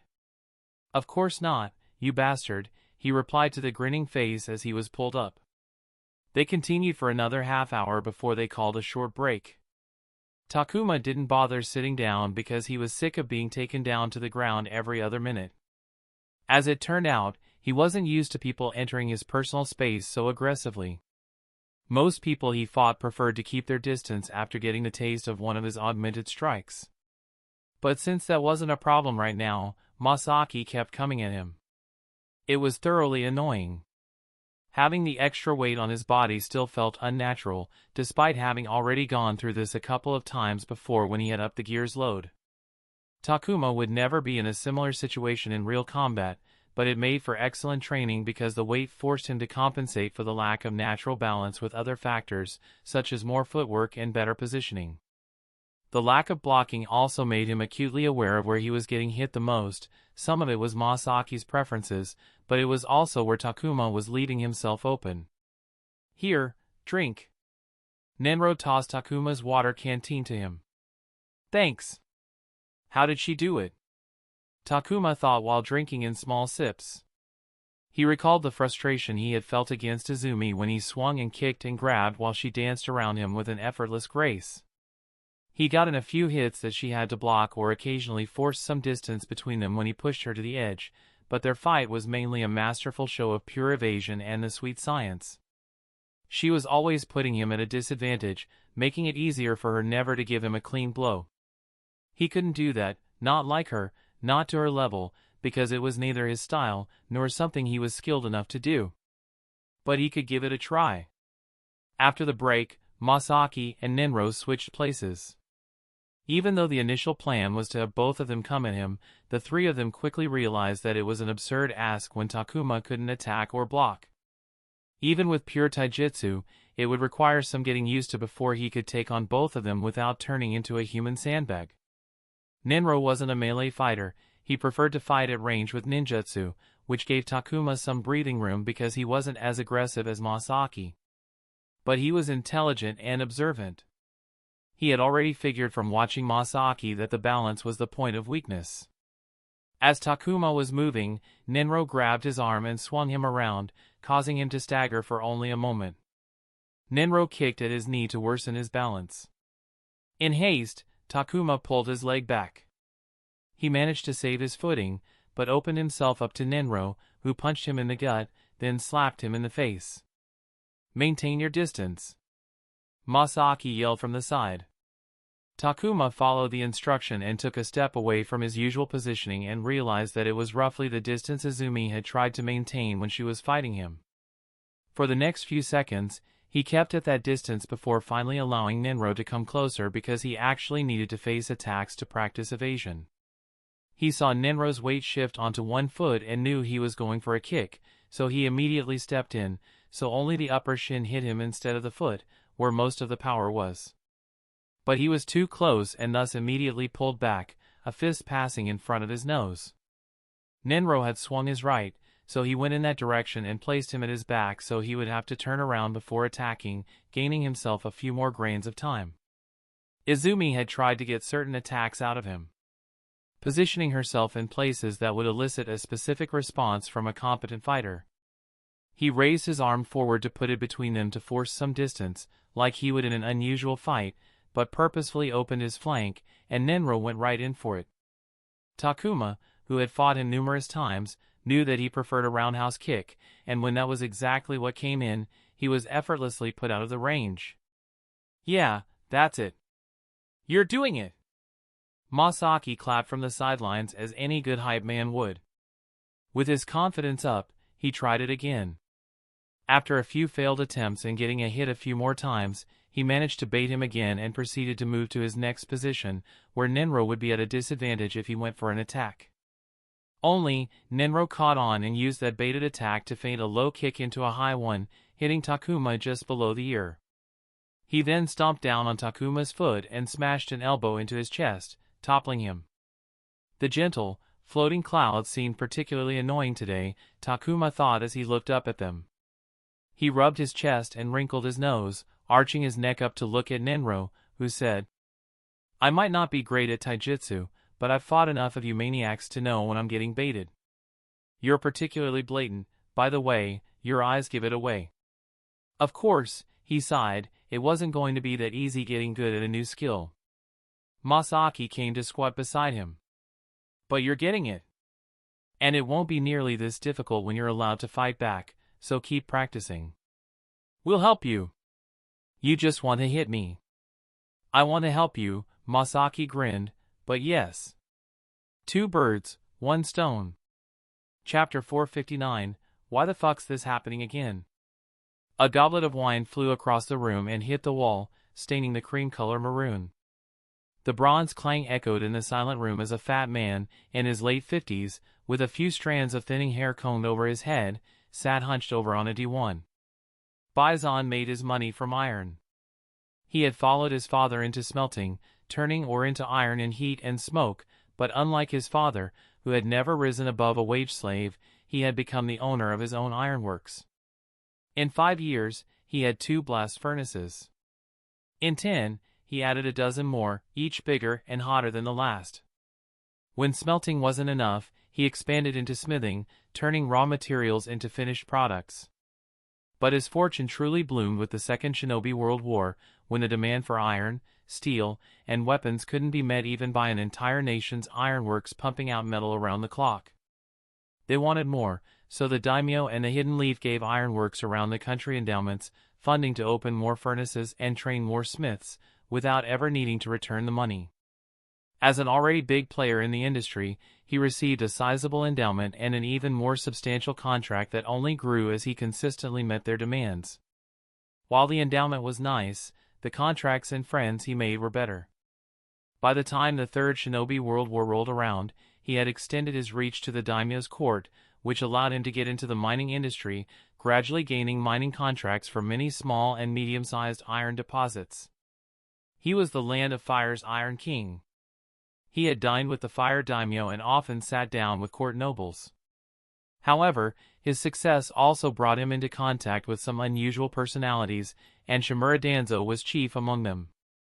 One meeting was enough to tell him that the shinobi was a dangerous man, and not just in the skill-killer kind of way. He had grown used to people who could kill him as easily as stepping on an ant from being in the company of samurai, and had seen enough from the former shinobi in his employ. Danzo was a different kind of dangerous, but was as valuable as he was dangerous. "Didn't we take care of this already?" Baison yelled at his subordinate. "I increased their wages just last year. They want more? Again? They're saying it's not enough. Greedy good-for-nothings." One of his many towns, his because he employed the majority of the able-bodied men and a substantial number of women in the town, had suddenly declared a labor strike and refused to work until their wages were increased, and other demands were met. There wasn't much he could do because the town's furnaces couldn't be moved, and it would be difficult to find others who could take them over, along with many other problems, which made it an actual headache to solve. He could put pressure on them, threaten to close down the ironworks altogether, fire a few, or let them run themselves into the ground until they gave up, but he needed the workers to keep the furnaces burning around the clock to meet the contractual demands of his clients. Baison didn't have the liberty to take things slow unless he wanted to eat losses and lose the market's trust, and he knew if he relented in one town, his other operations might demand the same treatment, which would cost more money down the line. The last time he had this problem, Danzo had helped him take care of it. A different town had dared to demand more when they should have felt grateful for what they earned. Danzo nipped it before it could turn into anything serious, but now, the old shinobi had been run out of the Hidden Leaf and was wanted across the Land of Fire for his crimes. What was their name? The Scorched Wolves? Call them! I want this solved as soon as possible. Baison clicked his tongue, thinking about how many losses he would incur this time around. Last time, it had taken over a fortnight to resolve the situation and another week for everything to return to normal. He was even forced to go down to show his face. "Master, we don't need those mercenaries. I saw how they did it last time. We can handle this problem with the men we have here. Handling it by ourselves would be quicker than going through the fixer, negotiations, and then their eventual arrival," said his Asa. Baison gazed at his right-hand man. "I don't like failure, his Asa. I wouldn't dare. Are you sure you can handle it? I'll make sure that they get back to work as soon as possible." He nodded. "Then take care of it quietly. Quicker or not, it'd definitely be cheaper to keep it in-house. Straight-faced.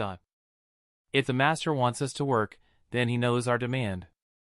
We have been loyal to him, and believe what we ask is what we deserve, and we hope he sees it the same way," said one of the workers. He was a healthy man with bronze skin in his early 30s. His body was corded with muscles tempered by the heat of the furnace and forged under the weight of iron. His Asa narrowed his eyes at the man before him, named Inatora. They were sitting in the town hall. His gaze moved past the man to the room full of ironworkers and others from the village sitting behind Inatora, thoroughly filling the hall. They were all employed by Baison, and seeing them nod and speak up in firm agreement didn't fill him with confidence that it would be easy to break this up. He met some of their eyes, and while some hushed their muttering under his gaze, not as many as he would have liked did so. "I'm afraid he doesn't see it that way," his Asa said with a downturn of his lip. "We are grateful to the master. It's because of him that we're able to feed our families, but we also know our own worth and don't want to feel insulted every time we are paid," said Inatora, his words raising more voices behind him, this time louder. His Asa hid his frown, not wanting to give anything away, but he certainly wasn't happy. "We request a meeting with the master. I'm sure if we can explain our side, he'd understand that we're only being reasonable. The master is busy. He doesn't have the time to show up to meet unreasonable people," his Asa said, getting up from his chair, his men standing up behind him. We know our value, Mr. Hisasa. I'm afraid the master can't ignore us even if he thinks that we're being unreasonable. Please relay our message. Our town will be ready to receive him. If he does right by us, we will return the favor by giving him the best iron and steel in this country. Won't we? With Enotora's shout, the entire village of ironworkers erupted in loud support, showing their enthusiasm and resolve in the face of their livelihood on the line. Among the crowd, a pair of eyes, neither resolute nor anxious, silently watched the exchange play out. Straight-faced. Who is that man? Hisasa said as they returned to the master's mansion in the town, putting his leg up on a table decorated with the mother of pearls, one he wouldn't dare buy despite his earnings as the right-hand man of the Iron King. That same table sat collecting dust in a townhouse Baison hadn't visited more than a couple of times since its construction. Sitting across from him was Baison's cousin, the person in charge of the town, who had allowed the matter to devolve to this state. Burumi lay on the back couch, looking just a bit sheepish, but lacked any kind of guilt for what had happened under his charge. Who is he? Burumi asked a lanky, bespectacled man beside him, who didn't seem like he had ever worked near a flame and seemed to be the chief bookkeeper for the business. Enotora, leader of the third furnace. He got here 4 years ago. And he's the leader of the furnace? Hisasa frowned. That wasn't enough time to become the leader of a furnace. Even if he were a skilled ironworker, it was too soon for an outsider to be trusted by the workers. He's very good at his job and very charismatic, Burumi answered. Hisasa pursed his lips. Yes, that's a problem I'm abundantly aware of, thank you. Having a charismatic leader meant it would be harder to break the strike, as long as there was someone to rally and guide them, and from what Hisasa had seen, Enotora seemed to have a level head on his shoulder and knew the cards he was holding. This was already looking tougher than he expected. There's no problem. Just ask cousin to pay them what little money they're asking. How much could it be? Our family has no lack of wealth and besides, they do good work. Imagine how much work they do if they're satisfied, huh? Burumi laughed, waving the matter away as if it were no big deal. Hisasa wanted to remove his slipper and whip the lazy good-for-nothing until he cried, but hitting the master's family wasn't something he could do, no matter how useless they were. And yet, Burumi wasn't exactly wrong. The business didn't lack money, and they could definitely pay. However, the rich were more stingy with money than those who had none. Baison wouldn't part with a single real unless he had no choice and would try everything before he would pay his workers, regardless of whether they deserved it or not. Master doesn't want to pay, so we will need to figure out a way to break this strike, Hisasa sighed, fed up with Burumi. He turned to the chief bookkeeper, who actually looked to be of some use.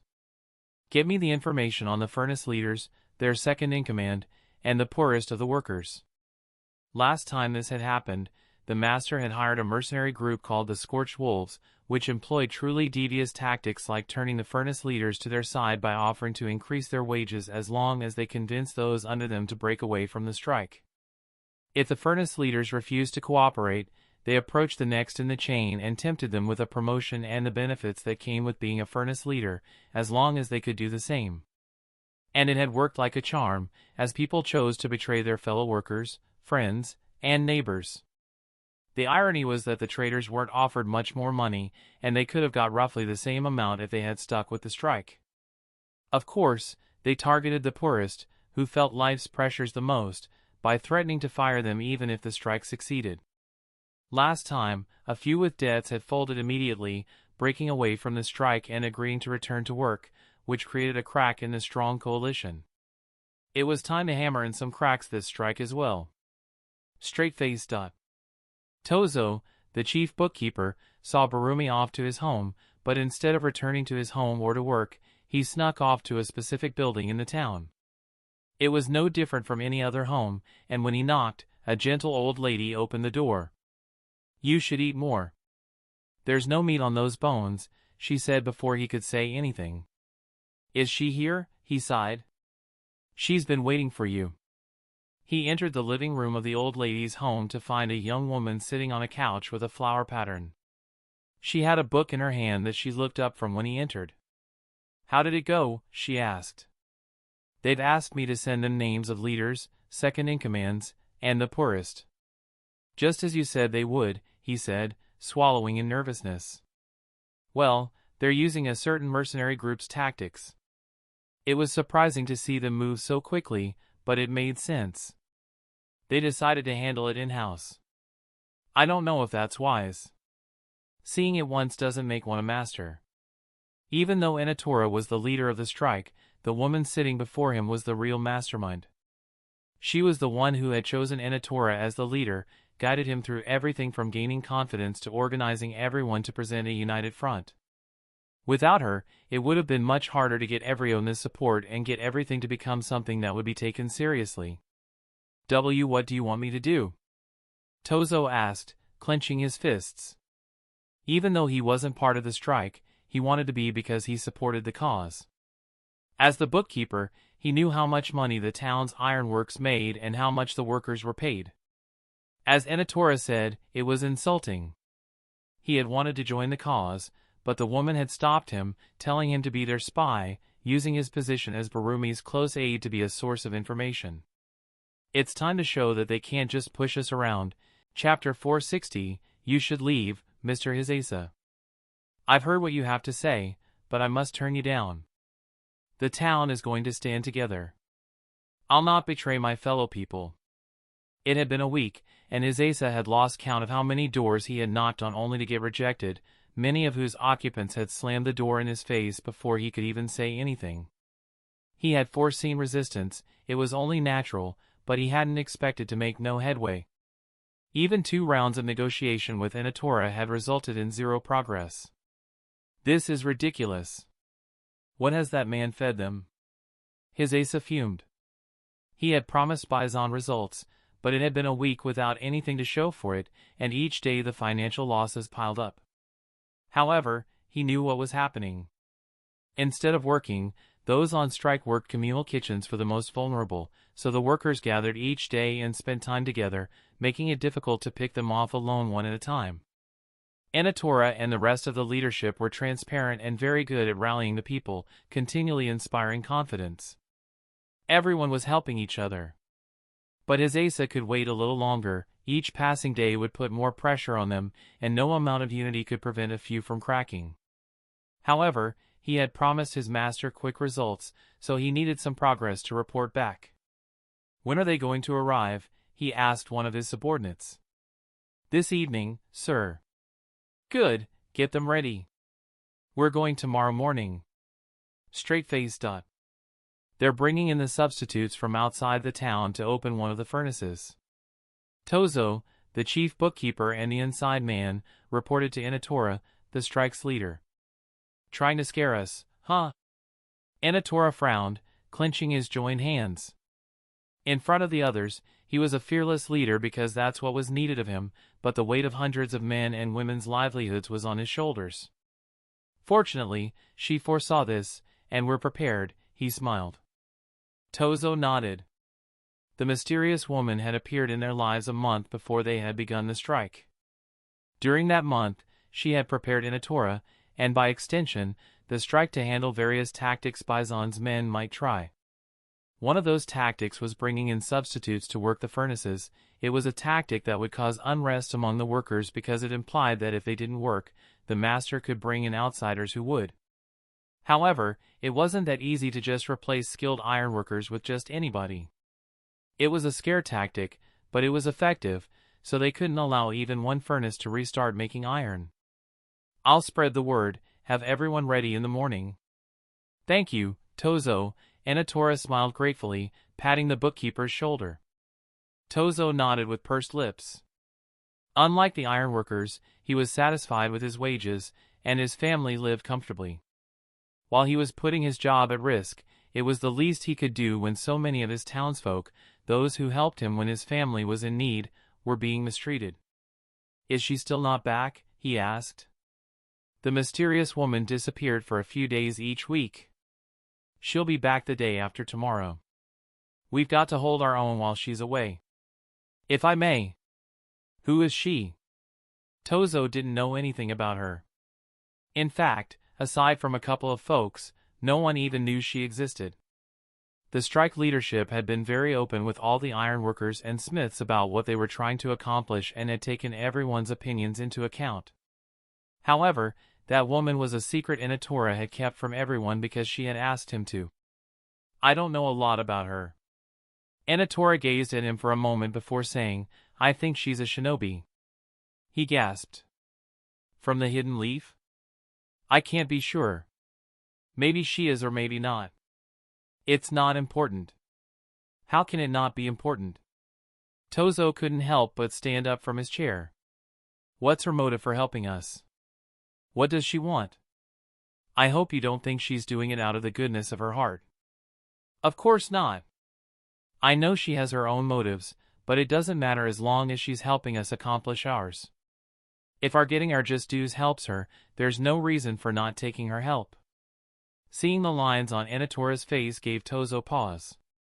By taking help from an outsider with unknown motives, he had decided for the town on his own and bore the weight of that decision. Tozo closed his mouth, not saying what he wanted to, and instead rested his hand on the young man's shoulder.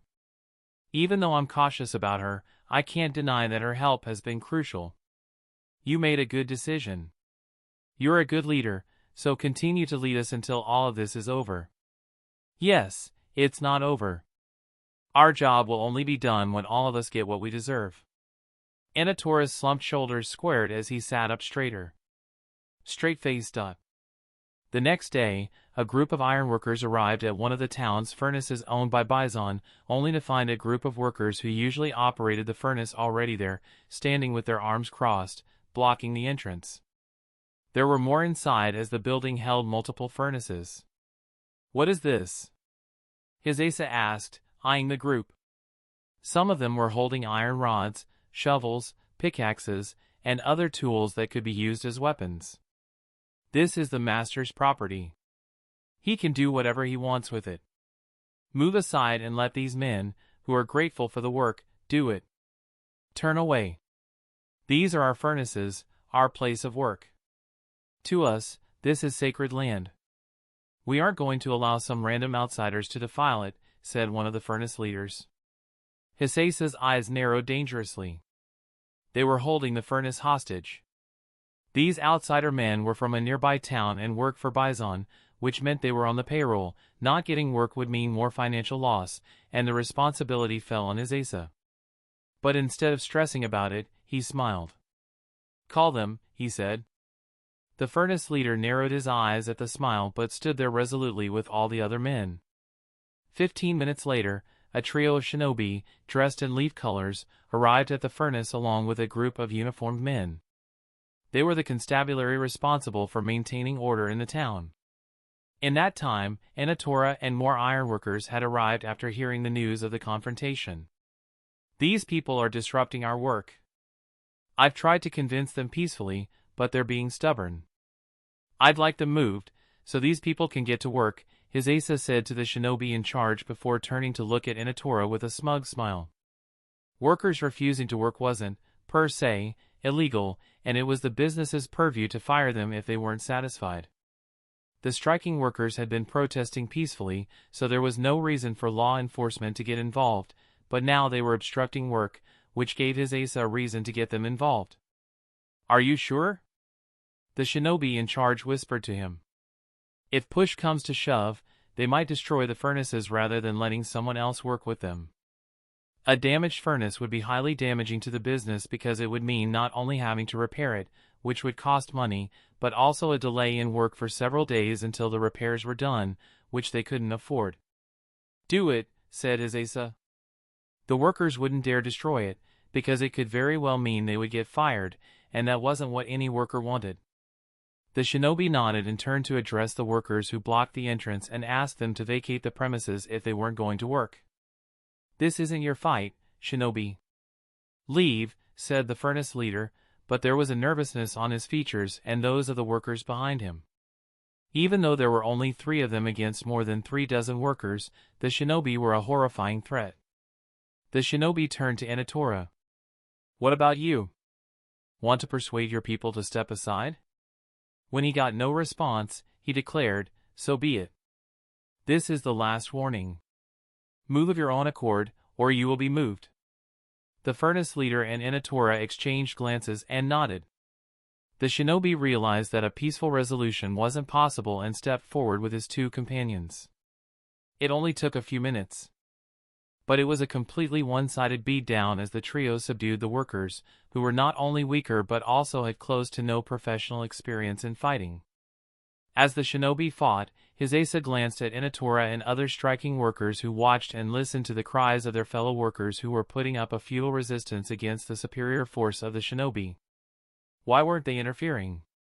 His Asa thought before scoffing, but understood the reason. He wished Inatora were part of the workers blocking the furnace, because then he would have been thrown in jail for a couple of days, which his Asa could have used to put big dents in the strike coalition. The commotion soon ended as the shinobi rounded up the bruised workers, noting that a couple nights of rest would fix them right up, and had the civilian officers part of the constabulary restrain and take them to the town jail.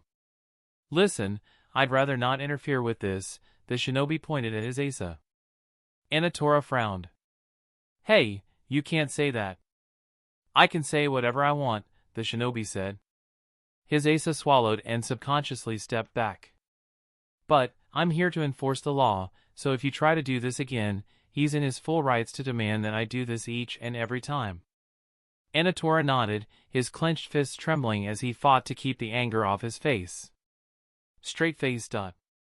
That evening, Inatora visited the old lady's house to meet with Tozo and gather more information. Tozo hadn't arrived yet, but he found the woman sitting in the dining room eating dinner with the old lady. Oh, you're here, she said while eating, but noticed something, and you're angry. I just stood there watching my men get beaten up. Of course, I'm angry. Inatora shouted with emotion. His standing by and not interfering was part of the plan. The strike couldn't afford to lose him, so he couldn't put himself in any form of jeopardy. The worst part was that, even if he were to interfere, there was nothing he could do. In the face of the shinobi, there was nothing a meager ironworker could accomplish, and that, more than anything, frustrated him to his core. That's why I chose you, she said while taking her dirty dishes to the kitchen sink. What? I considered a couple more people to approach, but in the end, I chose you because you truly felt the plight of the people and not just yourself. You're a great leader, Inatora. Be proud of the fact that people trust you because you've earned it. Saying that, people have their own jobs. You keep doing your job, and allow me to do mine. Send more men to block anyone from working the furnaces? What if the constabulary comes again? Being beaten down over and over just means that someone will crack and go to his Asa. He didn't want to see injuries on his men again. Everyone knew the constabulary was under pressure from Baison's men. Forget pressure, they were under their payroll as well, always willing to do things to seek out favors. They won't. This was the last time they will bother you. Are you sure? They're from the Hidden Leaf? It's fine, it's fine. This type of work is my wheelhouse. Call it a family specialty, she said bitterly. He felt there was something really complicated behind her words and smile, and didn't know what to say, so he decided not to probe. Thank you, turn. Straight-faced. The next day, the town's ironworkers arrived early at the furnace.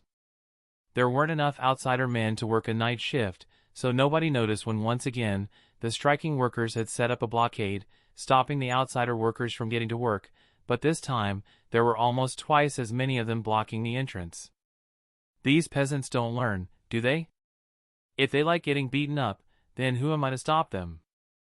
Upon finding out, his Asa went straight to the constabulary to round up the offenders and toss them in jail, only to be shocked by the response he got. We can't help you. Handle it on your own, said the shinobi in charge. He looked like he hadn't slept last night. His skin was a tone paler than the day before, and the way he wore his uniform was all sloppy. It gave a completely different impression from the day before. What? They're your employees, making it your matter.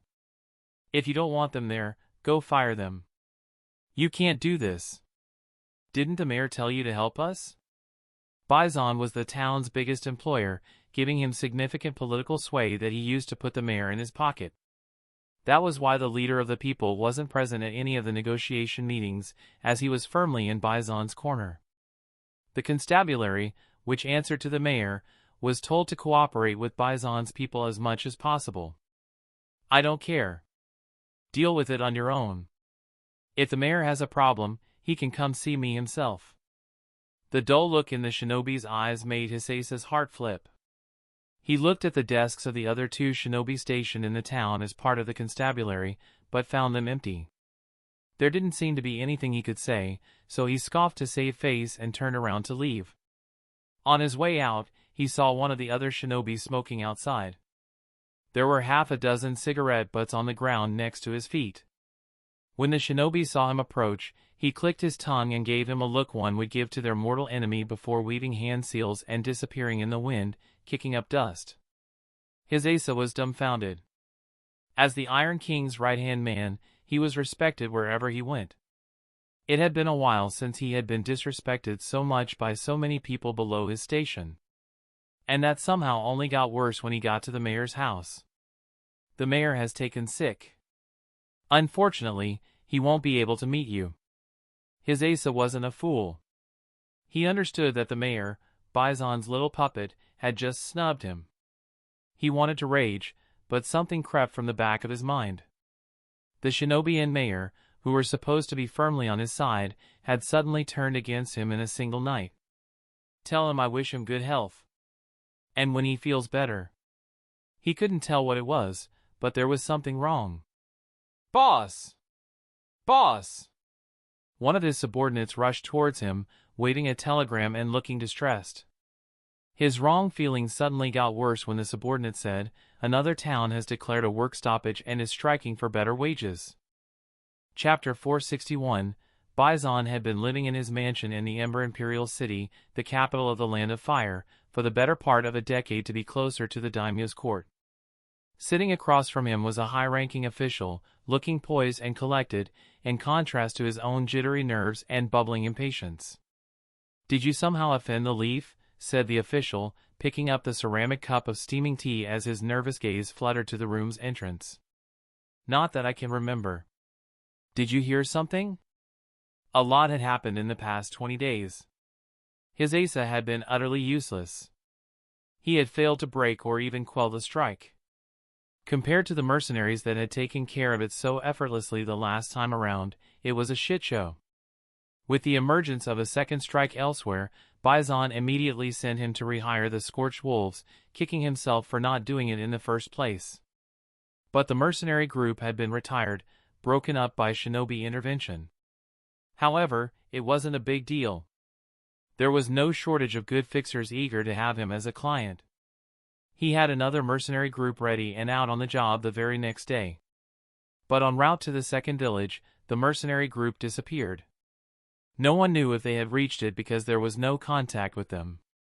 The same happened with the former shinobi employees that he had sent to Hisase's aid, who told him that while the group of 5 did arrive in the late evening, they were nowhere to be found in the morning. The only trace of them was their belongings left in their rooms. It was then that he began taking Hisase's words seriously. He had initially ignored his subordinate when he said that the mayor and constabulary had turned on them, but after his men disappeared, he gave those words a second thought. According to Hisase, the mayor and constabulary were scared of something, angry at him, and had lost all reverence or respect for the Baison name after licking his boots for years. "Why else would they supply evidence against you?" said the official, his gaze pulled to the entrance. "At least, that's what I heard. I can't be sure." 3 legal cases he had paid handsomely to be buried were being reopened. The timing was all too perfect, given everything that was happening in his life. Someone was behind it. And now he was being told that the shinobi were behind his troubles. The thoughts of the mercenary group and his men going missing made him nervous. "What good will come from messing with me?" Baison all but yelled. "In fact, I'm a generous client. Do you know how many former and current shinobi I hire all year round as couriers?" His business logistics for delivering ore, metal, and product were handled by shinobi. His back was slicked with sweat. When he heard about Danzo's exodus and change in status, he had feared that the shinobi might come after him because he had done some work for Danzo that others would find less than savory, but when they didn't, he forgot about it. Had the time finally come? Whatever it is, you need to take care of it, said the official. You don't want this escalating until others start having thoughts about you. Baison gritted his teeth. People were like hyenas. The moment they got a whiff of a meal, they would gather around to see if they could have some of it for themselves, even if they weren't the ones who hunted it.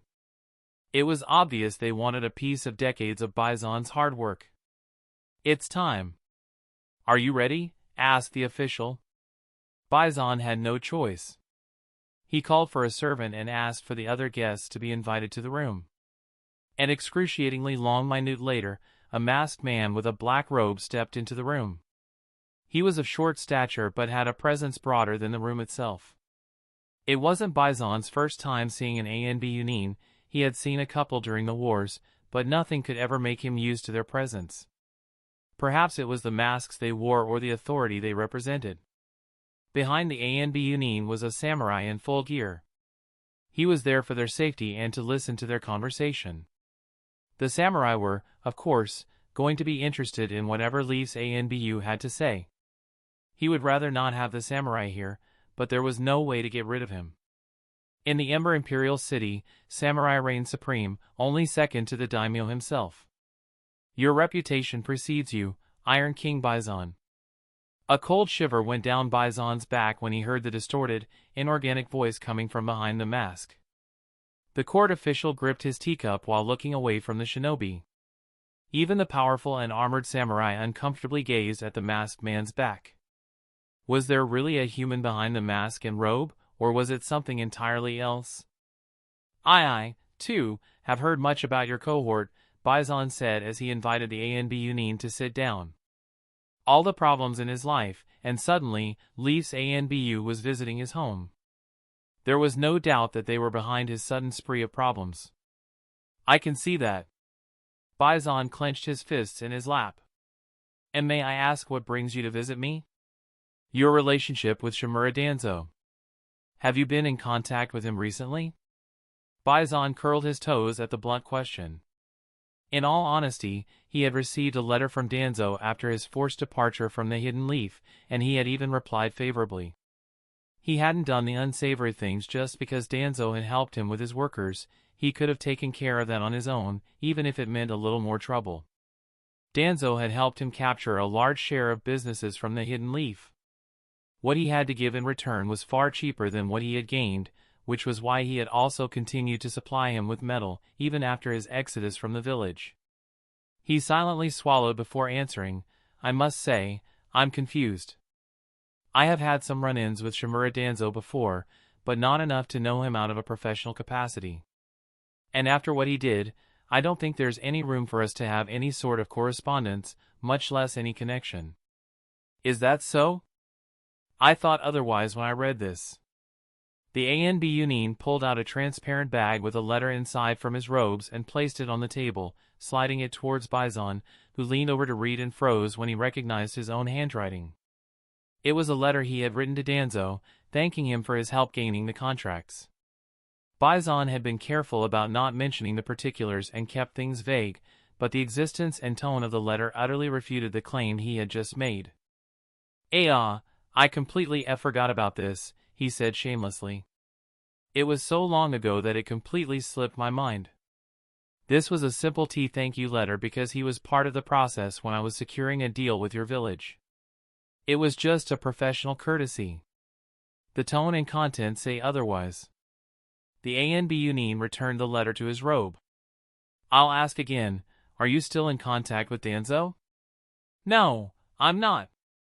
Baison said, raising his voice to show injustice.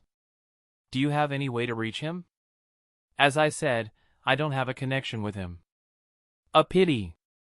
We had reason to believe you might still have a connection with him, but if you're saying otherwise, we can only take your word for it. You're the Iron King, after all.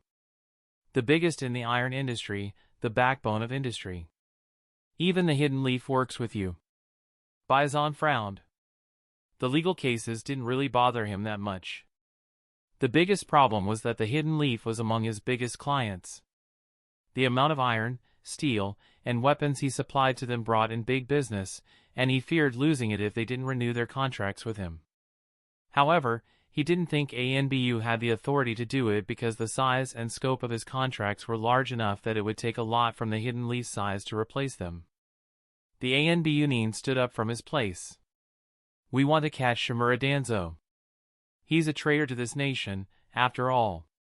In any case, if you change your mind, want to connect with him, or have any problems due to him, please do not hesitate to contact us through our liaison. Until then, Mr. Baison, I'll be waiting for your word."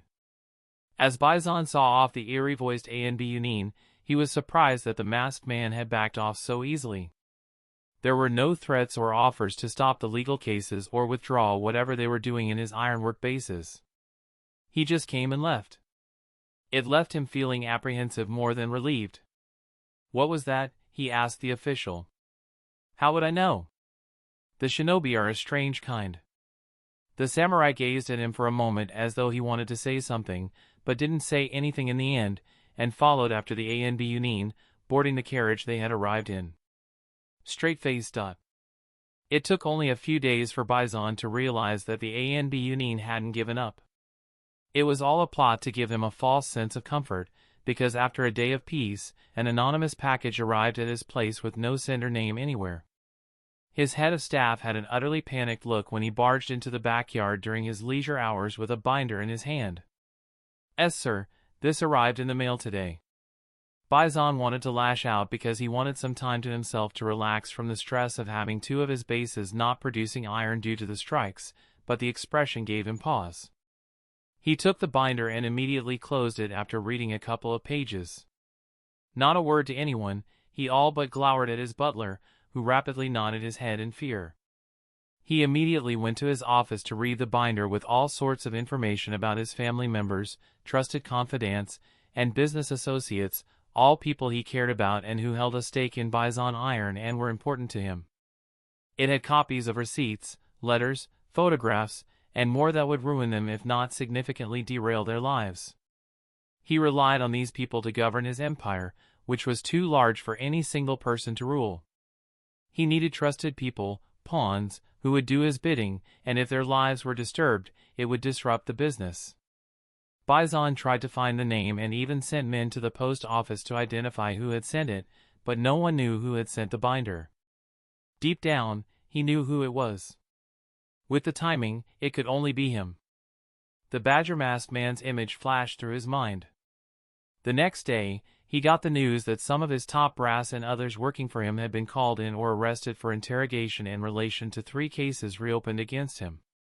They didn't dare arrest him, but those under him didn't have his status to protect them. It was a show of force. Things were moving too quickly. It was difficult for shinobi to do anything in the Ember Imperial City because it was governed by the samurai, who didn't like shinobi interfering with their matters, which meant someone big from the shinobi side was putting their weight behind these movements.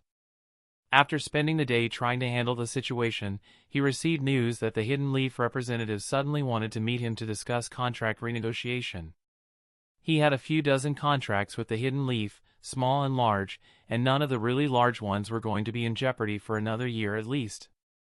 Baison didn't care if he lost some of the small ones that the meeting was about, but he knew the real meaning behind this meeting.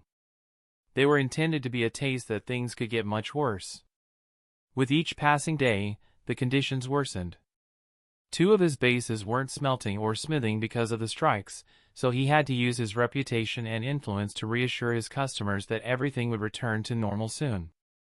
But it had already been 2 weeks, and not even his influence could stop the complaints from coming in.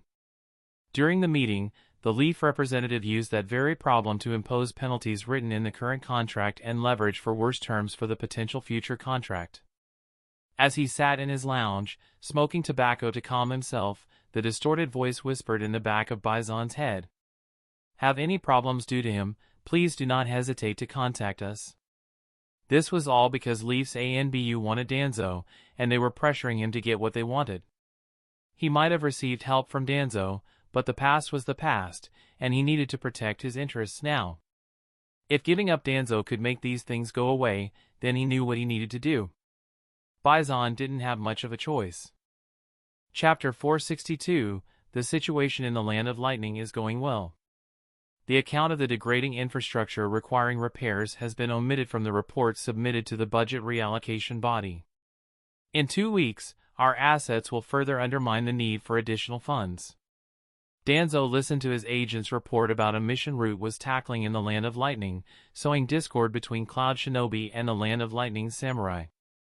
The Lightning Daimyo greatly favored the Raikage, their relationship was better than it had been under their predecessors, and that didn't sit well with some parties, as it had allowed the Hidden Cloud to expand its influence while weakening the samurais. Danzo wanted to put pressure on that relationship until cracks appeared. The faction led by Jonin Taisei, he was a Hidden Cloud Jonin who was once a popular candidate for the position of 4th Raikage and now led the opposition faction, keeping the Raikage's administration in check, has a chain of fortresses in the west, does it not? Yes, sir. Have the asset present a case for additional funds to that part of Cloud's defense, and then use that fuel to spread rumors that the daimyo's favor might be shifting away from the Raikage. As you order. The agent bowed. What else? Danzo returned the mission file. They were in the process of diversifying their workload in the Land of Fire, which involved building their foreign presence. Roots in his name had been a major factor in people's eagerness to have them solve their problems. It also meant he had the chance to sow more and more discord in the lives of the Hidden Leaf's enemies, weakening them as he built his power back. The scheduled report from Ember arrived yesterday. Ember Imperial City and Hidden Leaf Village, all the Imperial cities and hidden villages, were targets for regular reports about their happenings. Danzo had been reading these reports for decades without fail, and that had only become more important after losing access to the Hidden Leaf sources, many of whom he had personally developed. Have it placed in my office. I'll read it in the evening. Did anything stand out? Iron King Baison has had a bad week with a sudden landslide of legal trouble. They pulled a lot of his people in for interrogations. Multiple reopened cases against him, which will keep him busy for a while. There's also an unverified rumor that the cases were reopened because of new evidence provided by the Leaf. That gave Danzo pause. Baison was one of his active connections and provided Root with iron, steel, and weapons at competitive prices. In the past, they had supplied much iron and weapons to rebel and mercenary groups across the nations, and Root had used Baison's wide and stable logistics to transport all kinds of things he needed moved without anyone knowing. Find out more about this, Danzo ordered. Even though he and Baison were still on good terms, if Danzo could help him now, it would prove that he still had considerable influence within the Land of Fire, and perhaps open doors that had been closed after his exodus. Right now, nothing was more critical to Root than showcasing its capabilities and building confidence. He was doing it abroad, and even though the plan was to stay low domestically, perhaps re-establishing a connection with those who had influence by doing some small jobs for them could be beneficial for the future. Straight-faced. The special report on Iron King Baison arrived after a week. Until 2 days ago, 2 of Baison's ironwork bases were on strike for better pay and conditions. He reached a settlement with them, raised wages, and agreed to their other demands. However, it seems like it's only a matter of time before all or most of his bases demand similar treatment. Danzo read the information scroll as his agent gave him a summary of the facts. A lot of information needed for a complete picture was missing. It was reported that Baison had sent his men and mercenaries to quell the protests, but there was no information on what had happened after that. Given that he had agreed to their requests, it seemed their demands had been met. Had the ironworkers pooled together to hire shinobi of their own to combat such tactics? It was plausible. But what about 2 bases cooperating with each other to launch their strikes simultaneously? It could be a coincidence, but the timing of it seemed suspicious. It wasn't impossible for them to conspire with each other, but it seemed unlikely. The bases were too far away from each other. And what about the legal cases that also happened to coincide with the strikes? The thought swam in Danzo's mind as he read other unconfirmed rumors and information that ranged from convincing to made up. Was there any confirmation on shinobi providing evidence against Baison? he asked the agent. None that we could consider reliable. Danzo tapped his bony finger against the tabletop in silence as he gazed at the scroll for a while. When is the next shipment from Baison? He asked. They received regular shipments of iron, steel, and weapons to a delivery point in a city far from their bases, where another independent courier brought it to a nearby town, where one of the civilian villagers finally brought it in. I believe it's supposed to be in 2 weeks, but it might not be fulfilled due to the strikes. Should I make preparations in case we don't get our delivery? Leave it be, Danzo said, looking up at his agent. But we are going to change some things once it's time for the next delivery. I want to check some things. Tern breathed out a sigh of relief as she stepped into Rael's squad offices after over a month of being away from the village. Was it bad that she felt better returning to her workspace than she had felt returning to her home? She had worked hard planning the labor strikes at 2 Baison ironwork bases, spending 2 months of her life convincing and preparing the people to launch a solid protest against Baison. Anatora's town was a dream. The ironworkers had a solid unit, a charismatic leader, and a negligent opposition that made things much easier. Tern had spent the time living with an old lady who had agreed to take care of her daily needs while she was helping the ironworkers. The other village was a much larger challenge. There was a meager unit, people were scared of losing their jobs, and a few of the furnace leaders seemed ready to betray the strike for their own benefit. It had taken a lot of effort and wrangling to whip that second town into shape. Excellent work, Tern. I don't drink, so I hope this will do for now. In his office, Rael placed a flute glass of fizzy lemonade in front of her. It felt fancy, even though it was only lemonade. He looked happy as he settled behind his desk with a glass of his own. We only managed to pressure Baison because of your flawless work. None of this would have happened without you. She smiled as they clinked their glasses. Not at all. This was a team effort. While Tern took care of the ironwork bases, Rael worked on things in Ember Imperial City. I barely did anything this time. It was all thanks to Weasel that I had such an easy time, Rael said. Rael didn't have the authority or reach to make things happen in the Imperial City, but Weasel was different.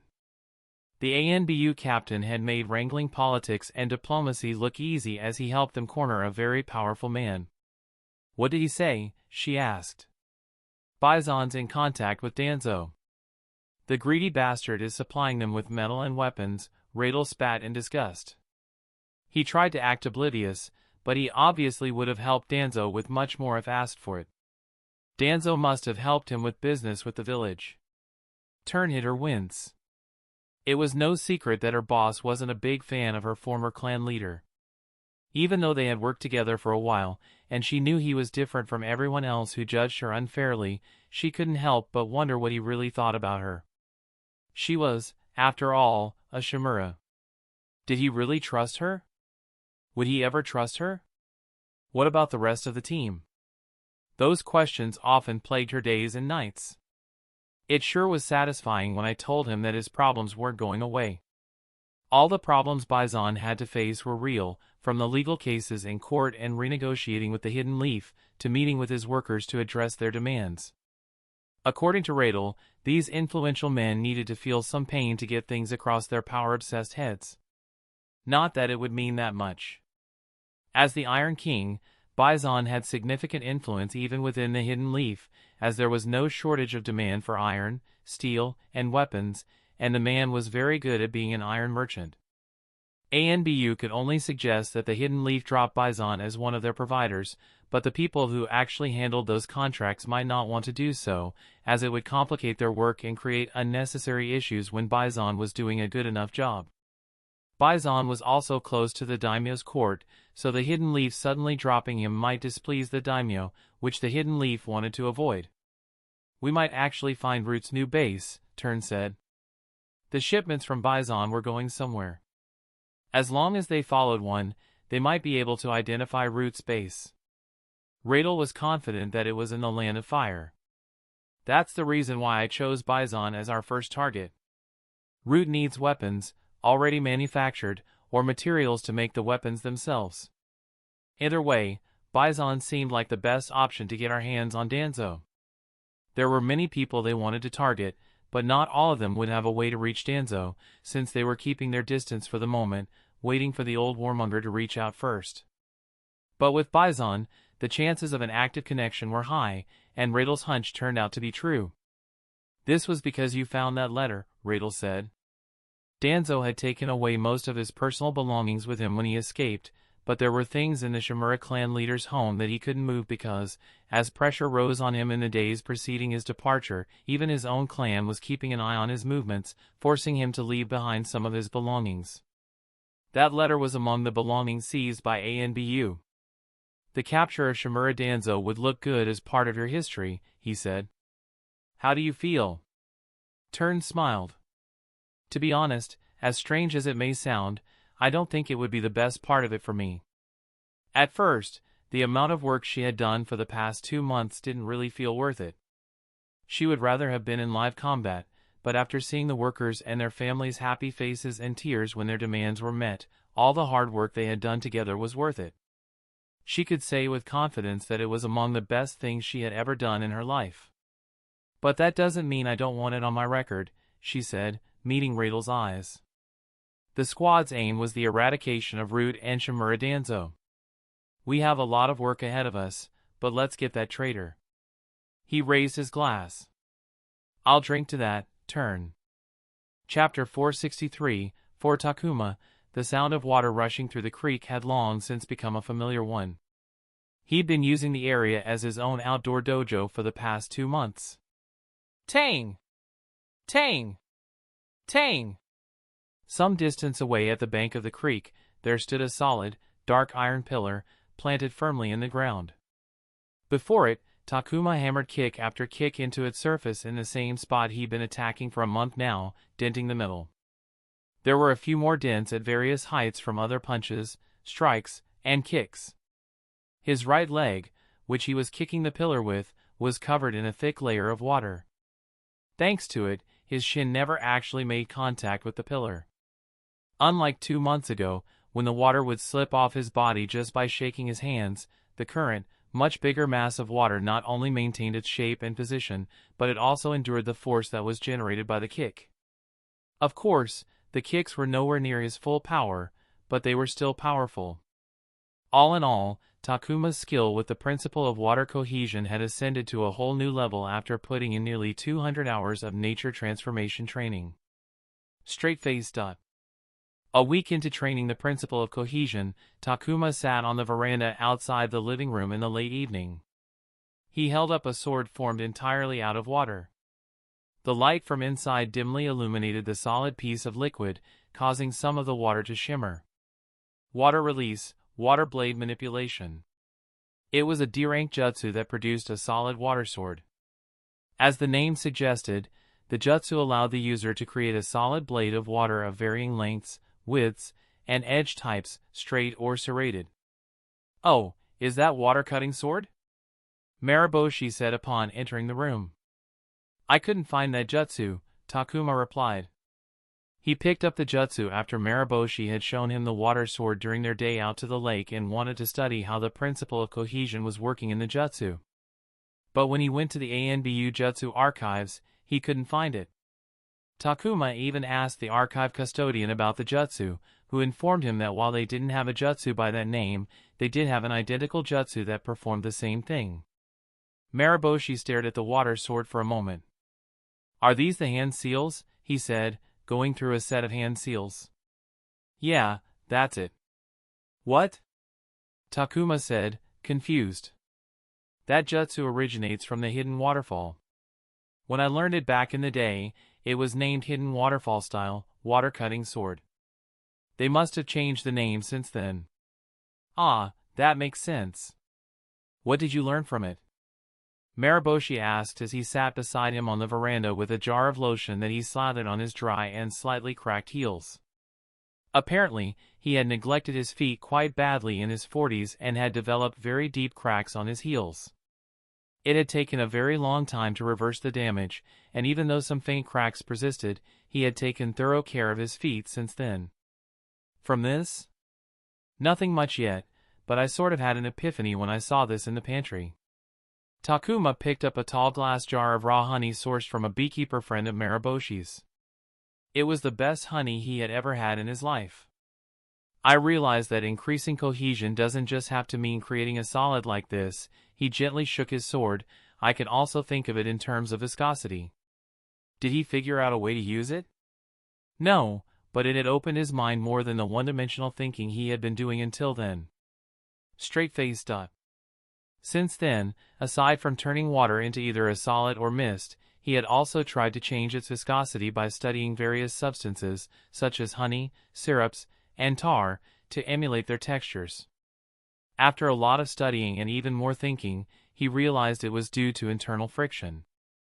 Emulating the internal friction between water molecules using chakra proved trickier than he expected and required a lot of work, but he eventually managed to achieve it. Takuma continued to kick the metal pole. Before the pole, he used a tree, but quickly realized, like the proud tree hugger he was, that he was harming the tree's health, so he turned to using a thick log instead. But because he was wearing through them too quickly, Takuma decided to splurge on an iron pole and put it on the ANBU's tab. It was awkward to explain why he wanted that much metal. They thought he was trying to sell it on the market to make money because someone had apparently tried to do that before. The water on his legs as he kicked had a texture and consistency closer to that of gelatin. The stronger bonds and internal friction made them more resilient to a more vigorous beating, though there was only so much he could do without the support of hand seals. Delving into the viscosity as part of the principle of cohesion had allowed him to learn what he self-titled as sub-principles. Stick and slip. Having learned how to manipulate friction in water, he figured out how to make it sticky by increasing friction or to make the water surface slippery by reducing friction. He could turn water into a glue-like substance or glide on its surface. The water pad around his leg suddenly slipped from his leg and splashed on the ground because the chakra in the water pad had run out. Takuma could have continued to supply more chakra to it, but he wanted to improve, so he allowed the chakra to deplete on its own, which naturally made it more difficult to maintain control. He was sweaty all over, but instead of wiping it off, he just walked into the creek. Learning all he did under the principles of water cohesion and adhesion was good and all, and it had given him a lot to think about in terms of what he could do with his existing ninjutsu and what he needed to learn. For now, he had limited his focus using his newfound skill and knowledge to modify one ninjutsu to see what he would end up with because knowing what and how to apply his learnings was just as important. Straight-faced. In an ANBU facility, two shinobi, once boss subordinates, faced each other. I heard you sparred against Campbell, but I didn't expect you to invite me as well. Barbary laughed freely, his deep voice traveling wide. Even though Takuma had seen the ANBU lieutenant regularly during his time with the Inquisitor unit, seeing him now, he couldn't help but stare at his massive stature. Barbary was not only tall, but he was also wide, with muscles bulging out of his clothes from every corner of his body. And now that they were going to spar, he couldn't help but focus on the man's stature. Even though even the scrawniest of shinobi could be a heavy hitter with the help of chakra, something about Barbary's large physique, his in particular, was intimidating. He remembered the last and only time he had seen his former boss in combat, during his initiation into the unit, when he had grabbed one of his augmented punches in his palm like it was nothing. From then on, Takuma knew that Barbary was a strong shinobi. Well, Campbell was my direct supervisor, and he's my Kenjutsu instructor, so it felt alright to spar with him, but it felt different to invite you to spar, Takuma replied. Barbary was always separated from him by Campbell, and that separation created an emotional distance. And now that I'm not your boss, you felt free to invite me. Okay, I get where you're coming from. Barbary nodded. However, you should abandon that way of thinking. An occasional spar with your teammates or boss is a great way to build a rapport. Go ask your people to spar. It won't really be serious because no subordinate is ever going to be serious against their boss in case they accidentally embarrass them, but it's not about the spar itself. It's about spending time outside the usual environment and getting the other party to open up emotionally, you know? Takuma could only smile. Barbary could be very frank and blunt at times. He was absolutely correct that no subordinate wanted to risk offending their boss, but it was one of those things that no one said out loud. What are we doing today? Barbary asked. I want to test out a modified C-rank ninjutsu I've been working on recently and test its limits. You're moving fast, Barbary said in a half-whisper, his eyes turning curious and a bit more serious. Defensive capabilities or just offense? How much do you want me to push you? Takuma thought about it for a moment. He only wanted to test how he could use it to attack, but it wasn't like he would get to fight Barbary every day, so wasting this opportunity would be a shame. You can put on pressure when you deem it necessary, he replied. That's a good sport, Barbary said, his broad smile turning into a toothy grin. Excellent. Come, Rael. Let's see how much you've grown. I hope you won't disappoint. I haven't disappointed you before, so I'd rather not start today, Takuma said, weaving hand seals for the D-rank utility ninjutsu, water release, water spout, causing water to jettison out of the ground ahead of him. He directly flowed into the second set of hand seals. The spilling water rose and floated behind him. As the water adhered to his back, it turned translucent, taking on a more frosted appearance. He flexed his shoulder blades, and 8 large water tentacles spurted out. Water release, deep sea arms. Chapter 464. In the time Takuma had served with the Inquisitor unit, his boss hadn't once been part of any live combat situation. His role had been purely supervisory because handling multiple squads was a time-consuming task when done right, and he had operatives under him to handle all on-field matters. What are you waiting for, Rael? Do you want me to start? Barbary walked towards him with a grin on his face, his mountainous figure closing in. The metallic gauntlets on his hands and forearms looked menacing as he spread his arms. They were his weapon of choice as a melee fighter. Oh! Barbary muttered curiously when he saw all the tentacles strike at him with kunai at their tips like stingers. He skipped back, relaxed as he avoided the kunai, keeping himself out of their range. Until suddenly, some of the tentacles shrank while others suddenly lengthened in turn. A kunai loudly clanged against the thick metal of one of his gauntlets. Before the tentacles could pull back, he grabbed one, but as he tried to pull on it, the surface became slick and slipped right out of his grip, leaving only the kunai to screech against the gauntlet's metal. It was an application of Water's principle of cohesion that Takuma liked to call the sub-principle of stick and slip. Interesting. As the kunai stingers increased pressure, Takuma moved in for a direct strike. It's thick, he thought as his fist hit the gauntlet, noting how sturdy it felt. It had to be a special weapon forged from a chakra metal alloy. He ramped up the aggression as the tentacles began moving chaotically, attacking from all directions to put more pressure. Barbary stayed within range for only a couple of seconds before the kunai stingers were too much, and he immediately leapt away. Chakra augmentation, second form.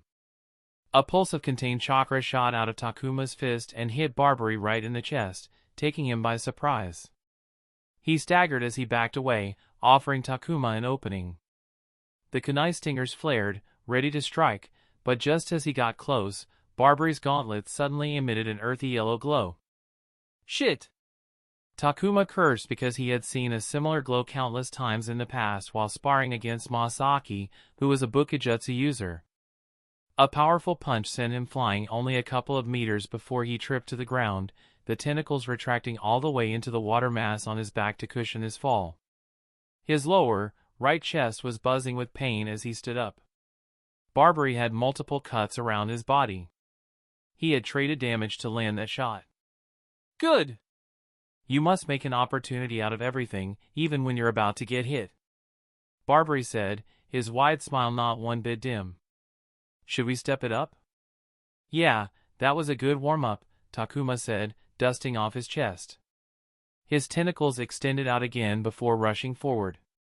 Barbary retreated only for the couple of seconds it took him to finish forming hand seals that bathed his body in a reddish-brown glow.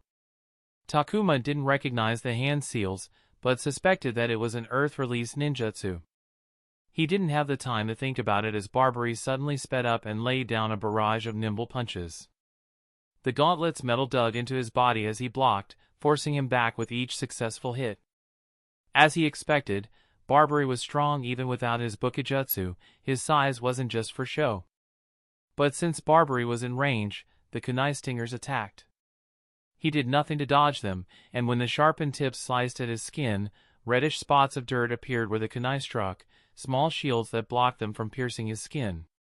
Without the threat of injury, he stepped close and swung an uppercut. Takuma brought his arms together to block. A jolt lifted his body a few inches off the ground. Barbary's gauntlet burst with the earthy yellow glow as he swung again. Takuma's body stiffened. The tentacles jerked to life, swallowed the kunai and sent them back into the water sack on his back. A pair of tentacles wrapped around Barbary's incoming fist. Takuma's eyes widened when the glowing arm came to a stop a few inches away from his face, then he grinned as Barbary swung through the tentacles. The tentacles couldn't stop the punch, but they bought Takuma enough time to block it. Barbary tried to pull his arms free from the water, but they remained stuck. He had to use his other hand to rip them apart, putting more power into pulling the strands of water stretching to keep the tentacles whole. "So, this is what you wanted to test out?" he asked while staring at the water sticking to his arm. He touched it, and it was sticky with the consistency of syrup. Takuma nodded, feeling a slight numbness in his arms. He couldn't afford to get hit by too many of those Bukijutsu augmented strikes. With his training in the principle of cohesion, he had strengthened the tentacles. At that point, it didn't take too much to rip the tentacles with brute force, so they were only useful for a surprise tug here or there before the opponent freed themselves *********, but now, even though they were by no means sturdy and could be ripped with enough effort, as Barbary had done, in the heat of battle, the time taken to do that was important. In return, Takuma had to sacrifice some of the tentacles' flexibility because the water required a thicker consistency, but it wasn't a real sacrifice because he never used the tentacles' full flexibility in the first place. Even with all of his experience, using tentacles like natural limbs wasn't something he had perfected, especially when they were nothing like human limbs. His modifications were by no means perfect because he was implementing them to a ninjutsu that wasn't built for those changes. Each thing he added required a tedious trial-and-error process to get right, slowing progress more than he would like, but maybe he was going somewhere with this. Barbary sprinted towards him, and it was a little frightening to see someone that big move so fast. The moment he was in range, the tentacle struck once more. Barbary swung harder. This time, the tentacle pulled, but could only slow the arm rather than stop it. However, that was enough. Takuma shifted so it passed by him and moved in with chakra building in his fist, striking the other gauntlet. The metal didn't dent, much less scratch. The lieutenant showed no reaction, but he was forced to take a step back to balance himself. "I remember this technique," Barbary grinned as his gauntlet burst into light. "It's gotten stronger since then." Takuma felt danger from the Bukijutsu and hastily pulled more chakra into his arm and countered the incoming punch with his own. Their forces canceled each other out. Just as he felt confident from the perfect counter, Barbary's other gauntlet burst with the same glow.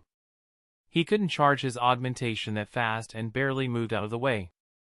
The gauntlet nicked his shoulder, almost spinning him around, and he immediately leapt away to put some distance between them so he could use a ninjutsu. No, Takuma told himself, stopping himself from moving away. He was here to test out what he wanted to do with the improved tentacles. The two melee fighters charged at each other, and as they clashed, their movements resembled a predetermined choreography as they exchanged blows and pushed each other. Takuma kicked Barbary in the knee to slow the big man down before launching a series of blows, but they were all blocked by the heavy gauntlets. He raised his foot high and hooked his leg around the gauntlets raised in guard to pull them to the side while launching a second form augmentation that struck Barbary right in the face, then tried to do it again.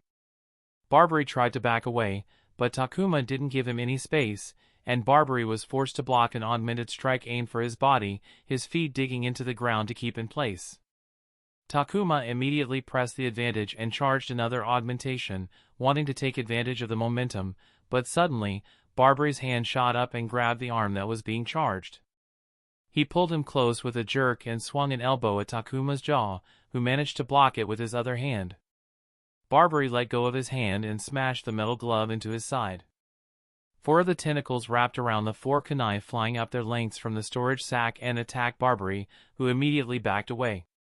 Takuma was getting used to Barbary's fighting style. It seemed his protection ninjutsu had run out. He charged right in with the kunai stingers ahead of him to keep Barbary on his toes. The other 4 tentacles combined into 2. One of them latched onto his wrist and pulled him down while he was avoiding the kunai. Takuma took the chance and landed a solid kick to Barbary's stomach, but was forced back by Barbary's free hand. He tried to tug him down again, but Barbary pulled as well, trying to drag Takuma towards him instead, and it turned into a tug-of-war for a moment before the kunai stingers forced Barbary away. Barbary's gauntlet glowed, and Takuma stepped back, which was a wrong decision because Barbary punched the ground instead. The ground shifted under Takuma's feet, causing him to lose his balance. Barbary rushed ahead with his other gauntlet glowing and swung while Takuma was stuck in place.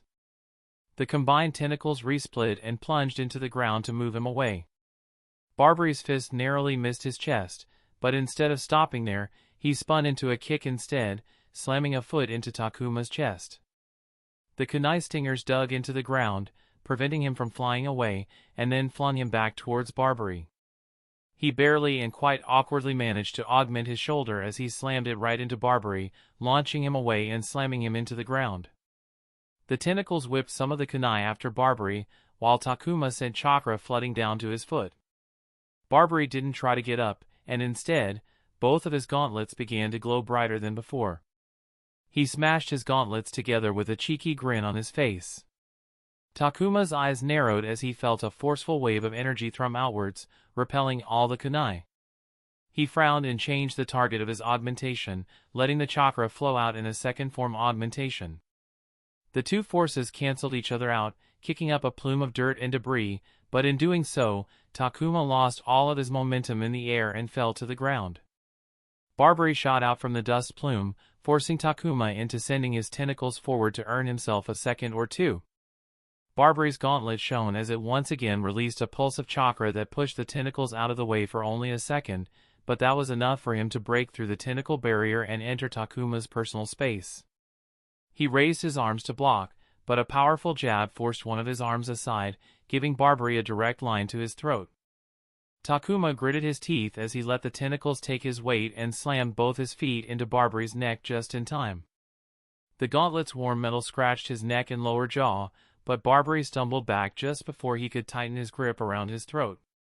Takuma immediately backed away to gather himself, only to see Barbary standing there with his hands on his hips.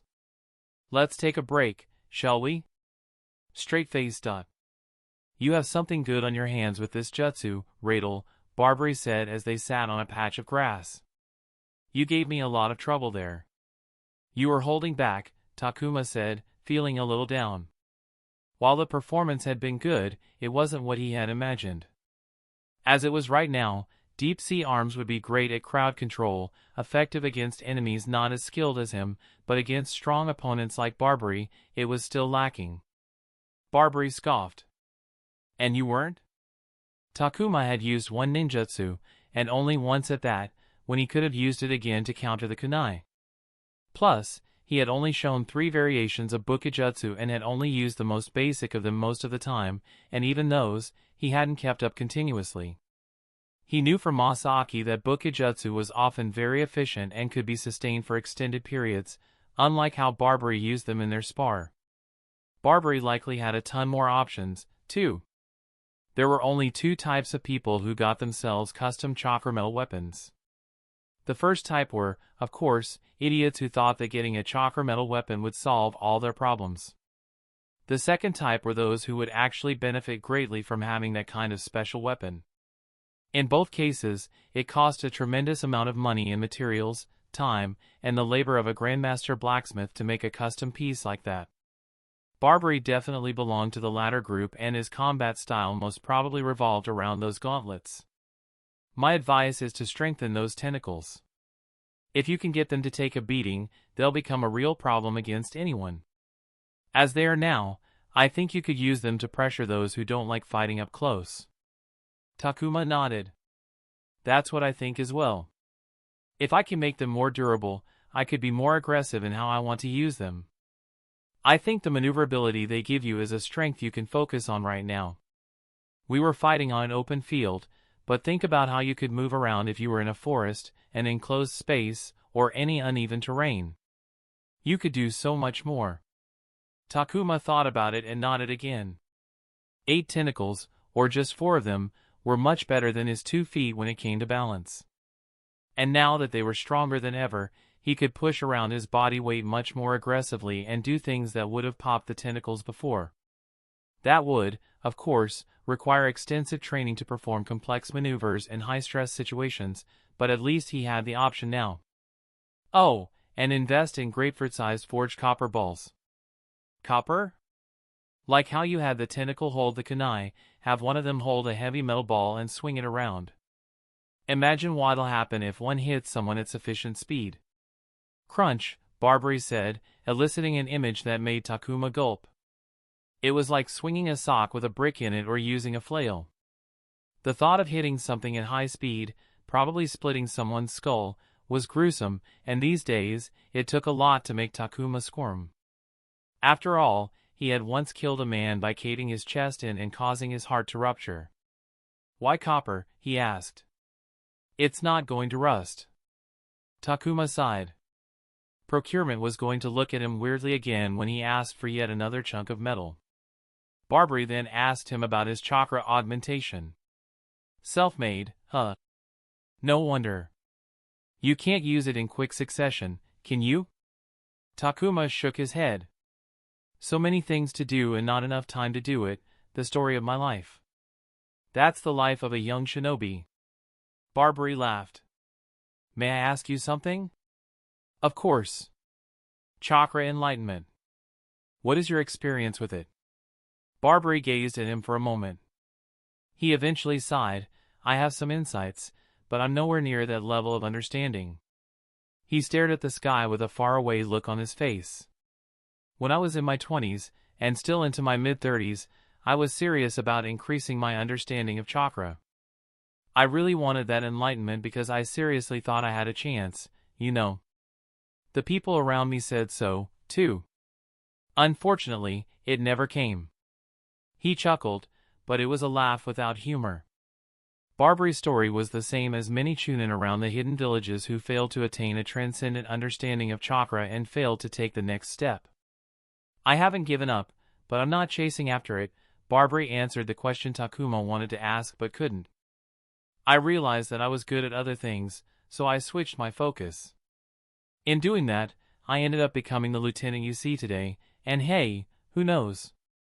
I might make it tomorrow or next year. Chakra is fickle and mysterious, who knows what it has for me in the future. The median age for jonin promotions was the mid to late 20s.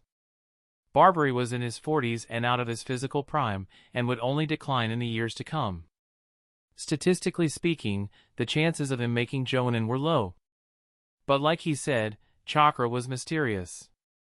Try not to think about the goal too much, Barbary said, patting Takuma on the back. I know in our profession, it can seem that the ends justify the means, and often results are more important than how they were accomplished, but don't look at life like that. With something like enlightenment, the journey is more important than the destination. I hope you'll understand that. Takuma frowned. That was a difficult ask. He needed to gain chakra enlightenment so he could take the next step, because only then would he be in a space where he had a high enough chance of survival and could protect those he cared about to take things easy. He didn't care how he got there, so long as he did. Don't let it consume you, Barbary said, an uncharacteristically soft smile gracing his lips. He then clapped his hands, and his usual wide smile was back on his face. Come now. Let's go to our next destination. Huh, where? You didn't think we were just going to spar, did you? We train hard, now it's time to enjoy ourselves. We are going drinking. I don't drink. That's okay. I'll drink for both of us. Takuma had a bad feeling about it because he had been in the Inquisitor unit and knew how Barbary got when he wanted to party. It wasn't going to end soon, and it wasn't going to be pretty. And the worst part of it all, it was barely lunchtime. All right, sir. Let's go. Chapter 465, What are the chances that Danzo has heard about Baison? Turn glanced at her squad leader sitting beside her, who posed the question to Weasel, who sat across from them in his office. She had been in the room only a couple of times, specifically when Rael asked her to provide granular details about their progress. It was always nerve-wracking to be in the captain's presence because she could never tell what he was thinking. "He'll have eyes and ears on the capital city," Weasel replied. "We must assume the worst-case scenario. He's at least very suspicious that we went after Baison to get to him." Turn didn't like where the conversation was heading.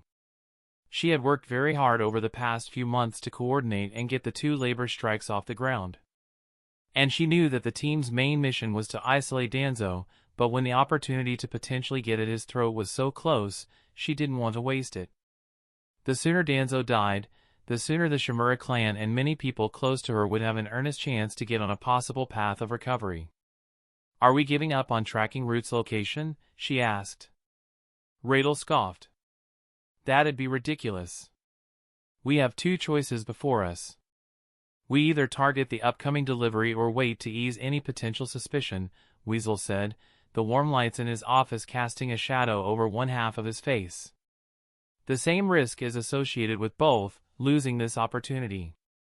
If we rush and attack the nearest opportunity, they might be expecting it and cut the cord before we can get anything of value.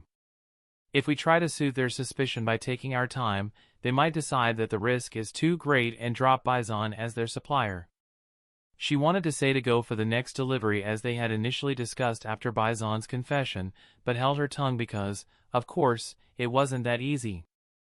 If patiently waiting could increase their chance of finding Root's new base, then taking that option was a legitimate one they needed to consider, especially when something so important was at stake. "Either way, it doesn't change our plans." Rael turned his head to her. "Move on to the next target and start preparing. If we decide to wait, then we need to look like we're doing something. It's by no means strange for ANBU to be going around targeting Danzo's known acquaintances. I'll coordinate with Boo-Book and have her line things up with the initiative so we can kick up a fuss." Turn wasn't the only one working on isolating Danzo by creating a hostile environment. It would take years if she were the only one. She handled the complicated cases that required extensive planning. Boo-Book and more were responsible for leading the other efforts by doling out cases to the initiative. Proceed with the preparations as though we're targeting the coming delivery. Reserve the required resources, coordinate with the scouts and assault units, and get everything cleared with everyone involved. "I'll get everything clear," Weasel said. Given how important this could turn out to be, they needed to be prepared not only to track the location but also to move on it by launching an attack within the week, which would be considered late, and Rael's squad was nowhere near enough to handle it by themselves. Turn shared a look with her squad leader. "Are we going for it?" Rael asked. Unlike Weasel, Rael was much easier to read because he conveyed his thoughts and feelings when he was with his team. Communication was quite high on his leadership tenets. However, it was often difficult to know the exact breadth of what he was doing at any given time because he was doing so much with his little army of clones. She knew that while he, too, swayed between both choices like Weasel, he leaned towards waiting for a couple of deliveries. He was willing to wait, but not for long. The shipments went out every other month, with 4 weeks remaining until the next delivery, making it so that if they skipped it and the one after that, they would be looking at a wait time of 5 months. And if she knew him, that was just about as long as he would be willing to wait, and so was she. "I need time to make a decision, but I don't want to rush it," Weasel replied. "How long do you need?" Rael asked. Turn's jaw clenched because asking their boss, an ANBU captain at that, was far too bold and blunt. Even with how open Rael was with them, neither she nor anyone else on the squad would dare to ask that, at least not so directly. 2 weeks, Weasel replied with no change in expression. The tension deflated from her body. She looked at the 2 teenagers who outranked her. They didn't seem like the other teenagers she knew. Perhaps it was wrong of her to judge and treat them by normal standards. It'd be too late by then to start the preparations, so we'll start it now, and if we think we should go, everyone else won't have to rush and make mistakes because of the crunch. That choice was something only a captain could do because, in case the operation was cancelled, all of that preparation would be for naught. It would also waste a lot of resources and time for those involved, as everything would remain locked for the operation when they could have been diverted to other matters. Tern wondered how much of that decision would be Weasel's. While Rael was the squad leader, the decision was beyond his control. In the same way, Weasel had ANBU Commander Stag over him, who then answered to the Lord Hokage. She knew that Stag was already informed about the situation because Rael had accompanied Weasel to see the commander, and she guessed that Danzo and Root would be on the intelligence summaries and reports presented to the Hokage frequently. That was already 2 levels of authority that could dictate the decision.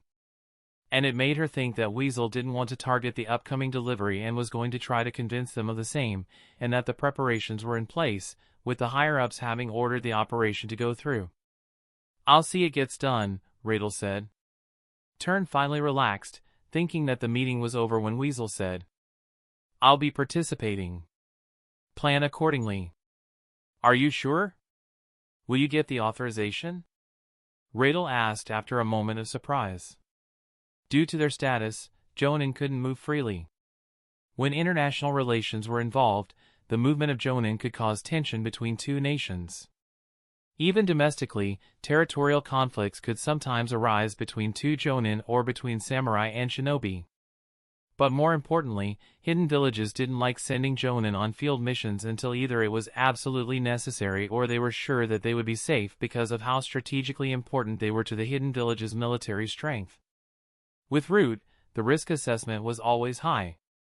It was possible that Weasel wouldn't get field authorization. Not to mention, Weasel was a generational genius, and no one doubted that he would inherit the Uchiha clan in the future. He was too important for the village to move him without much discussion and assessment. "I'll get it. Proceed accordingly," Weasel said with utter certainty. After the meeting ended, the 2 Chunin were returning to the squad offices when she noticed the sober and grim look on Rael's face. "Is something wrong? I wonder whether the reason he's asking to be a part is because he thinks he'll be needed." That was a terrifying thought. Tern thought Weasel had only asked to come along because he was nervous about the operation and wanted to be there to see that everything went smoothly, but the fact that he wanted to be there because he thought that someone of his caliber was needed for success meant that the potential lethality level of the mission had just gone through the roof. "What are you thinking?" she asked. "I don't think failure is possible if he gets involved," Rael answered, showing he held Weasel in very high regard, which wasn't unjustified for the youngest ANBU captain in the history of the organization. "But it does make this extremely dangerous. What if we encounter an enemy Jonin?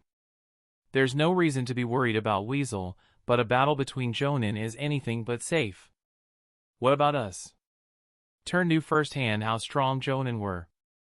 Every year, the Chunin of her clan traveled to the middle of nowhere with 2 clan Jonin, who then sparred in earnest to frankly terrorize the other clan members into knowing that if they one day ran into an enemy Jonin, their only choice was to run, escape, or become cannon fodder. Be it a new Chunin or those who had already seen it for 2 decades, attendance was mandatory. She, herself, had seen it a few times, and every time she couldn't help but gaze out at the scarred terrain after their spars. The scale at which Jonin could cause destruction was something one needed to see with their own eyes to believe. Imagination never got it right.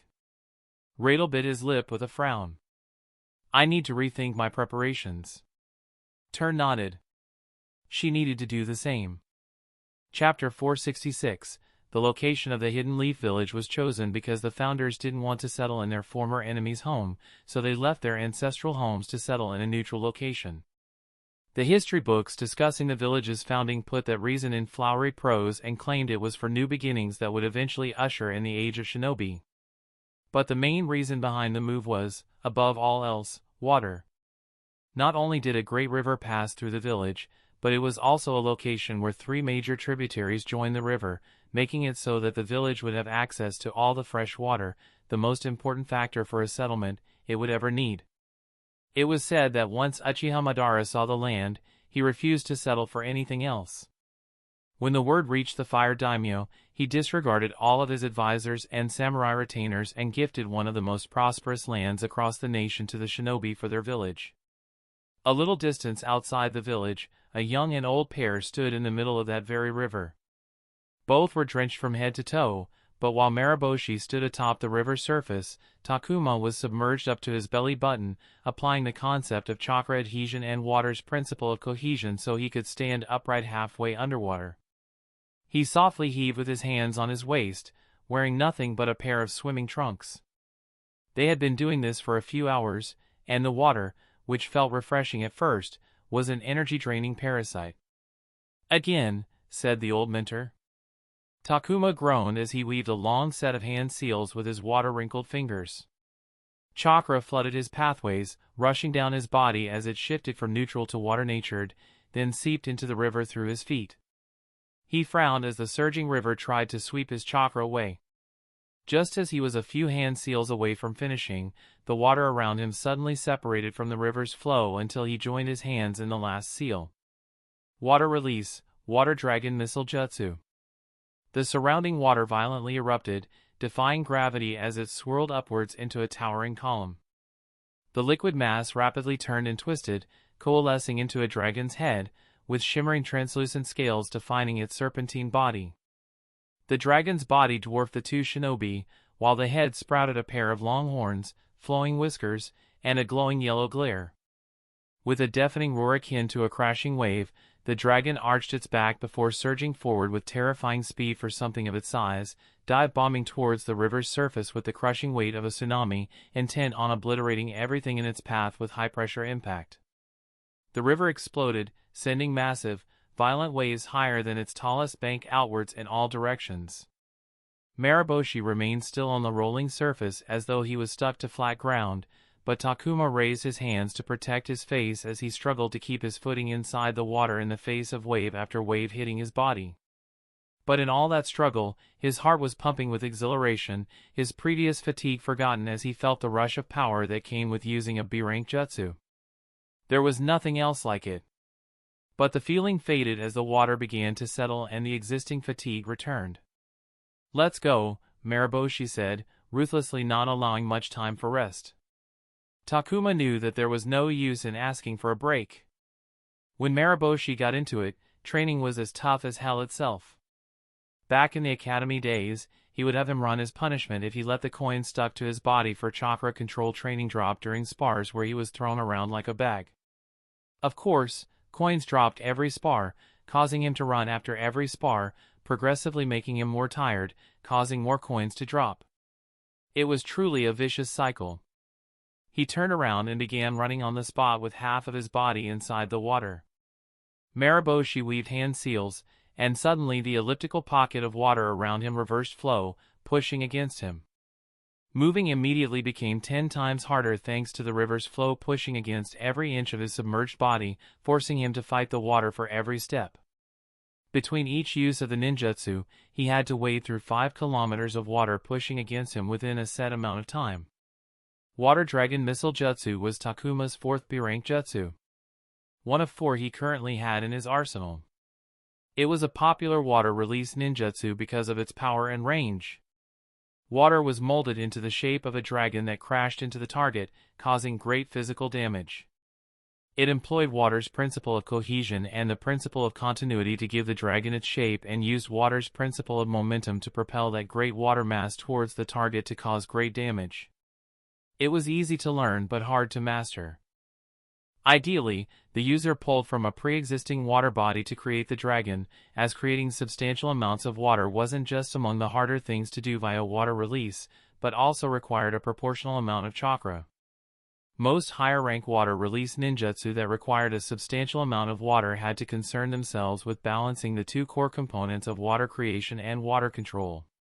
Some made it so that water creation was given more weight, so it was easier to create water because the presence of a sufficiently large water body wasn't always guaranteed, but this came at the expense of making it harder to control and wrangle the created water. Some even gave both components equal weight.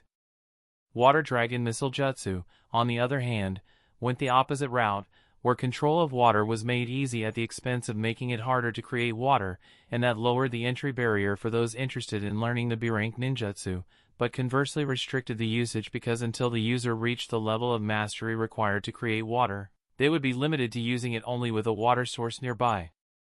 Takuma was currently under that limitation because he hadn't reached the required mastery.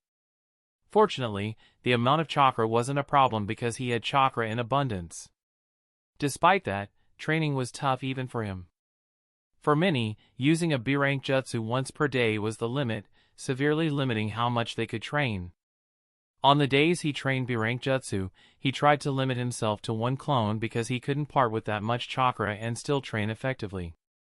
But until he reached the level of mastery required to use Water Dragon Missile Jutsu without a readily available water source, Takuma's third B-rank jutsu was there to bypass that limitation at the chakra cost of another B-rank ninjutsu. Takuma waded through the water, which was doing multiple things, like training his lower body, improving his general chakra control against the turbulent flow, and practicing water's principle of cohesion to create firmer underwater footholds. "How am I doing?" he asked Mariboshi, who was walking beside him atop the water surface. "You've got the shape of the dragon down, but you need to work on its speed.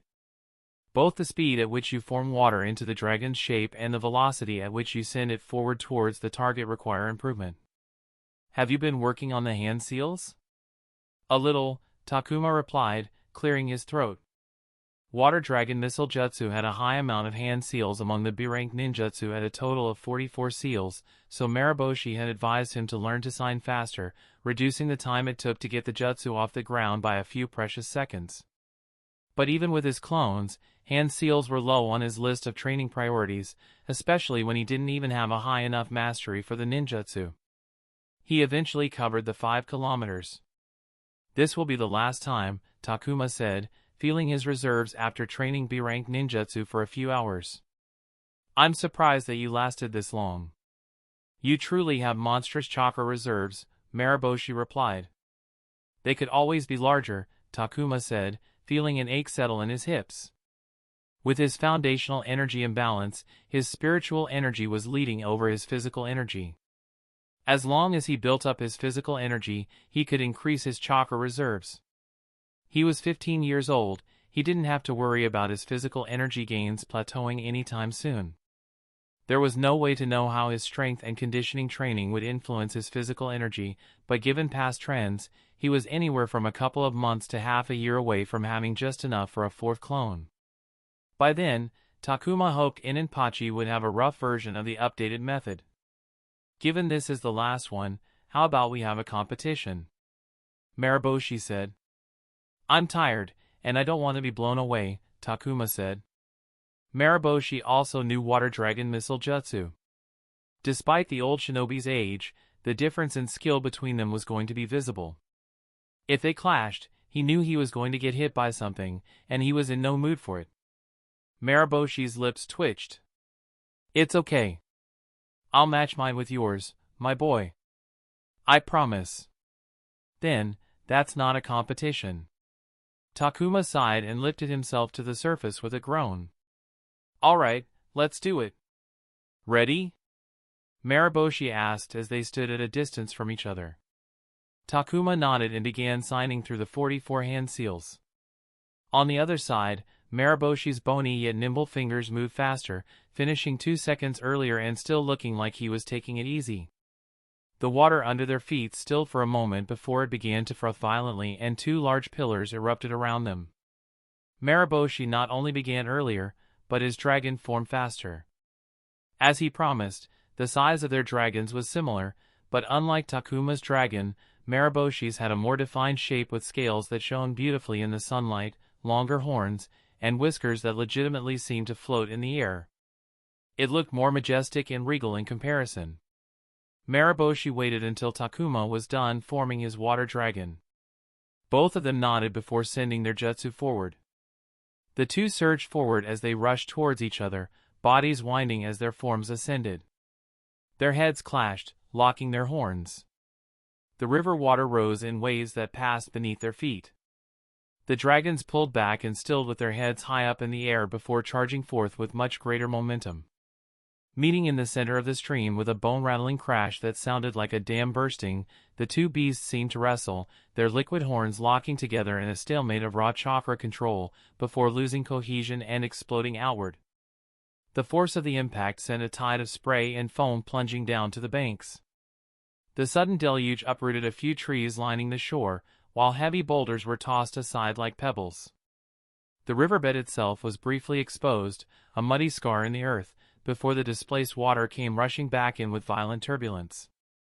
A thick, heavy mist instantly blanketed the area, obscuring the combatants and almost turning the riverside into a drenched, unrecognizable marshland.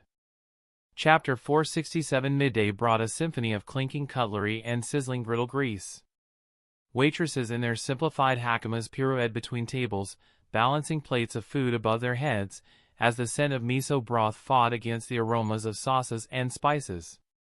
In the corner booth, tucked away from the chaotic floor, two friends sat hunched over their meals. "Have you thought about changing to something other than knuckle dusters?" Masaki, busily tucking food into his mouth, looked at Takuma, who had the same amount of food on his side of the table. Despite the size and height difference between the two, they ate almost as much as each other. "Where did that come from?" Masaki asked mid-chew. "I recently sparred against a coworker who used bukijutsu through a pair of gauntlets," Takuma replied after finishing his bite. "Knuckle dusters lock your fingers, you can't sign hand seals with them on. Gauntlets, while bulky, would give you more flexibility." Bukijutsu was famous for its efficient use of chakra and low requirement of hand seals, which was a great advantage. However, it also tended to warp its users' fighting style, as their weapons predominantly became the center of their style. This wasn't a real problem as long as they were conscious of it by covering their weaknesses, though a significant number did not tend to do that. Takuma didn't want Masaki to fall into this trap, as he was especially vulnerable with knuckle dusters that locked his fingers. Unlike the Shinobi Academy in the Hidden Leaf Village, where everyone was given a chance to test in front of a jonin, for students from other academies, only their best were sent to the Hidden Leaf Village to get tested. The level of competition was higher for outsiders, and even though it wasn't really talked about, and the jonin would deny it, there was a pretty strong bias for the graduates of the Hidden Leaf Village's Shinobi Academy. There was no denying that it was the best academy because of its high-quality teachers and resources. Not to mention, each class had plenty of clan kids, so it wasn't strange that a teacher would want better students, and better students were exactly how the clan kids were seen. Many jonin used the chance to establish a connection with the clans. All of that made it so that a jonin would very rarely take in a team of outsiders. Masaki, AI, and Nenro were a talented bunch who had suffered because of that flawed system. Takuma predicted that, in a couple of years at most, Masaki would be promoted to the Chunin rank, becoming a Chunin before turning 20. It was a great achievement that most Hidden Leaf Academy graduates were hard-pressed to achieve. "You're not the first to bring this up," Masaki said. Takuma wasn't surprised. If he was bringing it up, then he expected someone at the Akimichi clan, Masaki's sponsors, to have already brought it up. What he was more curious about was why his friend had stuck with knuckle dusters if he had already had the conversation. "I don't see any need to switch out." One of Masaki's hands disappeared below the table, and he had a knuckle duster around his fist when it came back. "My fingers are locked up, but isn't that the case with every weapon? Gripping the hilt of a blade, the length of a staff, the shafts of a nunchuck, all of them require one or both hands to be engaged. How's that any different from my knuckle dusters? But you can drop a sword at a moment's notice." Masaki straightened his fingers, and the knuckle duster literally popped up into the air like an ejected shotgun shell. "Fast enough for you?" He caught the knuckle duster and replaced it with a bowl of rice soaking with beef juices and sauce.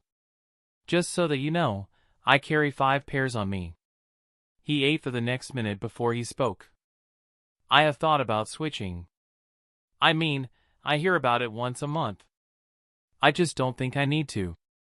Maybe gauntlets would be better. I personally disagree, and even if they were, my knuckle dusters mean more to me than just that, you know." He had often talked about the old shinobi back at his home, who had trained him to fight, taught him how to use the knuckle dusters, and even imparted bukijutsu to him. That old shinobi was, without a doubt, the man Masaki respected the most. Their relationship was similar to Takuma's relationship with Maraboshi. "How about you? How's the sword working for you?" "It's chugging along. It's a perfectly fine option against lots of weaker opponents, but I'd rather not use it against a tough opponent. Takuma sighed. His progress with swordplay was particularly slow. His foundations were sound, but he wasn't good when it came to applying them through advanced techniques. Masaki chuckled to himself. What? I just imagined you with 8 swords. 8? Ah, 1 for each tentacle. The mental image is so goofy. Come on, man. 1 sword is already too much for me. Takuma looked up from his desk at the knock on his door to see Goshiro, the head of staff, outside his cabin. Come in. I have the things you asked for. He paused before recapping his pen and motioning Goshiro to sit down. He received a file and opened it to read the intelligence report on the hidden leaf genin named Yakushi Kabuto. When he passed by Kabuto on the street, he looked into the man and found him working at the same hospital where AI was studying, and he had felt the need to keep an eye on him ever since. I failed to find anything outright suspicious. I must say, though, it must have been a tragic childhood, Goshiro said. Takuma wasn't surprised. The report was a compilation of the village's records on Kabuto. The spy had done a great job of keeping his record clean, allowing him to exist just as another genin, a valuable one at that due to his skill as an Irionin. If not for Takuma, he wouldn't even be on ANBU's radar. In fact, he still wasn't, which was going to change now. May I ask why we were looking into him? Goshiro asked. The staff attached to the squad worked closely with the operatives. They knew about the work being done and thus had knowledge of and access to confidential information. As the head of staff for Rael's squad, Goshiro knew more than the operatives themselves about what was going on throughout the squad. If not for Takuma's clone, Goshiro would be the one with the most knowledge of the squad, and whatever was going on, Goshiro was keyed in one way or another. Call in Hippo. We'll discuss it together, Takuma said. A couple of minutes later, Hippo walked into the cabin. So what's the situation, boss? He asked as he took a seat and immediately got comfortable. I have a new investigation for you, Takuma said, passing the file to Hippo and waiting for the genin operative to skim its contents. Okay, this could be forged. The chances are probably low. What's wrong with him? Hippo said, immediately establishing the difference in skill set between an operative and a staff member. Even though Kabuto's records seemed clean, all 3 of them had seen enough squeaky clean records in their time as ANBUnin which turned out to be more than they initially seemed. Goshiro furrowed his brows as he asked for the file to read. How?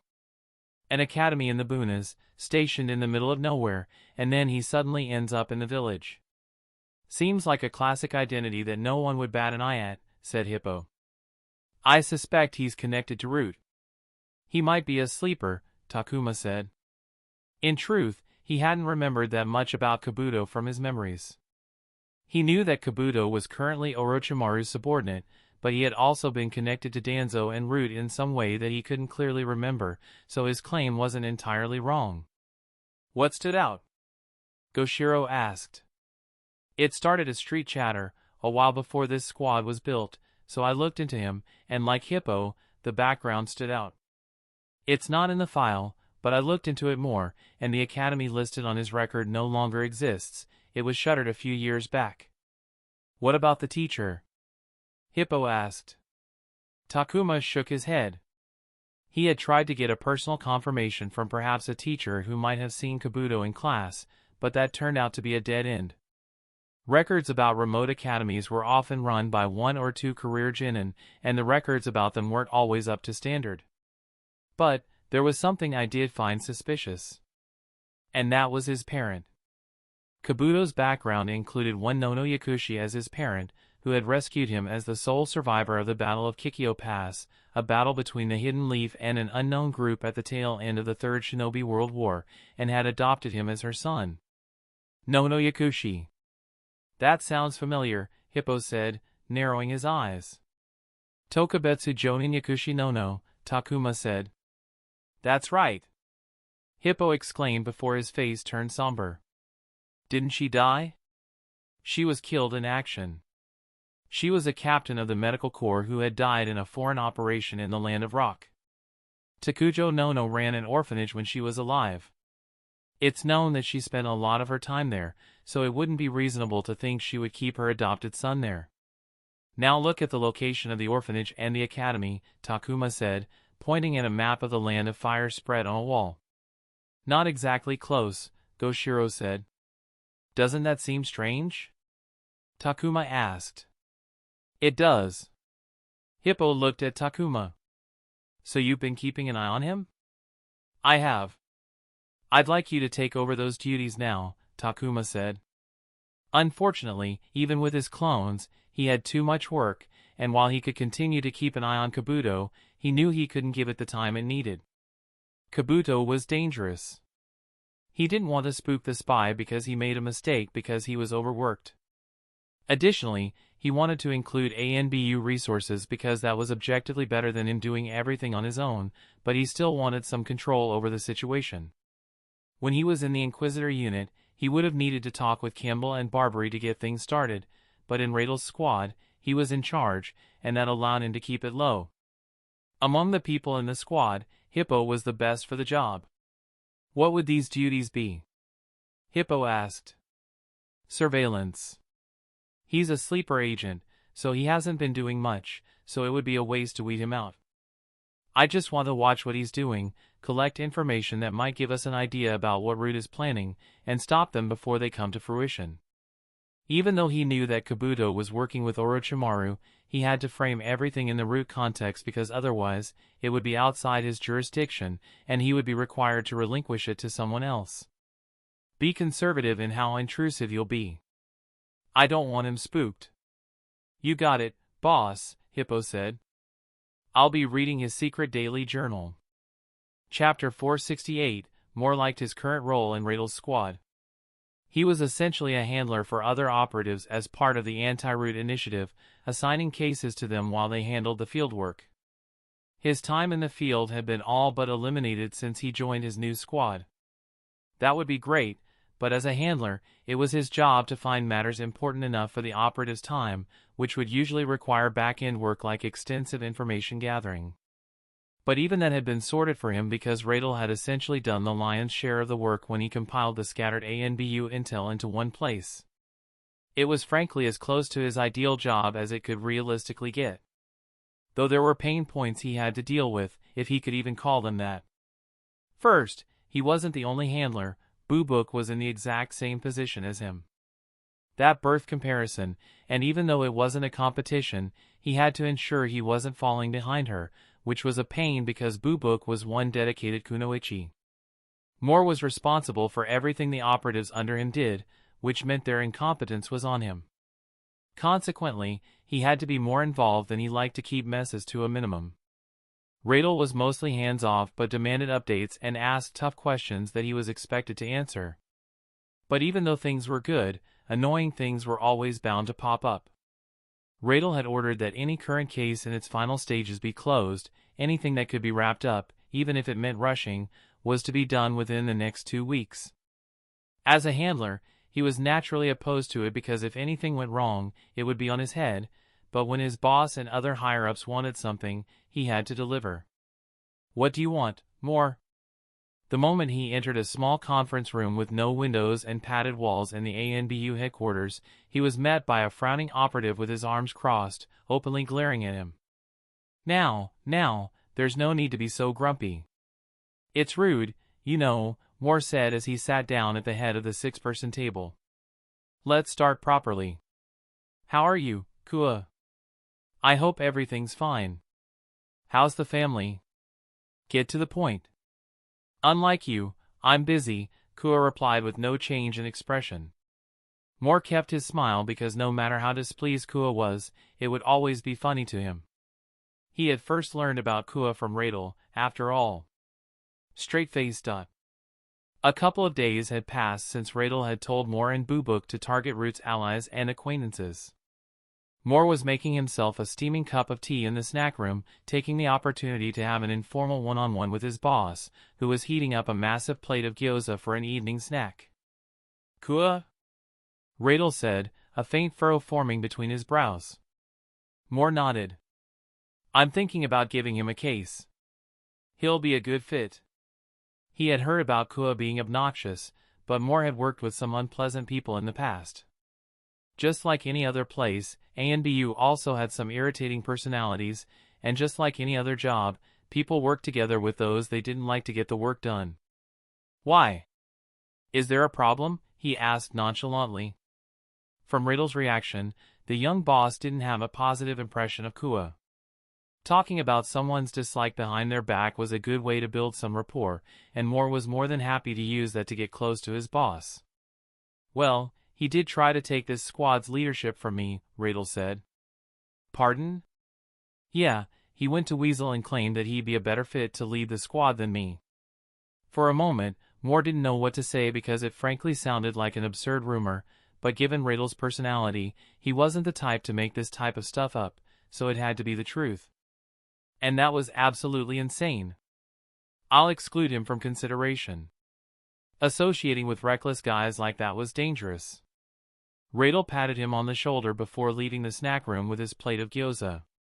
Our goal is total control of the initiative, and that means working with even the problematic guys like Kua. Use whatever resources you can get your hands on to achieve our goal. After that talk, he went to Boo-book to inquire more about Kua. He's decent as an operative, Boo-book said as they talked in her office. But as a person, he's an asshole who genuinely thinks too much of himself and is the type of guy who tries to get his way by speaking louder than everyone else. And you know how people can be, they sort of go along with it because it's a bother not to. Do you want him? Moore asked, averse to working with the man after knowing what he did. I don't think he'll work with me. I heard he really wanted to be on this squad.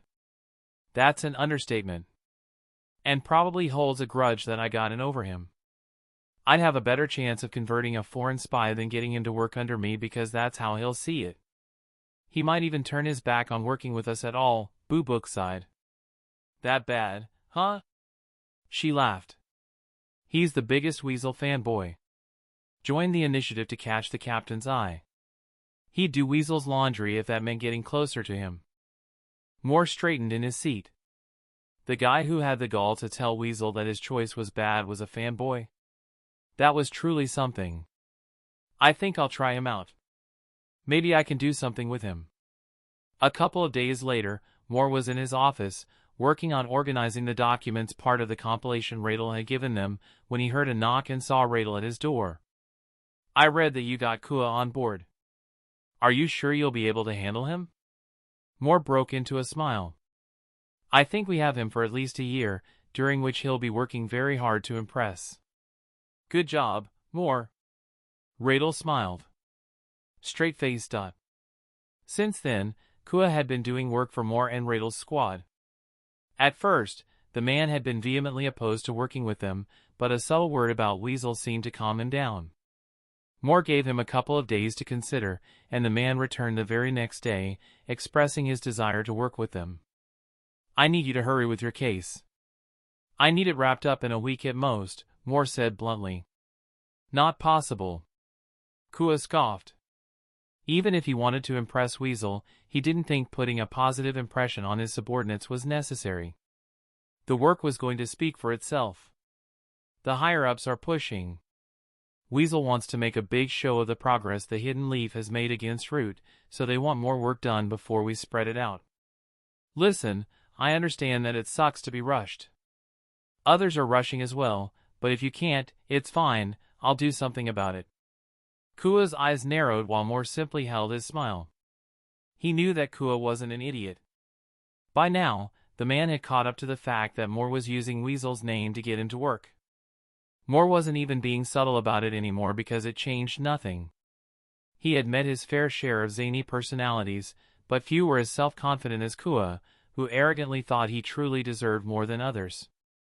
He genuinely thought that it was only a matter of time before Weasel would recognize his value.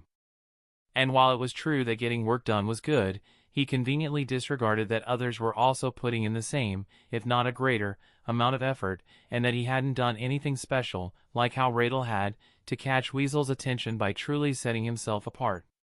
It'll be done, Kua said before getting up. Oh? Thank you, Kua. I know this will be tough, but I'm sure the captain will appreciate it, Moore smiled. Kua made a face and then walked out with a huff, but Moore knew that internally, he did want Weasel to appreciate it. So easy, Moore chuckled to himself and left the conference room, but as he was making his way back to the squad offices, he bumped into someone he recognized. Weevil, he greeted the man with blackout shades and a coat that covered his entire body. Before coming to Rael's squad, Moore was considered a part of ANBU Captain Takanid's circle by association with Barbary, who was also part of that sphere of influence. Moore had never personally stated it, but he was happy for people to think that as long as it benefited him. Weevil, on the other hand, as an Aburame, was actually a core member of that circle. "May I have a moment?" Weevil asked. They went to a corner and began talking. Moore knew it wasn't going to be a random chat, and he was right when Weevil said, "Your squad has been the talk of the town. What you guys did with Baison was impressive."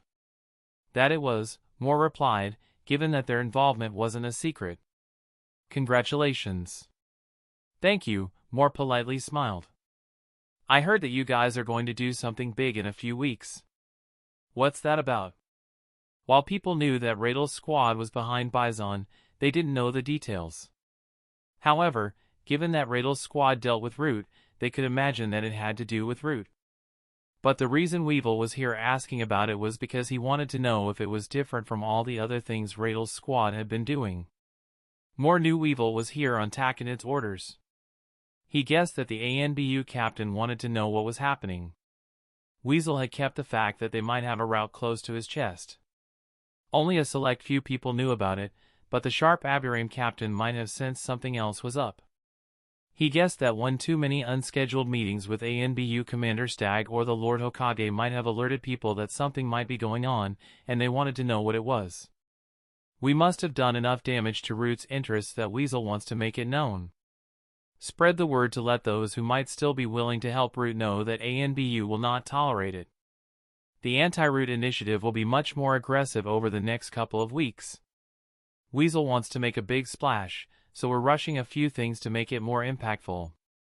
He wasn't going to reveal the truth, but he could reveal what was technically true. If he put what they wanted Root to think out, then there was a chance that it might really make it to Danzo's ears. No organization was airtight after all. Is that so? Keep an eye on it. I'm sure you'll hear the chatter. Weevil was silent for a moment. Then I hope that everything goes phenomenally. So do I. They chatted for a couple more minutes before parting ways, and Moore continued his way to the squad offices, but stopped in the middle of a hallway. He had just risked his connection to Takanid's sphere of influence.